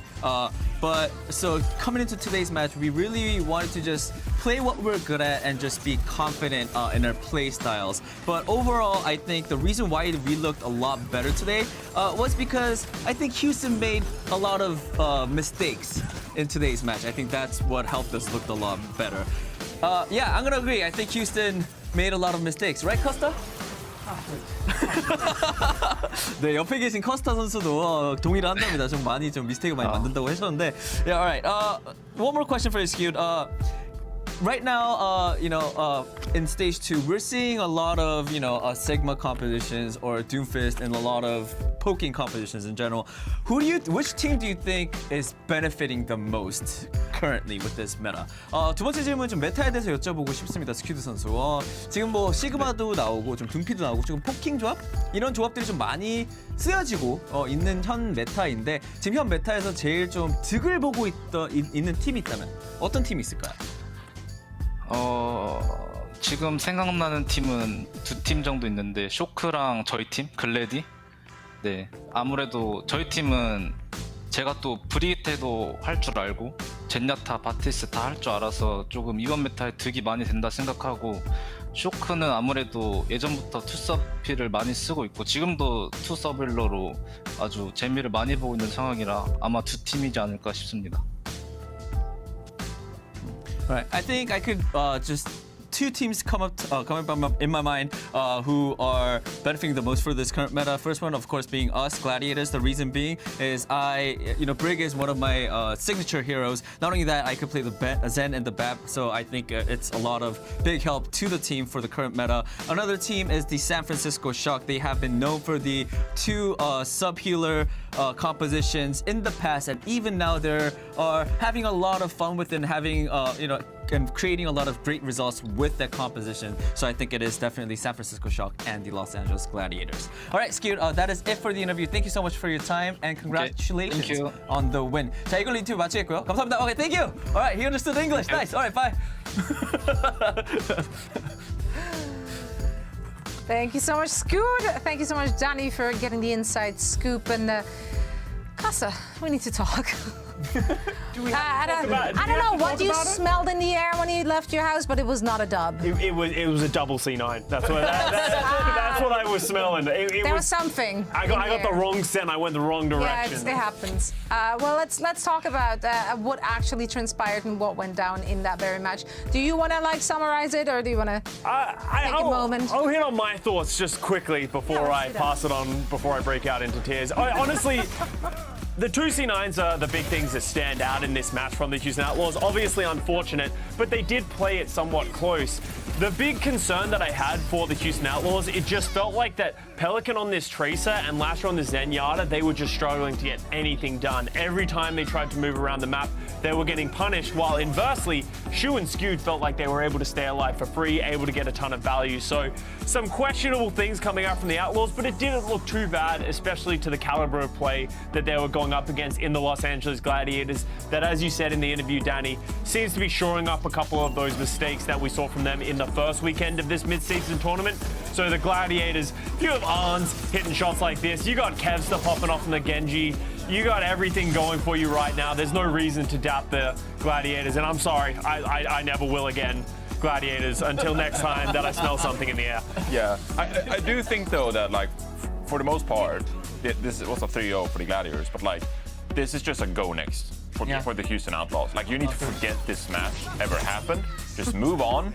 There were a lot of mistakes in this matchup, but like they were one-offs. They were not like, oh, they repeatedly made like mistakes in their judgment of their ultimates or like their compositions. Like the only compositional change perhaps was Merit didn't get a ton of value on Gibraltar on the Sojourn pick because Ans was just able to snipe on the Widowmaker from so far away. But that was about it. I think for the most part, this Houston Outlaws team, they continue to improve. There's a good meta for them. They're a good team and they can compete with some of these better teams around the league. They just need to shore up some of these mistakes. And if you just forget about this matchup that it ever happened, like they're not gonna go practice C9s. That's just like an intuitive Maybe they should. That just like, you know, you nail it. And like they happen to make 2 pretty bad errors in one match, just forget about it. Just move on. Yeah, I mean, this is, as far as the loss goes, this is forgiving because you don't have to go dig deep to see what you did wrong, right? Like, I think the mistakes were obvious for the opposition, for them, they themselves, so I'm pretty sure they can clean that up. That is doable. That is clean-upable, even though it's Houstonable as well at the same time. But Spaghetti can always be picked back up. Exactly. It doesn't need to stay on the floor forever. You can, in fact, clean your floors. That is correct. Yeah, exactly. Sure. I wouldn't eat it anymore. Either way, we do have one more match today coming our way, and we were split on that one as well. It's going to be the Boston Uprising going up against, of course, the Paris Eternal. Now, you both went with the Paris Eternal. Give us a quick thoughts on why you think this is the team to come out on top. I just really like the direction they've been going. Wub and Dove, I think, has been a positive look for them, and they just look reinvigorated. I think with the way that they're trying to play the game, I like how they're switching, you know, their tanks around. They have Dan and Vestola coming in and out based on certain compositions. It looks good. While I think the Boston Uprising, as much as they're also on the upswing, it just is not as consistent for me. It feels like they need their individual players to just step up massively rather than good team play. So if I think Paris come in, they play a good team game, they play together, and the Boston Uprising can't match that toe for toe, I think Paris Eternal have the edge. But it's close. Like, this could go either way. Yeah, I mean, Danny has full faith in Punk. That looks like a man with full faith, right? Yeah, it's all right. We're right. We're okay, right? Yeah, no, you're a man of the people. The people voted for Boston. That's you true. voted for Boston. Like, Well, how does that go usually? usually not too well, actually, and that's okay. You win some, you lose some. That's just the name of the game, right? And there's only one way to find out where we're going with this match, and that is, of course, to get the action started. We're almost done with the entire week already of action, but we have one more in store for us. So let's hope it's a good one. Let's hope it goes to distance. Let's hope Paris and Boston are going to give us a show. And for all the action, we're going to have Lemon Kiwi and Lake Day walking you through it. Thanks so much. So, yep, we're hoping for a long series. You know, like we used to be kind of the Game 5 curse when the stage started, and now all of a sudden we have this weird C9 superpower. But anything can happen. Paris Eternal versus the Boston Uprising. Hey, maybe the Las Vegas Eternal. Avala, coffee sometime? Because I'm feeling it. They're close by. Just a brief invite to Nevada there from Lemon. Both of these teams, Lemon, are on the uptick right now. It was less of an inspiring beginning to our 5th season here in 2022 for both the Eternal and the Uprising. But Uprising, actually both of these teams are kind of iterated by somewhat culling their rosters a little bit. Like Marvel and Striker have moved on from a Boston Uprising. We kind of looked to those guys as being the superstars of this roster at the beginning of the year, but honestly, Boston look a little bit better without them, and Marvel's looking pretty good over on the Valiant as well. On the other side of Eternal, we've lost Glister and Naga, and we instead have Wub and Dove. So let's have a look at that starting roster. It feels like every week Paris Eternal are going to get so much more powerful, Lemon, because they kind of get this exponential buff of integrating new DPS and being able to build up synergy at a level where a more established team has already got that, and so they can't improve at such a clip as Paris can. On the other side as well, when I look at the tank, Darn and Vestola, this is an excellent meta for them. Vestola is a beast on the Sigma, and Darn, I think if he leans towards the Wrecking Ball, is going to be a fearsome force. Yeah, Darn's especially a highlight when it comes to European tanks, of just one of the few contenders tanks at the time that was able to play Winston and Ball and all these other things. And then like you bring up Dove and Wub, well together, Dove and Wub make Dub. Okay, so they've already gotten one dub recently against the New York Excelsior, but unfortunately, Paris Eternal I don't think are in the running for the mid-season madness, but Boston Uprising mathematically can still get in, but it's about getting win after win. Take a look at the starting roster for the Boston Uprising, because it will not be Itzel starting on Control, it's Punk this time. Yeah, the de facto leader, in my opinion, Punk. I think that Boston Uprising, having faith in Punkin, is sort of admitting that Punk and Faith, they're their most consistent players. They are the backbone. They are all reliable. Boston Uprising can always count on Faith to be making the right play when it comes to the ultimates with the rally, or when it comes to choosing where to put the whip shot on the Brigitte. And Punk, he's kind of like a mental leader as well, stopping things from spiraling out of control when things go wrong. Punk has been crafted by President of Gaming, Huck, into being the leader that Boston need when they're in the field battling their foes. And it's an obvious fact, I think, even to the team, that Punk's leadership is such a boon to them. But when you talk to the coaches of Boston, as we did in the past, it's about integrating every single person on this team, including Itzel. And of course, you're not going to bring in Itzel in Control, because I forgot it's also a push week. So we're going to New Queen Street as our first map.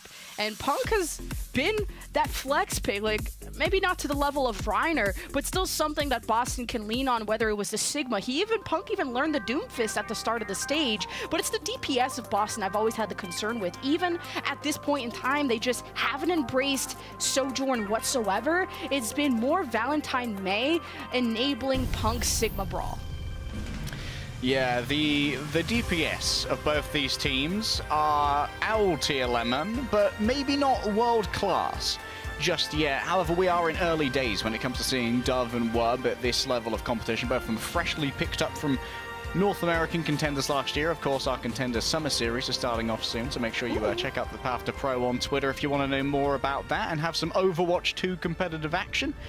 Boston Uprising, Victoria and Valentine. These guys are well suited to fast dives if they do want to move into it. Victoria, not the best known for the tracer, but has been picking it up more recently. Classically, Victoria has been more of a long-range hit scan specialist, to the point where on Uprising Academy, Victoria was basically brought in to play Ashe and Widow, and that was about it. And instead they had Stella come in to play the tracer.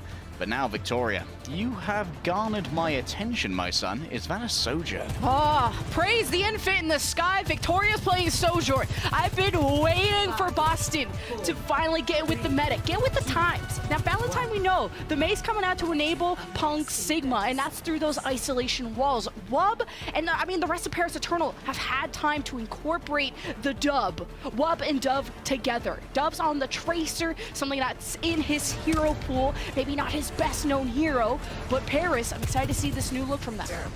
Oh, Julia's already so low. Must have caught maybe headshot but wasn't fully charged from Victoria or something. But finally, Dove has made their way around the back. Look at the positioning of Paris Eternal, though. If Dove moves in too quickly, they're not going to be well supported on this dive. Well, as that first May wall keeps Don trapped in, he's using the statue, though, to protect himself as Wub hoping to connect onto anything. He's getting charged up really quickly, as he would playing against the Sigma, but it's Dove that has found his way into the back line. He's keeping range from Fate to dodge a shield bash like he did just now, but against 1v3, even Dove can't do that. So Boston, gotta take a bit of a rest. Punk has been slept through the bottom side of the screen. Dredro still kept statue position, and he's dead. Dredro as well. Very much well known as a main support Lemon. Not a huge amount of expertise when it comes to the flex supports like Liana. So this could be a couple of growing pains for Dredro when it comes to assuming the escapability that he previously has had on the Lucio and on a newly mobile Brigitte with an extended range on that shield bash. You're just seeing the difference that the Valentine May has already made for Boston's push, how aggressive they can be. Because if, you know, Punk doesn't have Matrix, doesn't have a shield, you gotta have a defensive May wall. You can use that offensively or defensively. Boston taking shelter, though, in the pack room. And there's a pulse connected on the something, probably shield. So Boston are chilling for now, and Paris have robbed Boston. They have taken the bot. I see you. I'll be taking Timmy, thank you very much. Nano, good to go. Is that, I think, yes, it's a full hit. Punk should die here. But I don't know if anyone can really get on top of him. It's only Dove there. Unfortunate here, and there's Dove getting picked off on the exit by Victoria, and honestly, Lemon at the moment, Wub is not doing as well as I would think on the Sojourn, considering that he can charge up the railgun much more easily off of Punk's shield. Now it's just going to be a straight mechanics thing for the Sojourn. Not going to use the jump too aggressively here. It's up to Dawn to start that engage. Speaking of which, he's been nanoed by Dredro. Paris Eternal making the space, forcing Boston to the tiny room, as Dawn has already got a stun on the Crimzo and Fate, forcing out the rally from the Fate man himself. Now Wub, he's got the overclock. He sneaks to the left side, but he locks eyes with Valentine, who slows him and forces him back. So Wub didn't really spark any inspiration from Paris Eternal, but it did spark out a Transcendence from Crimzo. Paris are going to match it back with their own Transcendence. So we're left with a stalemate of a 4-on-4 on the barricade, where Punk has a Gravitic Flood, so if Boston want to keep investing, they can. One of the most ult-heavy fights we've seen in a while, and despite Paris Eternal's major investment of 4 ultimates, they still can't stop the acquisition of a checkpoint here for Boston Uprising. And it feels like at the moment, Paris Eternal are a little bit toothless when it comes to being able to move past what they are garnering. With things like biotic grenades, Punk finally dies, but we need to see greater follow-up on the setups that the supports are giving. We've kind of seen like Atlanta Reign's approach to Doomfist and how good it is at bullying Sigma teams. I specifically remember the Atlanta Reign Dallas Fuel match where just, wow, Hawk just destroys Sigma players. And I think Don is starting to do the same thing. Once he gets aggressive and isolates Punk, it's going to be hard for him. But you got a lot of healing with Faith by your side, and apparently you got the range. You got the damage. Boston with the first pick, a 58-meter hold so far, too, is good for Boston. See statue control for both teams. Dawn misses his first punch. Gravitic Flux to catch Dawn, and a great May wall to assure of that kill. Boston are ahead in the fight again. Dove took a risk at the beginning of that fight to try and get the last percentage point towards the Pulse Bomb. Now it's ready to go, Lemon. Onto Faith would be ideal, but I don't think... Oh, wait, Crimson just rolls onto it. Oh, no. That's not very Canadian of you. Yeah, you can kick a lot of things away, just unfortunately not a Pulse Bomb. It would be hilarious. It's a puck, Lemon. It's a puck. I'm going in. It's my homeland, but Paris Eternal, I mean, only have a 1 meter finally with this fight win because of Dove. You force Boston back, so we're getting sub-meterage here for Paris. And Don, how do you try and make this engagement work? You are so easily warded off by Valentine, but you've got to use your punch to engage and your seismic slam to get out, which is kind of inverse to the usual engage. Oh, Don, he got rocked and socked. He's got nanoed, and he's got barely any friends, but at least he got healed out, so I guess someone likes him. Wub now has the overclock. He's got top control, but he got overwhelmed, and a good rally from Faith keeps himself and his team up. Victoria's going to benefit from that overhealth, and just the resource balance all favors Boston. And with this fight win, they'll get Timmy back to the barricade, and Boston can extend this lead even more. There's only one CC on the Boston Uprising. That's the Accretion, and Punk is hitting it reliably on Dan to shut down these engages. Shutting down a punch that would have put Punk well into enemy territory. At least Victoria's taken out early here to try and stop the momentum. This is a dominant high ground position, and Wub, you know, Sojourn is something he's going to be learning, but at least Hanzo can be that budget Sojourn. It's going to be more of a shield break to see if you can force Boston back just based off of that. Maybe something to deal with the May walls a bit easier, but Dove has stuck into the back. There's no support from Boston. Crimzo didn't even have time to use Transcendence, and I bet he would have, because that momentum push for Boston would have been so important. The wraparound finally works. There was a huge distraction generated by Wub on that Hanzo, and so Boston Uprising could be crunched in from 2 separate angles, and that allowed for Dan and Dove to finally dive together and find a vulnerable target. However, still a huge surplus of distance that Paris Eternal have to make up here, and they don't really have much more than the Transcendence to deal with the Gravitic Flux. Dawn got walled off by Valentine, and you're continuing to see the value of the May and the value of mechanics. Having mechanics in Overwatch is so important, by the way. Boston! Well, it's a 4-on-4, and they got Blizzard advantage. Valentine is maybe going to go into this backline. He can cut Paris's route of exit off, but not really needing to, because somehow Wub is still hanging around. Dan presents himself, and Paris are going to re-engage. The Nano goes to Don, and he's already bullied Punk away. And Valentine thought he was safe. He thought he was hidden. He could have engaged with the Blizzard, but he's quickly shut down. That was a really good fight for Paris. Druidrove still alive as well, and with that Transcendence Force, that means Wub can get a lot more done when it comes to this Dragon Strike, but Victoria's already got rid of Wub. Oh, the double punch. Me likey. Don doesn't like being dead, though, so unlucky. That's what happens when 3-4 people look at you, but that's the focus buy that Boston have. They're going to even go for more. Valentine just continues to Maywall people off, and 67 meters to 52. Paris have made this close, with Boston are back in the driver's seat. I think Darn overplayed his hand there, assuming he was going to get the Meteor Strike. Was 10% away, but a good amount of damage was mitigated by Faith just being able to tank a good amount of it. Now Wub needs to try and find an opening pick. For Wub, it's been a pretty weak performance when it comes to opening frags. Hasn't been much of an entry fragger for his team, but maybe can make the difference when it comes to the Dragon Strike. Oh, the Dragon Strike. This will flush out the rats, but didn't find the perfect angle. You split Valentine out from the supports. Not a big deal. Nothing that Paris Eternal can capitalize on at that moment. Gravitic Flux just to force out the Transcendence. Khan is fine. This will spark the re-engage of Paris, and Don's getting real aggressive. They've trapped Boston in the room. It's a 3-man ante from Dreedro, and the Maywall from Valentine just closes one of the doorways. But this is just it. Paris Eternal have come to tango.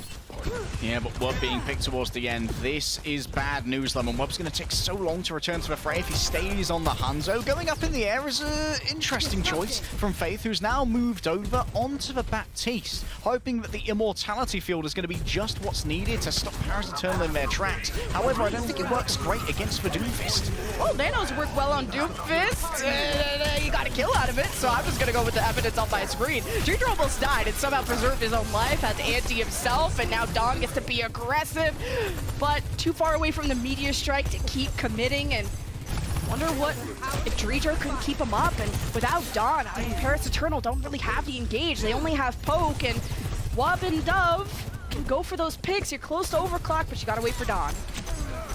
Dove picked off at range by Crimzo, but it's just an equal exchange. Both of these teams taking such haphazard and potential to clutch Roots Lemon. Every player is kind of playing their own game at the moment, and here comes the overclock to try and put the finish on this one. Yeah, 4-on-3 for Boston, the overclock. Oh, God, the dome on the Wub. Paris Eternal supports are on the high ground. They're going to support Don as best as they can. He's got the Meteor Strike. He's finished off Victoria, and Don's looking for more. He's now bullying Punk. The barricade in the hands of Paris. 67 meters to 57 with 30 seconds remaining. And Paris Eternal have to go big, but you don't have Dreedro. And Dove is getting slow heals by Khan. He'll have overclock, but what kind of positioning is Dove going to want to take to enable this? Everyone forced to share one Harmony orb to get the healing. Khan is 18% away from the Transcendence, and that could be an ultimate if it decides everything. On the other side, Boston Uprising, if they can set themselves up on the high ground, and Dove gets solo blizzarded! He's the threat. He had the overclock. Boston recognized that, and they deal with Wub too. Paris have no damage. It's up to Dawn to keep this overtime alive. He'll have all the attention of Dreedro, but Khan's Transcendence came out too late. The burst of Boston is too strong, especially with the Sojourn. So overtime will go away. Dove may get a one last touch, but the Transcendence is too much. Boston looking fantastic, and they'll take your map number 1. What a discovery by Valentine, finding the Sojourn, using the solo blizzard after seeing the slide get used, thinking, there's no more escape for Sojourn. You are the clutch factor in this next fight. You could be the one to make the difference, so I must remove you, I'm afraid, my friend. Boston Uprising. There were concerns on the desk that if they didn't work together, they could get rolled over by this renewed Paris Eternal, but Boston Uprising seem to have finally been able to stir the sauce the right way and mix together into a coherent team that are covering each other's backs, Lemon. Yeah, and shooting people in the back. I mean, that was a fantastic sojourn by Boston and Paris. I mean, they made the swaps when they knew they weren't comfortable, but the Dragon Strike, not enough for Paris. But after this break, we'll find out what else Paris got up their sleeve.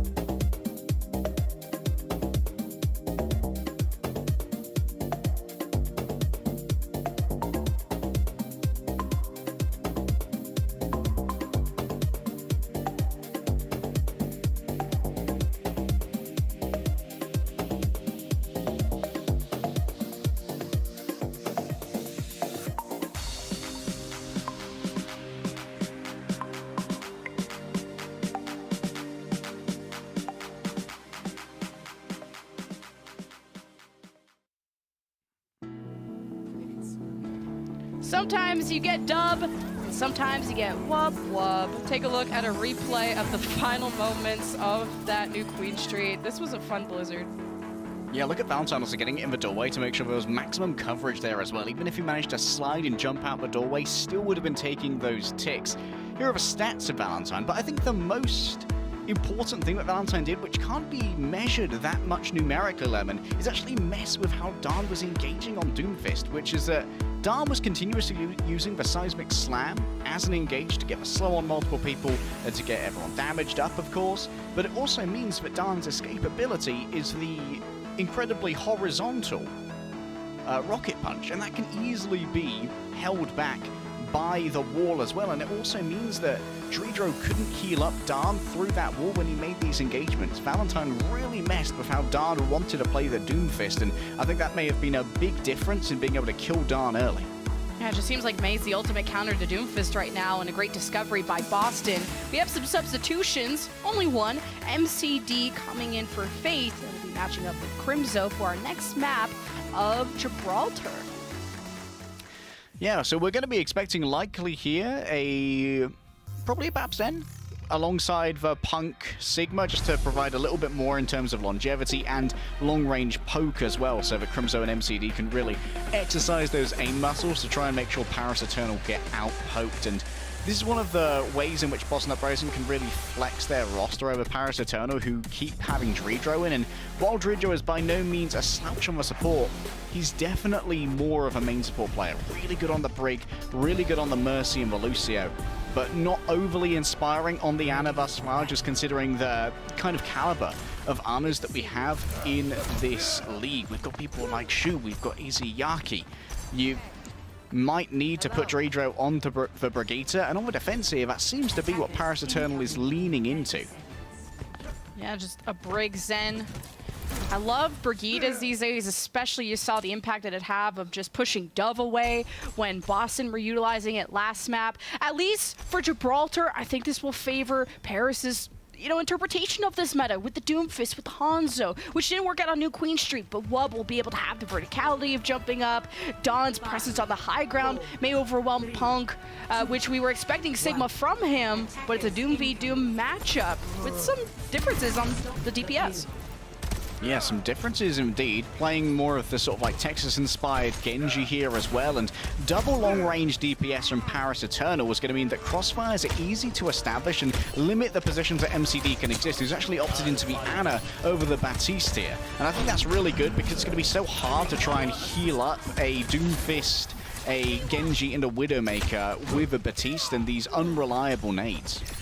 And I think the Sonic Arrow is just so underrated. Just having intel on where the opposing sniper is so important. You constantly want to be calling that out, and Wub has information just almost all the time of where Victoria or even Valentine may be, because Valentine's going to be a clear danger. Hanzo doesn't have a ton of mobility, only one jump back, and Dredro, you see he's on babysitting duty to keep Wub safe, and then Dove gets to dive once Boston are out of cooldown. So a good disengage from Paris in that moment. One thing that maybe we've forgotten too easily about Paris Eternal is that Khan frags, man. Khan hits these orbs all the time. And that's going to mean that Boston Uprising, if they don't get opening picks of Victoria or a Crimzo charge shot, they are going to be having to deal with a huge amount of damage. Dove has already swapped over from a Sojourn onto a Tracer to play more of a counter dive, chase, and objective interception kind of role. Oh, Victoria has the high ground. You see that he has to be so careful with how he pushes up, especially with Dove having his number. Dove is still in the back line, but finally has to go away. But he's been slept. He walked up the stairs into MCD, gets pinched off, and so did Wub. So Boston get to take this fight and move on up. Those pings, bloody useful, Lemon.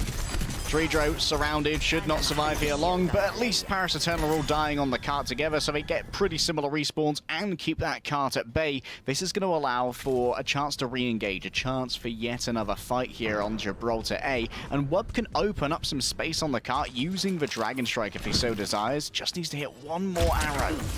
That'll do. Oh, that'll do, Pig. That'll do. It's more about splitting up positioning when it's for the Dragon Strike, because it's not like the old days where you have the Graviton Surge, and there it is. It'll trap Punk in this fight. He has a Meteor Strike, but Boston just needed to stay on cards. So Paris, they fumble that, and Boston will cap A. Yeah, Wub may have learned how to train his dragon, but he hasn't trained it to contest the cart yet. Some great spacing generated by Punk, punching people away to make sure that the more vulnerable members of Paris had to take that now. Look at this, Paris Eternal swapping over to a Genji. The speed of this dive is going to be very difficult to deal with for Boston Uprising, but the fact is, they already have their counter dive tools in the Nano Boost and in the Transcendence. Oh, two-man anti-Wub is 1 HP, and Boston think that this is the window of opportunity. They've nanoed Punk. He has a Meteor Strike. He has the get-out-of-jail-free card, or maybe she's going to go after the supports again. And just a Meteor Strike hovering over Dredro scared the heck out of him. He rallies over. He's been antied, and Don didn't get enough support in that moment either, so Boston are doing a great job so far. Valentine has killed 2, and Khan is going to want to save that Transcendence for the next fight if there's even a recontest. Alright, hats off to Mr. Gilchrist. He just got one hell of a Doom diff against Darn. Even able to dodge a Seismic Slam with the Meteor Strike and deal more damage. Boston Uprising have 4.5 minutes, Lemon. 4.5! For Gibraltar Point C, this is unbelievable momentum, and Paris at lost. They've changed their comp so many times. Yeah, like, at least for this map, you don't need to play Sojourn. If in fact a lot more people are playing Widow and Genji. You saw it in the last series, how important that high ground presence is. And just Valentine being on top of ship, he can dive into the backline, and Paris Eternal are getting hit by antis by MCD too, who just got subbed in, and he's already popping off. Yeah, the double flex support from Boston Uprising. 2 flex specialists, and they are paying dividends. Crimso's doing so much damage, and MCD is setting up these kills. Darn finally might have a charged fist, but no. Boston are giving nothing over for free. Dove needs to hit a stick here, but he's already been discovered and discorded. For Blade from Valentine. No, didn't want to wait for the nano. It's more of a zoning blade. It's a living blade, so there's a silver lining there. Paris Eternal going to take a forward position, especially with Crimzo gone, and you see that Boston are just going to clear and split the seas. Paris Eternal aren't going to be too aggro off of that. Dove still looking for a place to put this bomb, ideally onto a discorded Punk. That would do so much damage and likely instantly remove the Doomfist from contention. Darn at the moment is demanding a huge amount of attention, being loud with the hand cannon on the right-hand side to draw over these crosshairs and give Dove space to maneuver.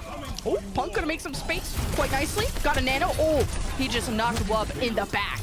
Not enough to kill him. Oh, Dove ain't wanting that smoke either, and Wub's trying to deal with it. Well, Punk hasn't killed anything yet, and now he doesn't have MCD or Crimzo, so that's a reset. Yeah, it seems like this corner is really going to be a troublesome spot for Boston Uprising.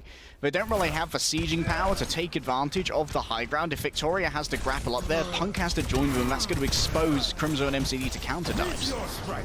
Meteor Strike from Punk, half HP, gonna go in front of Don, who gets knocked. Punk, oh, he drops to 50 HP, and there's a ball from Paris. They got the rally from Dredro. They're looking for more kills. Oh, Valentine was so swipeable. Wub didn't, I guess, wasn't in range, but Don's still isolated. Victoria, who was just playing all the way in the back of spots. So, Boston, another reset for him.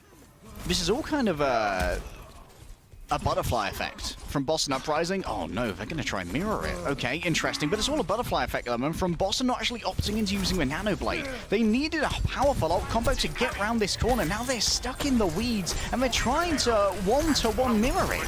It's gonna take almost like your whole time bank just to get around this corner, because Paris Eternal are both at the left side of the card and in this position where Wub is.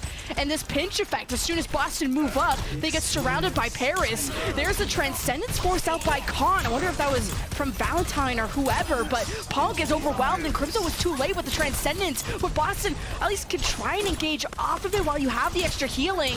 But Valentine's not feeling too confident, and now MCD's getting pulsed. So Boston are now left with barely any time left, only a minute and a half. And there's bad news even more so, Lemon. Crimzo, late with a Transcendence, couldn't save Punk, and now can't save the team from the Blade of Wub. There's not going to be a nano behind it. But if he can follow the Discord of Khan, it may not matter. Khan needs to be exploited when he takes larger peaks to try and deliver these Discord orbs to keep Wub in the fight. So Wub and Valentine are fighting for this position, but Wub is taking more aggro peaks, and Dove is in the backline constantly. You got a Meteor Strike from Dawn, just a reposition behind Boston. MCD panics. He nanos Crimzo just to help him survive, and Paris have lost Dawn, so they're okay to disengage, and they're not going to be able to escape that easily. Wub's dead too, so Paris are going to have to give up some space here and fight for the end of C. Paris kind of losing that on the counter dive thanks to the heroic nano of MCD. It does mean now the Blade is going to be naked from Valentine. Lesser damage going to be coming out. Needs to exploit a usage of cooldowns from Dredro first. Shield your eyes, everyone. Naked Blade coming. Valentine, he's in. Oh, Wub! He dashed up, but Valentine followed. He knows that Wub has the blade too, but wasn't able to finish that kill. So Valentine's blade gets no value. Wub acting as a fantastic distraction, and Wub is still a threat. He's still behind them with blade, but it's countered by the Transcendence of Crimzo. Punk has the Meteor Strike. He's going after the backline. He lands, and Victoria helps. Boston have all the kills they need, and Dove is making a small mark in the backline, but I'm not sure it's enough to stop Boston. This is overtime and last fight. Respawn advantage activated. It's a 3-on-3. And Boston are losing all the wind in their sails. Can't still do be fraggable. Look at this, MCD free casting from the back. Dan is slept, Wub getting reset after reset. If only they continue to kill, but Valentine, the same story! And Tridro can't get there, Lemon.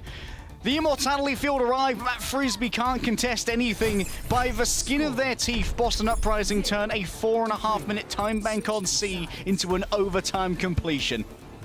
A 3-on-3 at the card at the very end. I was like, oh, Boston, they're not killing, they're not focusing. And I think that was because Dove was behind them, and I think Boston started panicking because Crimzo died, and they're like, okay, now we have to go into kill Dove mode or MCD is going to die, and without him, the fight's just chalked. So I saw Boston get a little bit chaotic there at the end, but then they unified around Punk's leadership and how important it is to have on his team. I mean, Boston have a way higher win rate when Punk is in. Ready for battle. That they do. And of course, it's we know him as more of like a diving specialist, mostly the Winston, but the Wrecking Ball, of course, is also in the repertoire. And while Winston is sort of like re-emerging in some cases, like we saw both Florida and Shock use it today, it just generally is not seeing as much usage of the Doomfist and that reflect. And of course, MCD stayed alive this entire time. MCD being able to freely heal in the back kept Punk and Valentine alive for so long, and it was imperative that that be the case. MCD was the hero there for MCD, even if it was Valentine who was popping off in the kill feed and hitting the dashes that he needed to. Just good recognition, too, of Valentine going after Wub. Didn't kill him, and here's the Roadhog just to hook anyone who would ego check that bridge. And now Paris will swap off of it, of course, because ain't no one want to see that again. Paris are on top of bridge. Have a look at Drago's position. Oh, he actually drops down. The question here is, what's Dove's role in this? Dove needs to be able to access the high ground, and that can take a significant amount of time with the Tracer. Compared to the Doom and the Genji, you can simply leap up there. So Dove needs to be set up, or at least be confined to car. Oh, no way! I thought that dive was so sick from Dawn, and then he got slept, and Crimzo frags both? Like, Paris had this sick setup, and they were talking to each other, and they came from different angles, and somehow Boston didn't die from that. That's insane. MCD and Crimzo helping each other out, playing like a team. It's what the desk wanted to see. A Boston Uprising that weren't just relying on their own skills, but relying on each other as teammates. And finally, that might be the Boston Uprising that was promised and is being delivered. Paris Eternal breaking into this is going to be difficult, and Tarn has moved into a again! Okay, at least you killed Crimzo because finally Valentine got involved, but this is an MC diff. I just gotta say, Boston are doing so well at peeling against his Doomfist dive. And the sleeps hitting every time, sending Dan onto his back and making sure he does not get up. Paris Eternal, I don't know how they can better make these dives work. Maybe have Wub go in first with the reflex to try and force out the sleep instead of having Dan tank everything on the entry. Paris have to go together. Don can't be catching all that smoke and all that attention. Maybe a Nano will help out next time. Khan will have that ready right and quick. Dove, at least stops that. Pull spot. That's a pick or two for Paris. Equal. Punk doing a lot of damage. Re-engages the meter strike. Dawn waits for the perfect moment to stun him up. Punk's back on the cart. You have Victoria in the back picking away with the Infrasight too. Knows where everyone is with the Paris Eternal, who just barely have any heals left. Wub is 1 HP. He's got the Discord bottom, and now they're just waiting for their turn for the mini pack, which I don't even know if Dredro stole by accident. And Boston, they will stabilize. Incoming. No British people in this lobby, yet we're still queuing for the health pack. Valentine chased out here. This could be an opening for Paris, but Dan's so low. He's 1 HP. This is rough. Paris are, I mean, it's great focus from Boston, but I'm wondering, is just Wub and Dove and Dawn not connecting together? Because it feels like Dawn is just getting bursted. Yeah, every time Dawn turns up, it's a sleep, it's an anti, it's a finish with the Discord from Crimzo. They just focus on Dawn first and then clean up the dregs afterwards. Finally, a Nano Bleed is available. Wub's already dead. Back to the drawing board once more, Lemon. I do not want to see that Nano used until Wub is alive, please. Unless they think Dawn has a good jump, but Boston are not even going to play blue boxes. They're going to just play at the back of their point. 1 minute left, Paris Eternal, or Boston are going to go to series point. Now Wub's back in the picture. High ground control for Paris. Cart presses by Dawn. Remember, he has a meteor strike. He could be a little wacky if he wants to. And Paris lacking the initiative, finally making space in the back. The Nano's given to Dawn instead of Wub. Countered by the Transcendence. Now Wub's blade could have more effect with the Transcendence out of the picture. And he has the overhealth of the rally to help him out. Wub's in the back and Dub's by his side. He's swiping left and right on Victoria, but just can't keep their match. And MCD's been pocketing him this whole time. But it doesn't matter what Boston do, because Paris have capped A. The disengagement was strong enough to push that cart through Lemon. Overall, the plan was solid, but to be focusing on Victoria, who's been biotic grenaded and is still getting 50% more healing while double pocketed instead of going after the supports who are pocketing them might have been a bit short-sighted. Wub just could not catch up to MCD. In the end, though, Paris, they split their forces effectively and they prioritized the cart. Juju did not prioritize shielding there, though, and Victoria showing just how dangerous he can be. Paris are already just fighting at halfway point. Dove has killed 2. Boston had no time to set up, stabilize, even breathe, probably even play the game. Crimson keeps getting these random double kills. Now in this point, it doesn't really matter, but maybe it slows down Paris just a little bit. Crimson with the question mark in the chat, kills both for DPS, and that's critical, Lemming, because it means that now there's going to be less to keep Boston Uprising from re-entering this spot. It's mostly going to be down to Darn on the Doomfist to try and suppress them, and Darn knows just how dangerous these players are, doesn't want to risk this. Victoria doesn't get too much. There's the blade from Valentine, and he's been nanoed by MCD, and he swipes through 3 of them. And Paris Eternal giving up a fight at this point of the map could be very difficult. There's so many choke points, and we've seen a lot of teams get held up at this part of the map. Boston can win it. They can hold for the next minute 13. You're exactly right, Lemon. Paris Eternal had trouble on an easier point with easier high grounds on point A going up against a defensively prepared Boston Uprising. Crimzo has all the safety he needs in the form of a Transcendence, and Wub, of course, is going to be trying to force that out. If Darn can get it with a Meteor Strike early, that would be ideal for Paris Eternal. Oh, that's Crimzo and MCD getting stunned up a little bit by Dawn, who's 40 HP, and he's looking for friends, and he's going to be in range of Dredro using the power block, but Dredro was getting collapsed on by Pumpkin Friends from Boston. So Paris give up another fight, but at this point, it'll probably take a blade or just some miracle ultimate for Paris to get through this part of the map. Oh, Dove's going to have to make a big delivery. Has to get this trance out of Crimzo. Then later in the fight, Wub can get value out of the blade. So much rests upon the shoulders of the rookie. And for Boston Uprising, we have to send Darn in on the Wrecking Ball, get that touch upon the cart. Yes, maybe try and fling it forward. Boston Uprising need to be aware of this, and Victoria certainly is. I'm glad Victoria's aware, because I can only deal with so many C9s today. You got Boston already in the back line, as Khan and Dredro are not even allowed to fight in this part of the map, so anyone from Paris Eternal that's forward is not getting any heals, and Dawn realized that too late. Wub and Dove still have DPS ults, and what can they do? Dove's got the Discord Orb on him, and they have to trade spots on keeping this overtime wick burning, and Wub just hasn't found an opportunity to use Blade. He was waiting for Transcendence, but now that that's out of the picture, Dove doesn't connect on the pulse bomb. It's the supports from Paris Eternal that are back, and they've had the space to maneuver now. The rally and the Transcendence, they have the heals, but do they have the damage while Wub isn't there? It's still up to Dove, and Dawn has been slept. They get the blade, the nano one, in fact, from Valentine, and this will blow out the candles of the Paris Eternal as the overtime wick will burn away. It's up to Wub and Dawn, and ain't much you gonna do without supports. Paris will drop Gibraltar, and Boston will go to series point.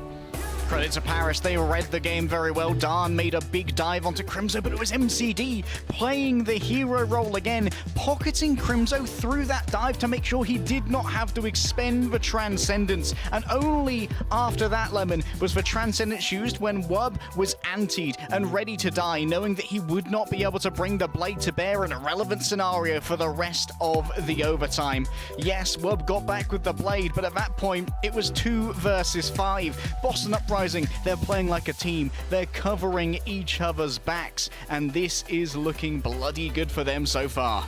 Oh yeah, Boston are gatekeeping, girl bossing, and Paris were not allowed to play the game. One final map potentially. We'll find out what the result of that is after this break.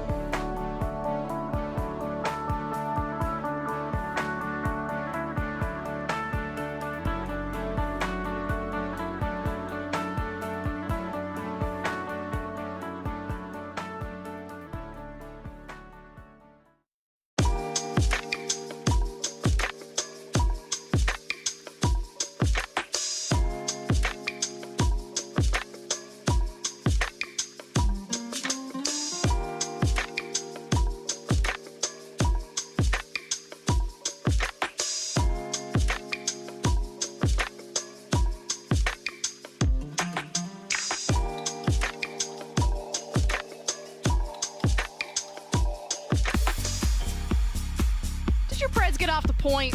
Do they got a bit of Custa vibes? Are you smelling something in the air? Well, don't worry, because next week is another perfect chance to get your pick'ems in, and you can even do it on the Overwatch League mobile app. It's available on Google Play and the App Store. And I know even the desk leg day was pretty split on predicting this one. I mean, half the desk thought Boston, half the desk thought Paris. I was not expecting kind of the 3-0 direction we got today.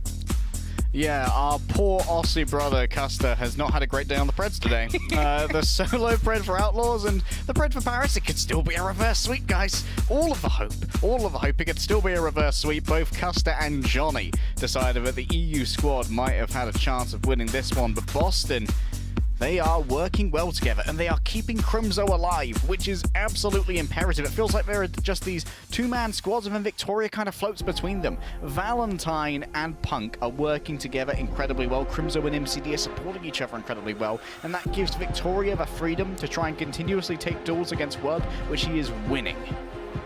But at least Paris Eternal, it seems like a long-term project. We've already confirmed, you know, they can't make the mid-season madness, being 1-7. So this is a period where it's risk-free to just try different things. You know, Wub even brought out the Sojourn at the very start on New Queen Street. Didn't work out, went to the Hanzo. So it's like Paris Eternal have a array of game plans. And when it comes to King's Row, we've seen almost every composition from Winston, Doom to Rush, where Rush is seeming like the strongest look, but neither of these teams have really run Rush, except maybe one time where Itzal came in for Boston and it did not work out. It wasn't great. It was not fantastic, but Boston Uprising here. No Valentine May. Instead, it's going to be Valentine on the Genji, which is interesting considering that I thought that Valentine might be playing a little bit more with Punk to try and protect him from the accosting of Dan, who we would assume is going to play the Doomfist, or indeed maybe even play the Reinhardt later on if there are certain stimuli that demand that. Boston Uprising, they aren't going to have as much instant damage from a poke as Paris Eternal would with the Hanzo, because Victoria is going to require a little bit of a charging period on that Sojourn, and so there is going to be a little bit more space for Paris Eternal to take some more egregious peaks. Yeah, Sojourn's just really strong as in this close medium range part of the map. Can kind of jump up to these high grounds. So I love that Dove has it out, and that's a new look, because I think it was Wub last time that did it. Wub's job is going to be the shield break, as Punk is still on the high ground. Boston just playing hide and go seek, because they just don't want to be a target to Don's engage.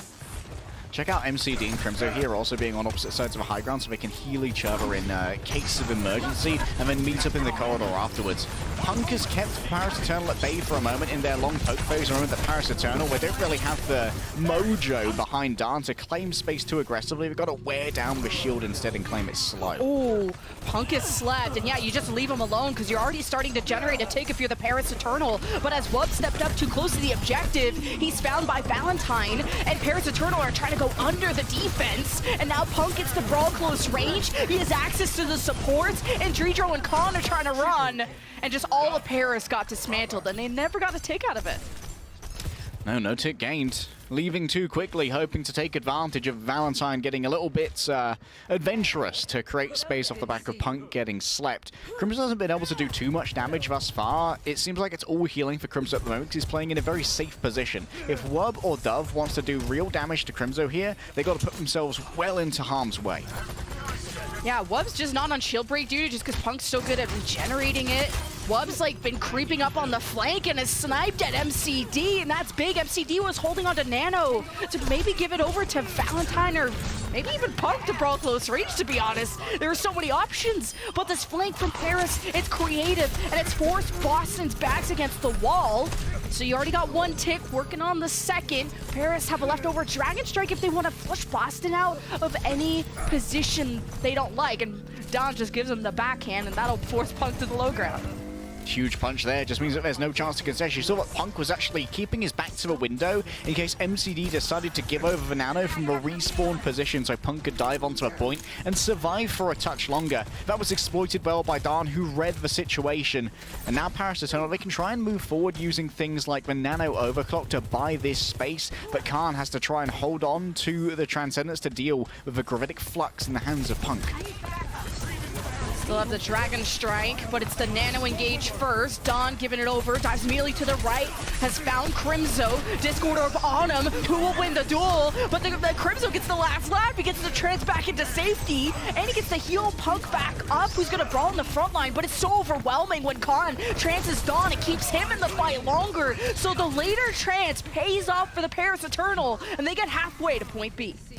The later trance pays off Lemon in terms of winning the fight, but now there's nothing to answer the Gravitic Flux and the Blade. And the Flux can be paired so well with the Overclock. While everyone's stuck in the air, they're easy headshots for Victoria with the burst. So here, Paris Eternal, in order to win this fight, they need to take the initiative and strike first before Boston can set themselves up to use these ultimates, but don't have an active counter right now.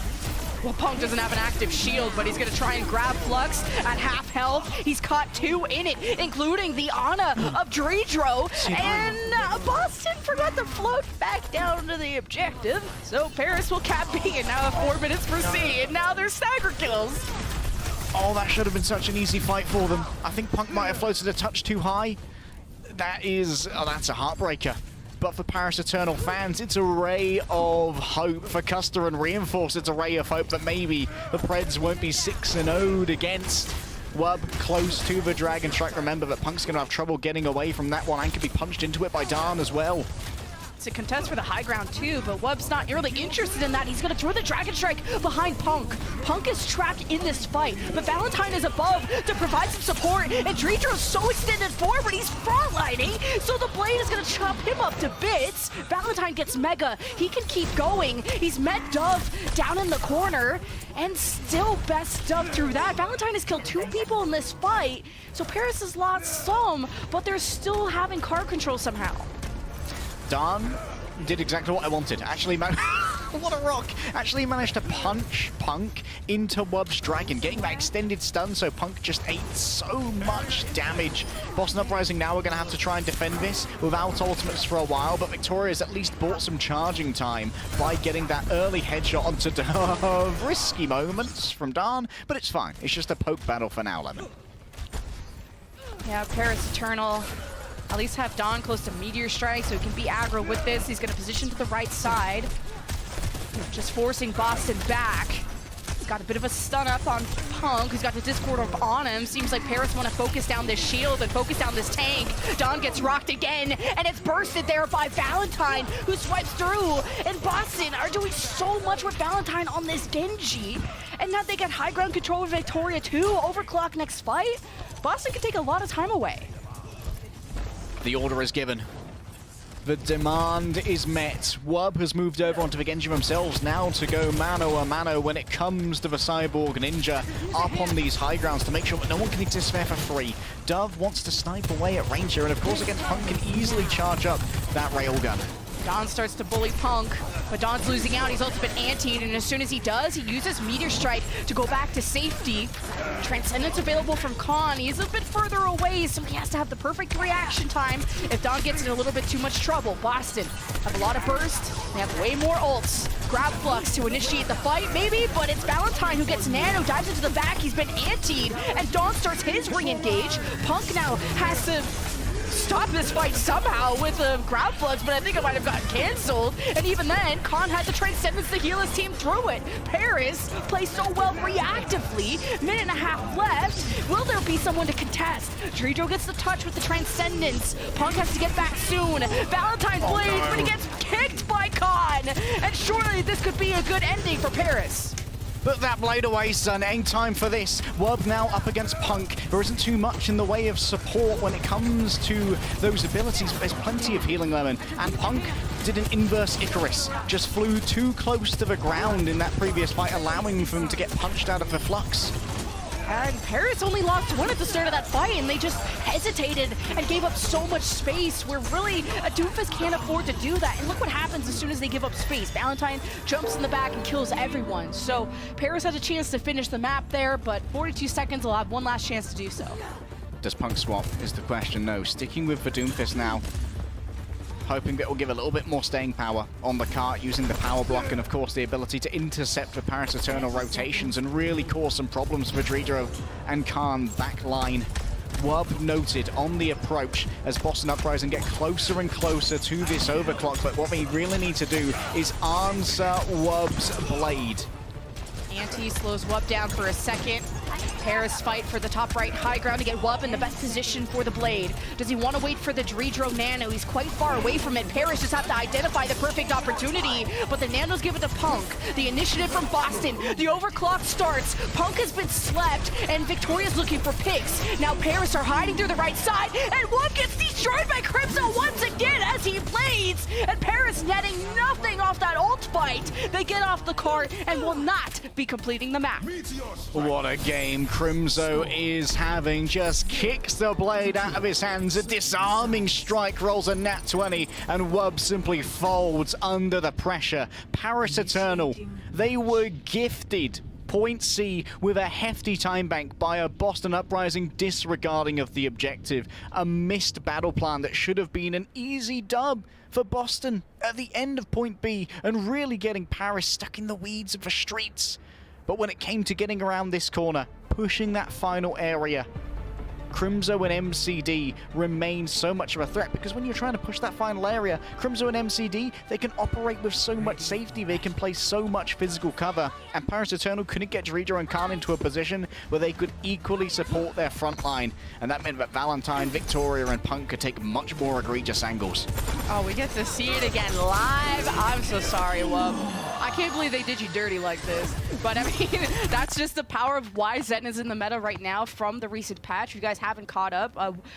Welcome, a good morning from your coma. But there is a knockback with the Zen kick. He's got more health and stuff like that. So you saw the power of when you put a good flex support on Zen, how horrible that is for dive, and why a lot of teams have gone away from Genji and from Winston.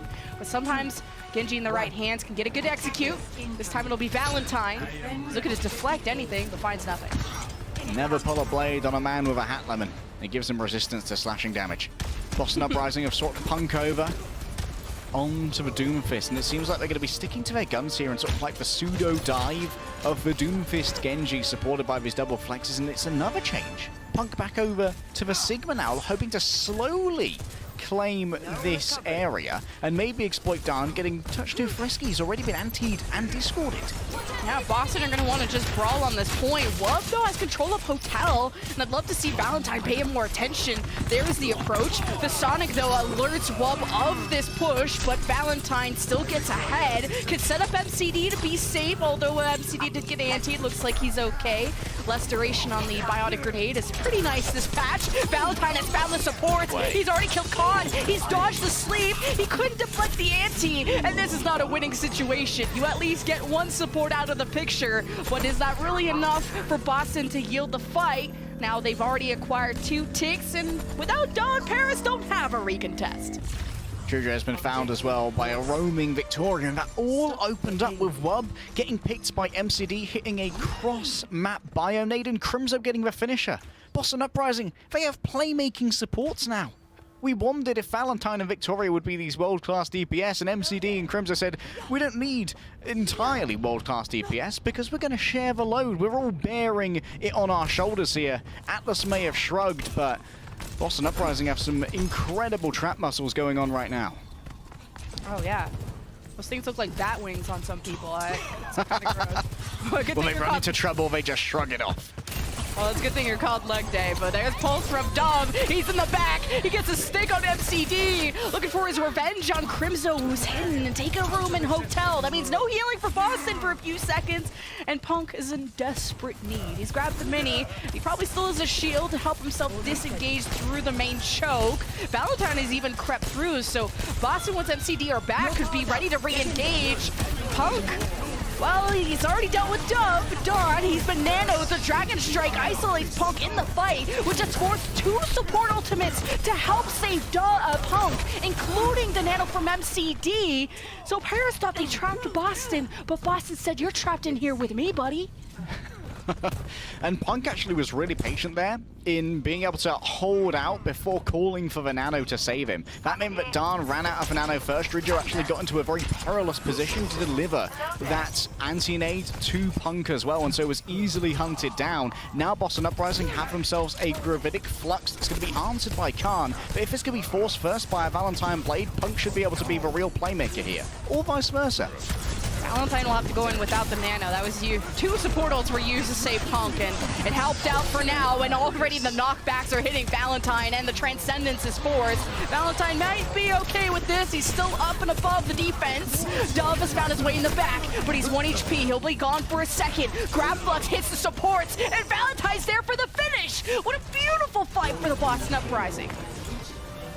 And there's no need for hero plays there. Boston Uprising had it all priced in their head. Valentine simply draws out the blade. They know Khan's going to answer it with a trance, and Valentine's like, cheers for the trade, mate. Real good off of it you made me. Just backs off, plays for safety, and waits for Punk to be able to sustain enough to get that after Flux, where there's no answer available from a Paris Eternal. Now there are 4 minutes on the clock, Lemon, and those 4 minutes stand between Paris Eternal and Oblivion in this series. Don's just going to be a big old bully on the cart. That's all he has to do is survive. But I know he's getting antied, he's getting slept. All the damage comes Don's way, and he's had a hard time surviving until his cooldowns come up, and Dove lands a pulse on MCD, so Don can finally trust his teammates to do the work for him, and then he gets to engage with them and actually get to play the game. So Boston will lose the first fight of C. We all are playing a little bit of Overwatch 2, Lemon. Speaking of which, you'll be able to play Overwatch 2 yourself soon. The beta coming out in just a few days, so we can all play Junker Queen. That's exciting. And Boston Uprising, they do feel the exciting tingle of a near victory here, but Paris Eternal, remember, they have the momentum of their first victory of the season behind them. They defeated the New York Excelsior in a 5-map barn burner. Surely they can't die here in a 3-0. Nano available for MCD. It's okay to give this to Valentine if he gets into a good position. You don't always need to nano the blade. Don, on the other hand, gets his. Valentine, nano. He's crept into the back and has already killed Wub. Paris Eternal don't have the blade as a win condition. Transcendence forced by Crimzo to help stabilize Boston and take even more space. Everyone's healthy except Valentine, who's 6 feet under, and Paris. Gotta hope they don't get staggered even more. 2 players lost, however. Victoria doesn't care at all! 3 kills to Victoria! And now finds Don hiding out. Lemon, this could be it. That's just it. I said don't get staggered. And, well, Treacher with Khan did. So Paris Eternal doesn't have any supports. And it's not like you can heal through Victoria's just one-shot potential with the overclock. You got a grab flux from Boston, lifting back up one in the air, and Khan is gone too. Boston get to the end and will take the map and the series 3-0. What a showing from Boston Uprising as well. They understood their win conditions. They looked at the counter arts from Paris Eternal and they played perfectly around them. Even in the midst of chaos, when they were playing these 3 versus 3 anti-stagger fights, they still managed to account for the Transcendence, force it out early and then finish off with the blade. Wub was shut down so heavily by Victoria, who had such a good showing on the Sojourn towards the end of that map. I have renewed faith in the Boston Uprising, Lemon. When it comes to double flex support, they're looking mighty clean.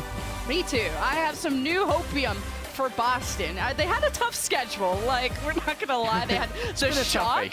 They had a Shock and the Atlanta Rain, which they still managed to bring Atlanta Rain to a Game 5. So Boston not looking too shabby. Our main criticism for them was just not adopting the Sojourn. And look how much better they did look with Victoria. And then Valentine's May clearly looking like a Doomfist counter. So our player of the match, though, is not going to be a DPS. It's the man with the foot, the flex support player, supreme extraordinaire elite gamer. It's Crimzo.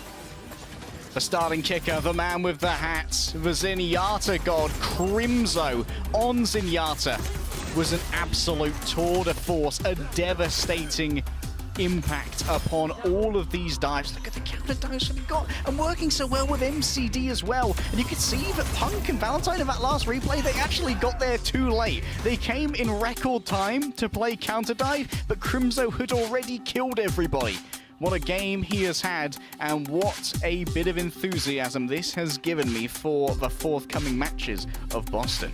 You always say, like, Blank's gift to esports. You know, you always insert a country. Finally, Canada can be proud for someone, all right? Crimzo, thank you for being the gift to esports, the gift to Overwatch. At least, I think, yeah, Canadian. I'll go with that. Yeah. 3 deaths per 10 minutes. He's not dying either. And I can't even count on one hand the amount of blades he shut down from Wub on King's Row alone. And that's going to put nightmares into the other team after VOD reviewing that one. Yeah, it is a good shout out to all of Boston Uprising as well. They just played like a team today, which is something that wasn't guaranteed, Lemon. It was never guaranteed that Boston Uprising were going to come in and play for each other rather than play as heroes. But we saw things like the continuum of ultimates that they used at the end of Point B. the I'll do nothing blade. This is my forcing trance blade. I won't even take a slash at them. I don't need the additional damage. All I need to do is force for trance and stay alive, then Punk wins it with the Gravitic Flux. They are activating their strategies with a level of selflessness that has kind of turned a corner for Boston Uprising, but they are now playing as a team rather than 5 players. And they're still playing for the mid-season madness qualifiers. Like, they still have a chance. They climb up to 3 and 6, and now they're battling with Washington Justice, Toronto, and Florida for the last 2 spots. So we're going to throw it to the watch point desk after this break to see if we have an interview, because I'd love to hear their thoughts about this series.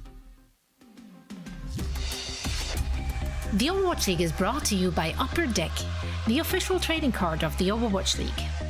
And by TeamSpeak, the official voice supplier of the Overwatch League.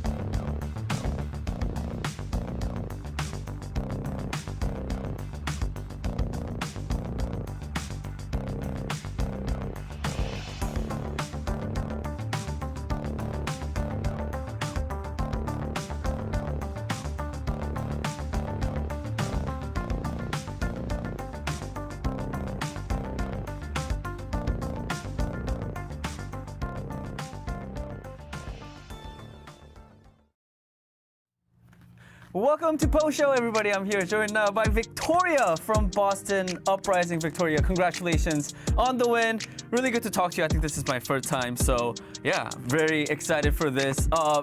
You guys had a very fast 3 Overwatch against the Paris Eternal. I just want to hear from you. How'd you guys get it done? You guys seem very dominant. I just want to hear from you what you have to say. 자, 빅토리아 선수 일단 오늘 승리 너무 축하드리면서 오늘 3대 0으로 파리를 이제 상대로 승리를 거두시게 되셨는데요. 오늘 어떻게 해서 이렇게 좀 좋은 성적을 낼 수 있으셨나요? 저희가 저번 시즌은 좀 약했던 건 인정하는데 저희가 이번 시즌은 잘 준비해서 이긴 것 같아요. 그리고 메타가 저희 쪽으로도 많이 좋아진 것 같고요.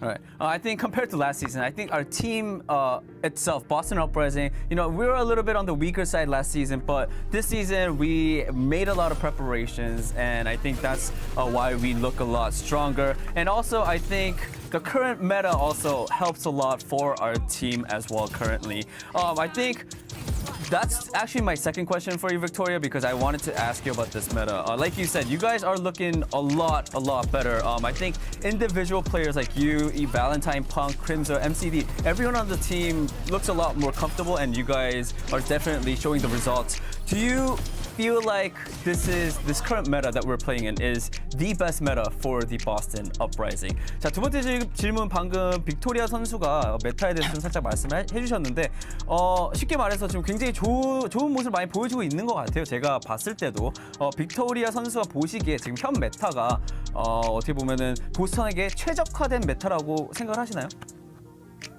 네. 현 메타가 약간 개인 기량이 중요한 메타라 가지고 저희 선수들은 다 잘해서 저희한테 어울리는 것 같아요. All right. Yes, I do believe this is a really good meta for our team, our Boston Uprising. I think right now the current meta really focuses heavily on individual picks and individual plays. So I think it really sort of suits our playstyle and how we want to carry out the game. All right, Victoria, that is it for the interview. Thank you so much for your time. And again, big congratulations on the win. 이걸로 인터뷰를 마치겠고요, 빅토리아 선수. 오늘 인터뷰해 주셔서 너무 감사드리면서 보내드리도록 하겠습니다. 감사합니다. 바이바이. 감사합니다.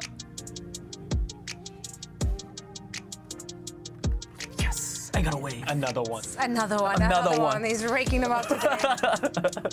So you like double winning. You got the prediction right. You got the wave. You got a great day out of a player as well. In V Brothers we trust. Yeah. In Crimzo we trust. V's means a W. That's where it's at. Now, there we go. I flipped a coin. I take no analytical credit for this pick being correct. Did you really coin flip all of these? Actually, no, not all of them. Just the last one, and it wasn't a coin because I didn't have a coin. So it was a package of what is that? Hex flipped it for me. Like actually, no, like those breath mints. Mints. Yeah, Just flip that. You flip that, and the logo came on top, and that meant I went. You lost to a mint.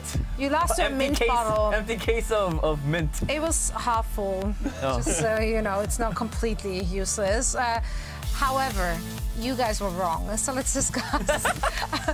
No, but in all fairness, though, I mean, Boston, just on an individual level, like those players were on it. Like there were pop-off moments from not just the DPS plays, of course, with Victoria and Valentine, but also Crimzo. I mean, he barely died. Our lovely Cassius discussed that already, showed that stat card, like 3 deaths in 10 minutes. Like that's basically nothing.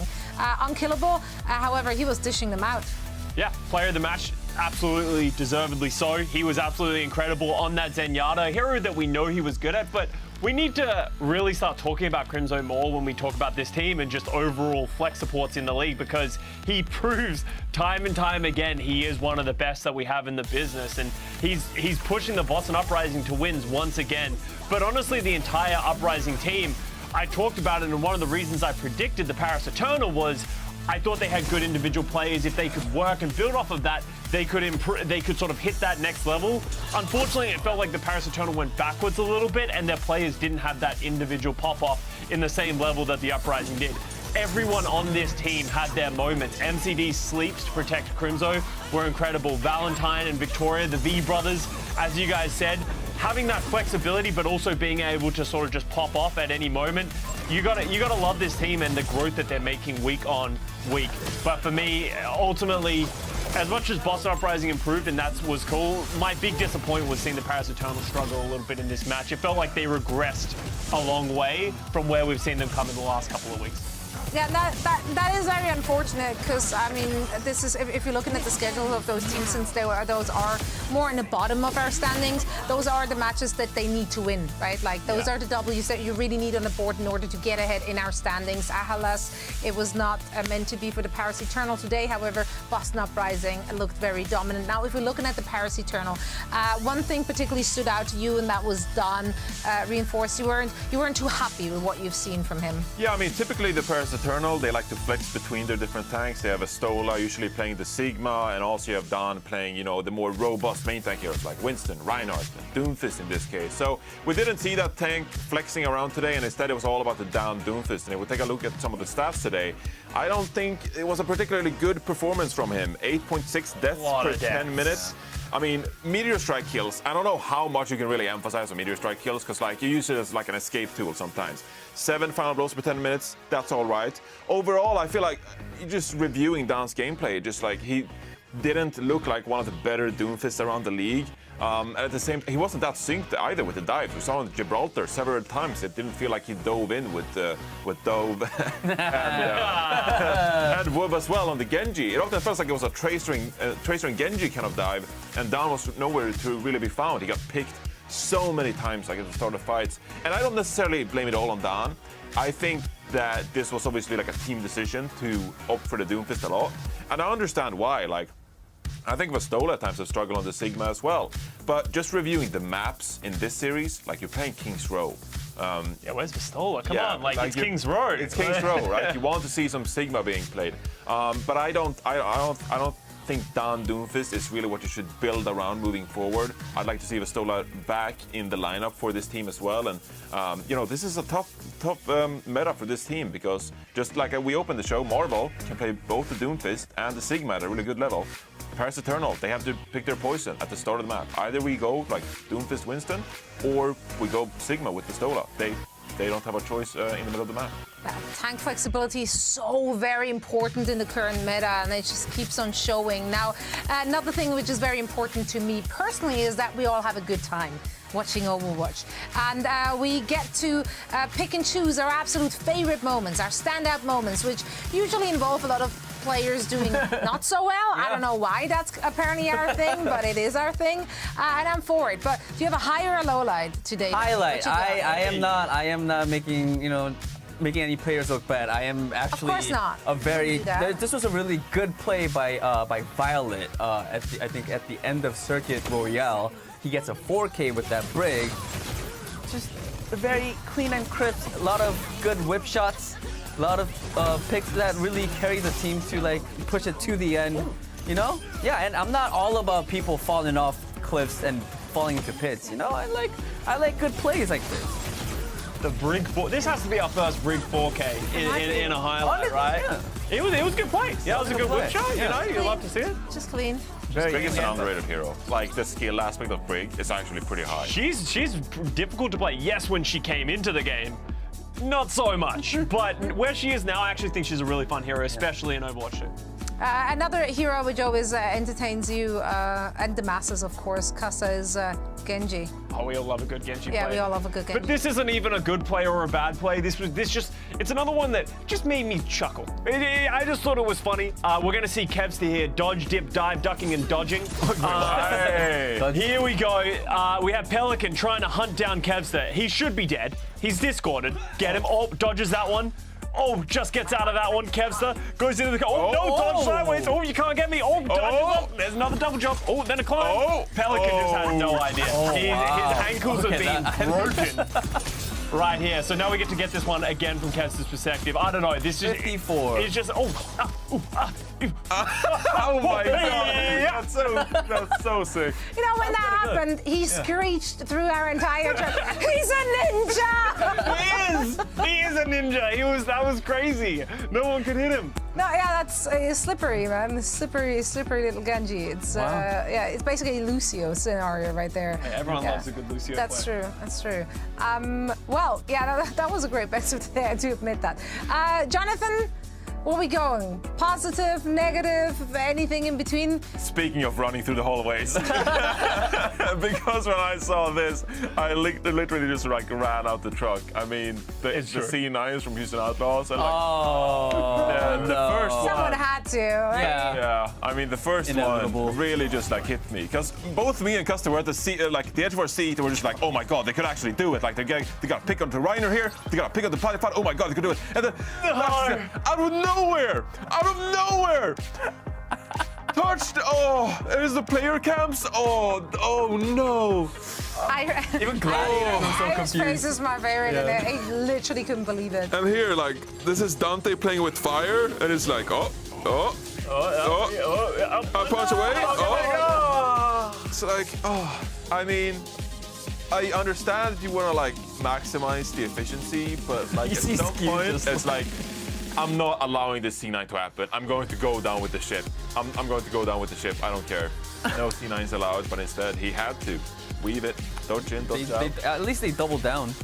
Yeah. What do you mean at least they doubled down? We don't need two C9s. Hey, you guys weren't sure that was a C9? Here, I'll double down and do it again. That was a C9, everybody. Another one. Another one. The first one was definitely more egregious. It was. That one really got me. And yeah, you were like out of your seat within seconds He of that. came out. I was outside watching the game outside, and then he came out and he looked at me. He's like, and Johnny just like, what? And I was like, I know, right? Rest of the day.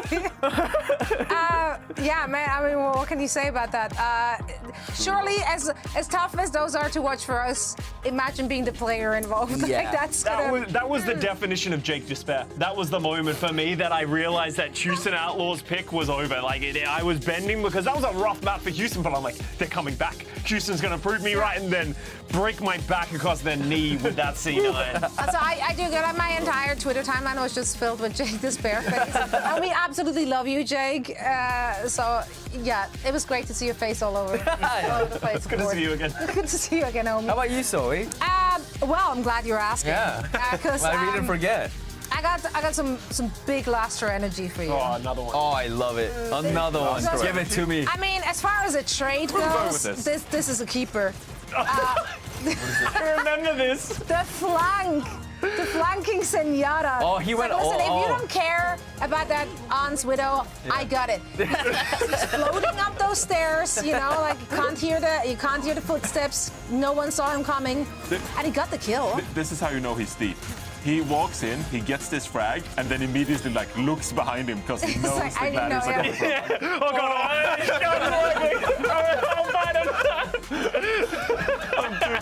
I mean, this was a suicide mission. Like I don't think he expected to come out. Yeah, and he knew. Like I'm gonna take that sacrifice for the team.